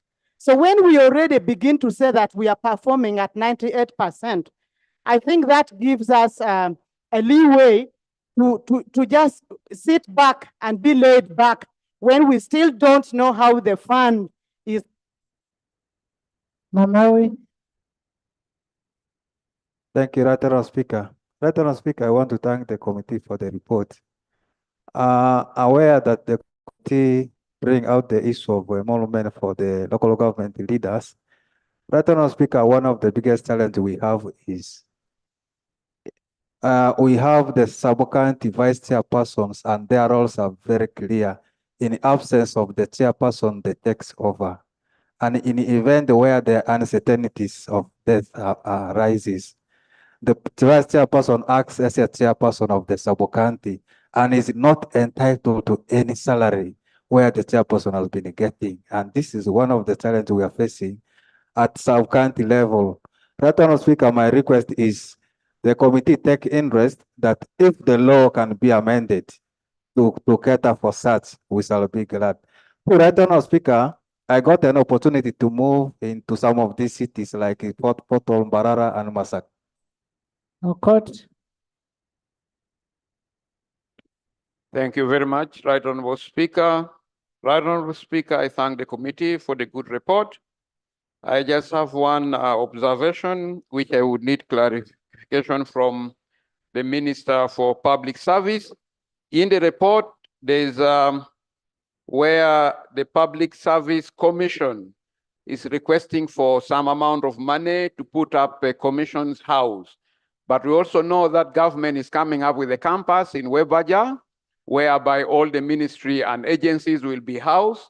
Will that not be a duplication, or the commission will, or government is putting that one for only ministries and leaving out the agencies? Secondly, I support the committee's recommendation for vehicles for the political leaders. Right Honorable Speaker, is a big challenge in many districts where chairpersons do not have vehicles and they end up picking vehicles from the sectors. And you find that the technical staff are left with nothing to do supervision and to carry on their work. So I support the recommendation that political leaders are given, they are procured vehicles. Finally, on PDM, Right Honorable Speaker, under PDM, I think a lot of emphasis were put. Dr. Lolme. Thank you very much, Right Honorable Speaker, and thank the committee for the report. Right Honorable Speaker, I would like to bring it to the attention of Parliament that we do not know the exact number of parishes that we have, let alone their names. Who doesn't know, yourself or executive? And I'm very serious about this one. Right Honorable Speaker. No, I'm saying, Honorable Minister of Local Government is here. He is in charge of local government. As he said, he doesn't know. Honorable Speaker. Just a minute. Thank you, Right Honorable Speaker. We have 10,594 parishes. And I have a compendium of all local government administrative units, which I can lay on table even this week. Thank you. Thank you very much, Right Honorable Speaker. I now know that he has that compendium. But my consultations had not met people who were wiser than that. Now that we know that there is such a compendium, we would like to own it by having it laid on table. Why I'm saying this, Right Honorable Speaker? We have a copy in the library. You know, the unfortunate bit we have with our members, like Dr. Lulume, after here, he dashes to the hospital. He doesn't go to the library to research on what to say next. Right Honorable Speaker. Right Honorable Speaker. This matter is a serious matter because I read a lot of books in the library. We have it in the library. Thank you very much. I'll check for it. But what I wanted to bring to the attention of Parliament too is that if you gloss over the numbers and the names of such administrative units where expenditure is made, you can also be likely to get ghost parishes. And I wanted this Parliament to take this seriously. Secondly, the Honorable Minister talked about a new formula of which timeline has not been given. We brought this matter to the attention of the minister. Even when he came to Ikwe South constituency, I brought it to his attention. Because when we are talking about population versus allocation, it means inequity for those overpopulated areas with poor people, yet there are certain administrative units with fewer people who are. Matchbox. Thank you very much, Right Honorable Speaker. I want to thank the chair for that wonderful report. However, I have two concerns, Right Honorable Speaker. Right Honorable Speaker, about the road units. Indeed, the newly created cities have been having challenges with these road units. We need to open up roads. Our cities are still looking like how they were when they were still districts. But Right Honorable Speaker, if you have not forgotten, in the last financial year, I remember we passed money here, money for the road units. And even the minister himself of works stated here that there were procurements ongoing for purchasing for these road units. But he said 80% has been achieved, remaining only 20%. But today, I want you to keep that question for infrastructure. Okay. Because that was brought in infrastructure, that the money for road units was available and the procurement had started. We need to find out that where has it reached? If it started, where has it reached? Okay, thank you, Right Honorable Speaker. On the issue of the office space, indeed, Right Honorable Speaker, we have been coexisting with our mother districts. Like for most of these newly created cities, you know, the mother districts are still operating. Their offices are still within the vicinities of the newly elected, created cities. Now, Arua City has newly recruited staffs that needed space. And now the mother district, the staffs are all in Arua City. And now we have staffs who are meandering around. We do not know where to put them. So, Right Honorable Speaker, when the committee stated that we need money for office space, in fact, for me, it was very great. I was very grateful because it's actually a priority, Honorable Minister. Nathan. Thank you, Madam Speaker. Mine, I wish to appreciate the PDM.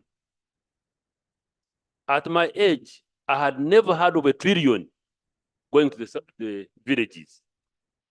It's a very big achievement, and what we should do is to nurse this baby, a partnership with the Minister of Local Government, so that the money can reach each and every person. When he talks of the size of the parishes, I agree, some are bigger than others. That's why I would think that much as he wants money to administrative for the cities, it's also good to know about our districts. There are bigger districts like Tororo, Kasese, Ntungamo, and Sinjiro. If the minister could have his technical people to go and see those districts, rather than people coming here on the floor, I am forming this district. And we're not very informed. 2, about public service. It's unfortunate that the committee has said that 76 billion is required for what? For RAPEX. When we met the Ministry of Works, he said he wanted 174 billion for UNRWA. UNRWA UNRWA 174. So this thing you are taking in Which UNRWA, the one which is going to be repealed? Yes, when they came to the committee, minister was asked, how much would you need to pay for those people and continue with the business of UNRWA as a department? He said 174 billion, but UNRWA was talking of 202 billion. So the figure of 76 is just a PRI to make these people, young people and men, to suffer on the street. I would want people to do some bit of logistical and scientific study before they do something. We are going in this one, yet without well-informed information. I don't see why we should continue as if we are never going to school. We went to school. We are all knowledgeable people. Why should we take policies that cannot work? Madam Speaker, we have continued on this issue of rationalization, but we have also done a good homework. We would want to see that if you are taking the coffee somewhere, we should see a department where it can fit and we continue having a first-class coffee on the world market. But that's not there. It's not there. People who have not been able to control the foot and mouth. Honorable members, the aspect of rationalization is one. This house is the one that passed the bills which became acts that created these institutions. It is still this house, either to accept or reject. Is this house to accept or reject? But you can also not keep an institution that is only taking in money. You should be able to keep an institution that makes money for the country. Now, for instance, if you have an institution that is making funds for the country, why should you rationalize? But if you have a liability where you're continuing to pay people every day, you're sinking money on a daily basis, why shouldn't you? Most obliged, Madam Speaker. I agree with you about it, but I would have wanted a scientific study to inform this House. And I am happy you are the one who chaired the committee of that rationalization. But my report was ignored. By who? By Minister Mururu Mukasa. Is that? Because we never debated it. No. I thank you, Madam Speaker. No. Clarification, Madam Speaker. Nobody ignored it. That is a report of Parliament of Uganda, not your personal. Madam Speaker, just a small. Madam Speaker, I'm happy that Honorable Nathan is raising this issue of rationalization. But he should also look at the genesis, how they came up. I just want to ask a question. I am an engineer in the Ministry of Works. I'm getting 800,000. You are an engineer in Ruafu, and you're getting 10 million. And I was more brighter than you in class. Is that rational? Madam Speaker, we should not leave institutions which are killing ministries. Madam Speaker, I think for the first time, when we're forming these things, I was telling them tomorrow it's going to be a monster. Let me give an example of UNRWA. It started as Ruafu. First of all, it started as an agency because they wanted to manage money from donors, that it should not go in the ministries. Then after that, from Ruafu, they said we make an authority. They have been making a road in Garuga there, UNRWA. It has failed up to now. It is just a procurement entity. Yeah, we have shifted to RAPEX. So, Madam Speaker, these are have we shifted to RAPEX? I call is the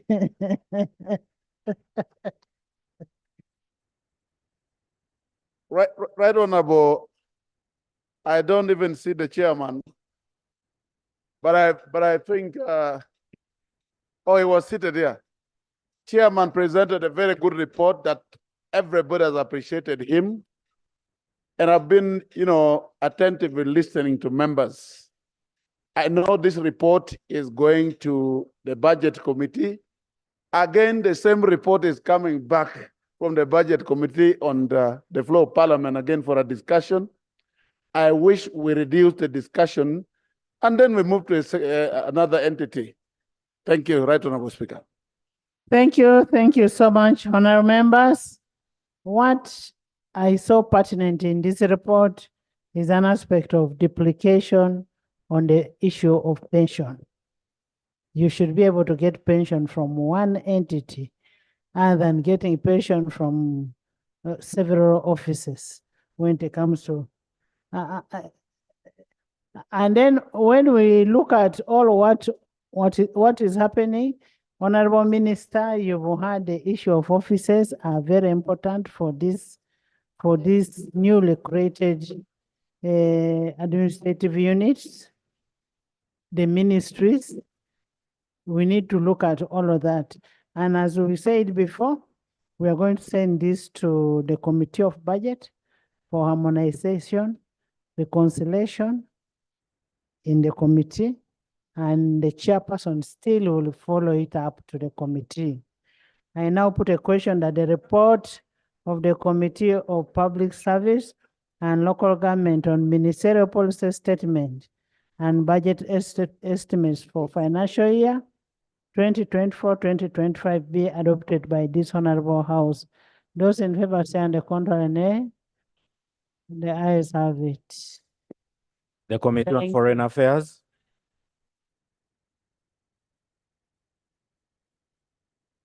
And Honorable Magesi, I don't want you to take these things simply. They are very serious. Actually, this is a very, very good report. It informs you of what is in your ministry. Madam Speaker, thank you. The point I wanted to make, Madam Speaker, is for the Committee of Budget. Once Parliament has accepted and adopted the recommendations, it becomes now the resolutions of the House. A Committee of Budget cannot again sit and censor what we have already passed here. Their work is just to sieve and put together, not to go there and start again subjecting the chairperson or the minister, because we have been doing this in the past. And I wanted you, Madam Speaker, to emphasize it so that the Committee of Budget does not drag us backwards. Thank you. But of course, the Committee of Budget works within the resource envelope that they have. We have no problem with them working in the resource envelope, but they should not go and start doing their own adjustments as if they are the house. This Committee of Budget should really Honorable members, these reports, these are honorable members. But Madam Speaker, just final one. Honorable members, these reports are going to the Committee of Budget for harmonization, reconciliation, and consolidation based on other factors. So, why are you against Mudimi? Honorable Nathan. Madam Speaker, just a small one. Just a quick one. Just Madam Speaker, Mr. Minister of local government. The reason why there is poor performance in local government is councillors are underpaid or nothing. Now, instead of doing the work, they want to go maybe for a contract of the road, also pick money so that they are able to satisfy themselves. I would propose this thing of saying 25, 26 is too far. If we want performance in local government, the parliament here should really appropriate money to deal with local governments so that these councillors, chairpersons are really paid something other than not doing it. Here we have one of our membership. Was the LC5 chairman. Because he saw no money, he went and stood and became a member of parliament. So the chairman of the committee, Honorable Mapendusi, was a chairman for 15 years. Yeah, Madam Speaker, that's what we're saying. The earlier we do this, the better. This is 2025, 2026. You are deferring development in an area. They want to avoid these councillors to eat roads, hospitals, schools, and they do their work so that the monitoring can be improved. Let us make some appropriation. We give them money, and I can tell you, if we give them money, you're going to see service delivery in local government. Right Honorable Speaker, the Honorable Nandala raises a very pertinent issue. And it's good for members of parliament to see what have we put as a proposal. Colleagues, as we stand today, the chairperson LC1 is paid 10,000 shillings per month. Yes. How? That's the right question, but that is the reality. And it is so little that we can't pay it every month. So we pay it annually, 120,000. It makes it look something, but that's it is. That's how it is. The chairperson LC to the same 10,000. The councillor at the sub-county gets 35,000 shillings. The chairperson LC 3. Colleagues, the chairperson, no, the per month. Procedure. The chairperson LC 3. There's a procedure. But this is for the information of members. It's the procedure. Procedure. Honorable members, first of all, you don't switch on a microphone and you say procedure. That's number one. Number two, these members of parliament are wondering, when they go to constituencies, they see all the councillors coming to them. They see all the LOCs coming to them. They see everybody coming to them. And they're asking, what is the question? How best can we solve that problem?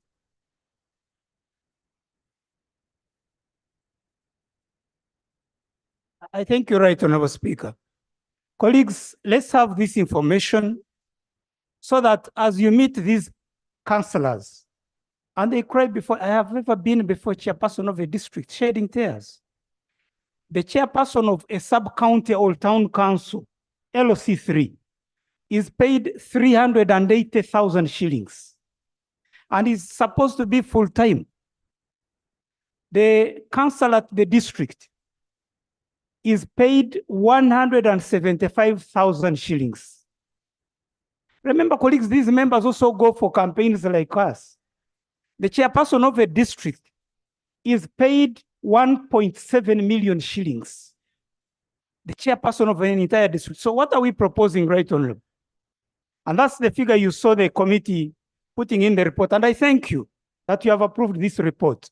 We're saying if we increase the chairperson LC1 and 2 from 10,000 to at least 50,000 per month, if we increase the rest, the LOC3, LOC5, by 100%, that is the 378 billion in total, including what was already being paid, that we are asking for. And I think the members are making a good point. If the parliament has approved this, let nobody tamper with this one. I thank you, honorable colleagues.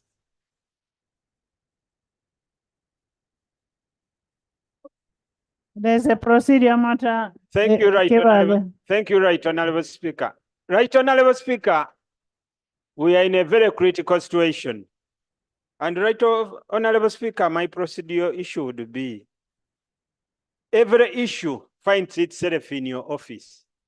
All these people complaining, all these councillors suffering, everybody will be running to your office. And when we are processing this budget, Right Honorable Speaker, Including all the members, they come running, donation, donation, donation. Eh? Huh? So why don't we solve a problem once for all? so, Right Honorable Speaker, I would request, if it's in your mandate, before we finalize the budget, maybe you hold a very serious meeting with the ministers together and the chairpersons of these committees. You dedicate time and get some of these issues, because some chairpersons would wish to have some issues sorted, but the Minister of Finance will be a distance and the Minister of Local Government will be the other side. If you could hold them together, have a thorough discussion so that by the time we have the budget processed, we have a final position. But all the chairpersons of committees are ex-officials of the budget committee. My work is to sit there and supply. I don't want to be seen to interfere with the budget. But all what has been said should be captured, must be considered. So maybe last Right Honorable Speaker, just to harmonize. These are your committees. You cannot allow them to go do things of what we have agreed here.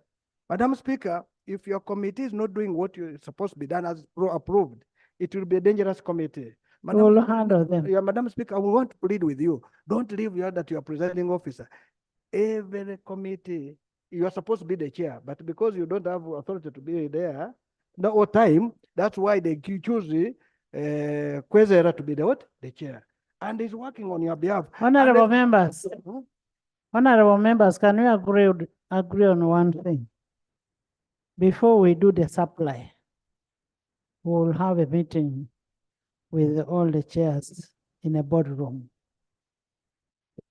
with the Minister of Finance, with the PSST, with relevant ministers of those committees, and the accountants.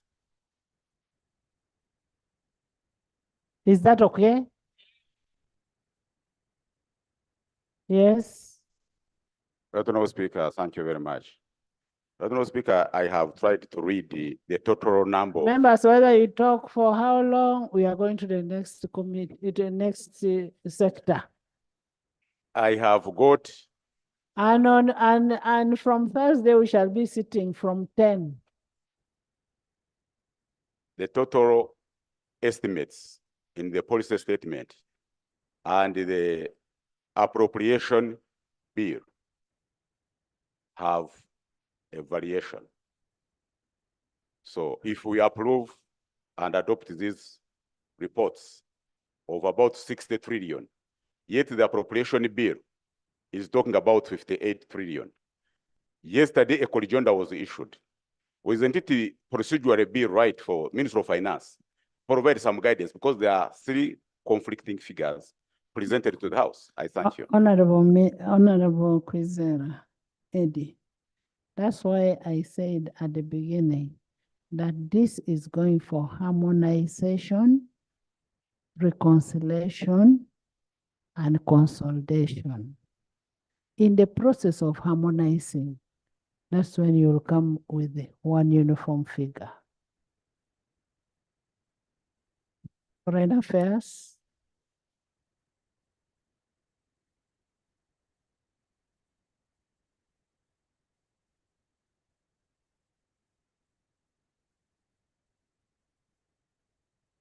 Chair, local government and the minister, thank you so much for that elaborate report. We want to thank you so much. Thank you very much, Right Honorable Speaker, for the opportunity to present the report on the Committee on Foreign Affairs on the policy statements for votes 006 for the Minister of Foreign Affairs and votes 501 to votes 538, Uganda missions abroad for financial year 2024-2025. Honorable Speaker, I'm going to strictly take your guidance on really coming up with a summary.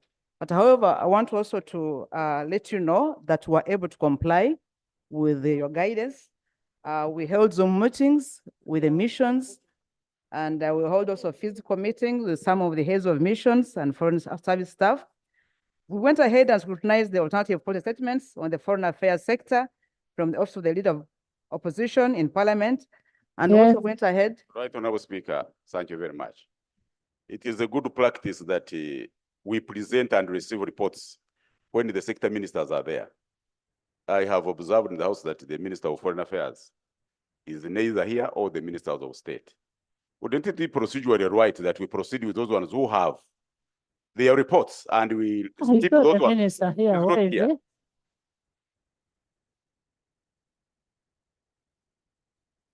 Where is the Minister of Foreign Affairs?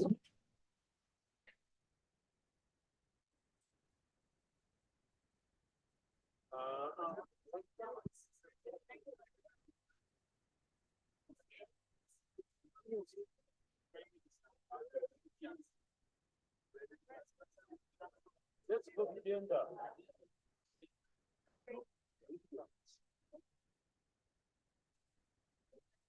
Let's go to ICT. Honorable Speaker, much as it's what we agreed, but it cannot stop us from receiving our report. Order.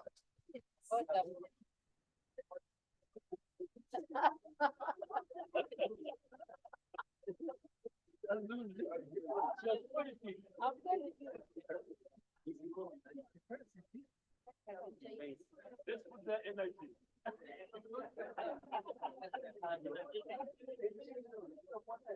Take over as the minister.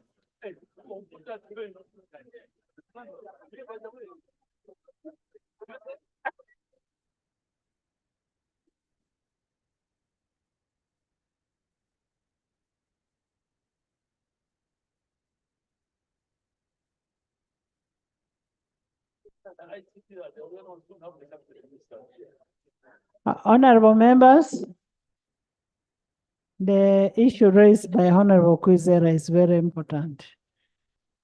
We need to have both the shadow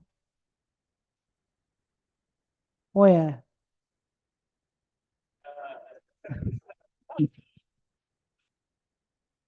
actually it is only the shadow is there. We need to have both the minister and the shadow for that sector. And first of all, I want to appreciate the ministers that are here. The ministers who are here, I really want to appreciate you. And my little brother, congratulations for growing big.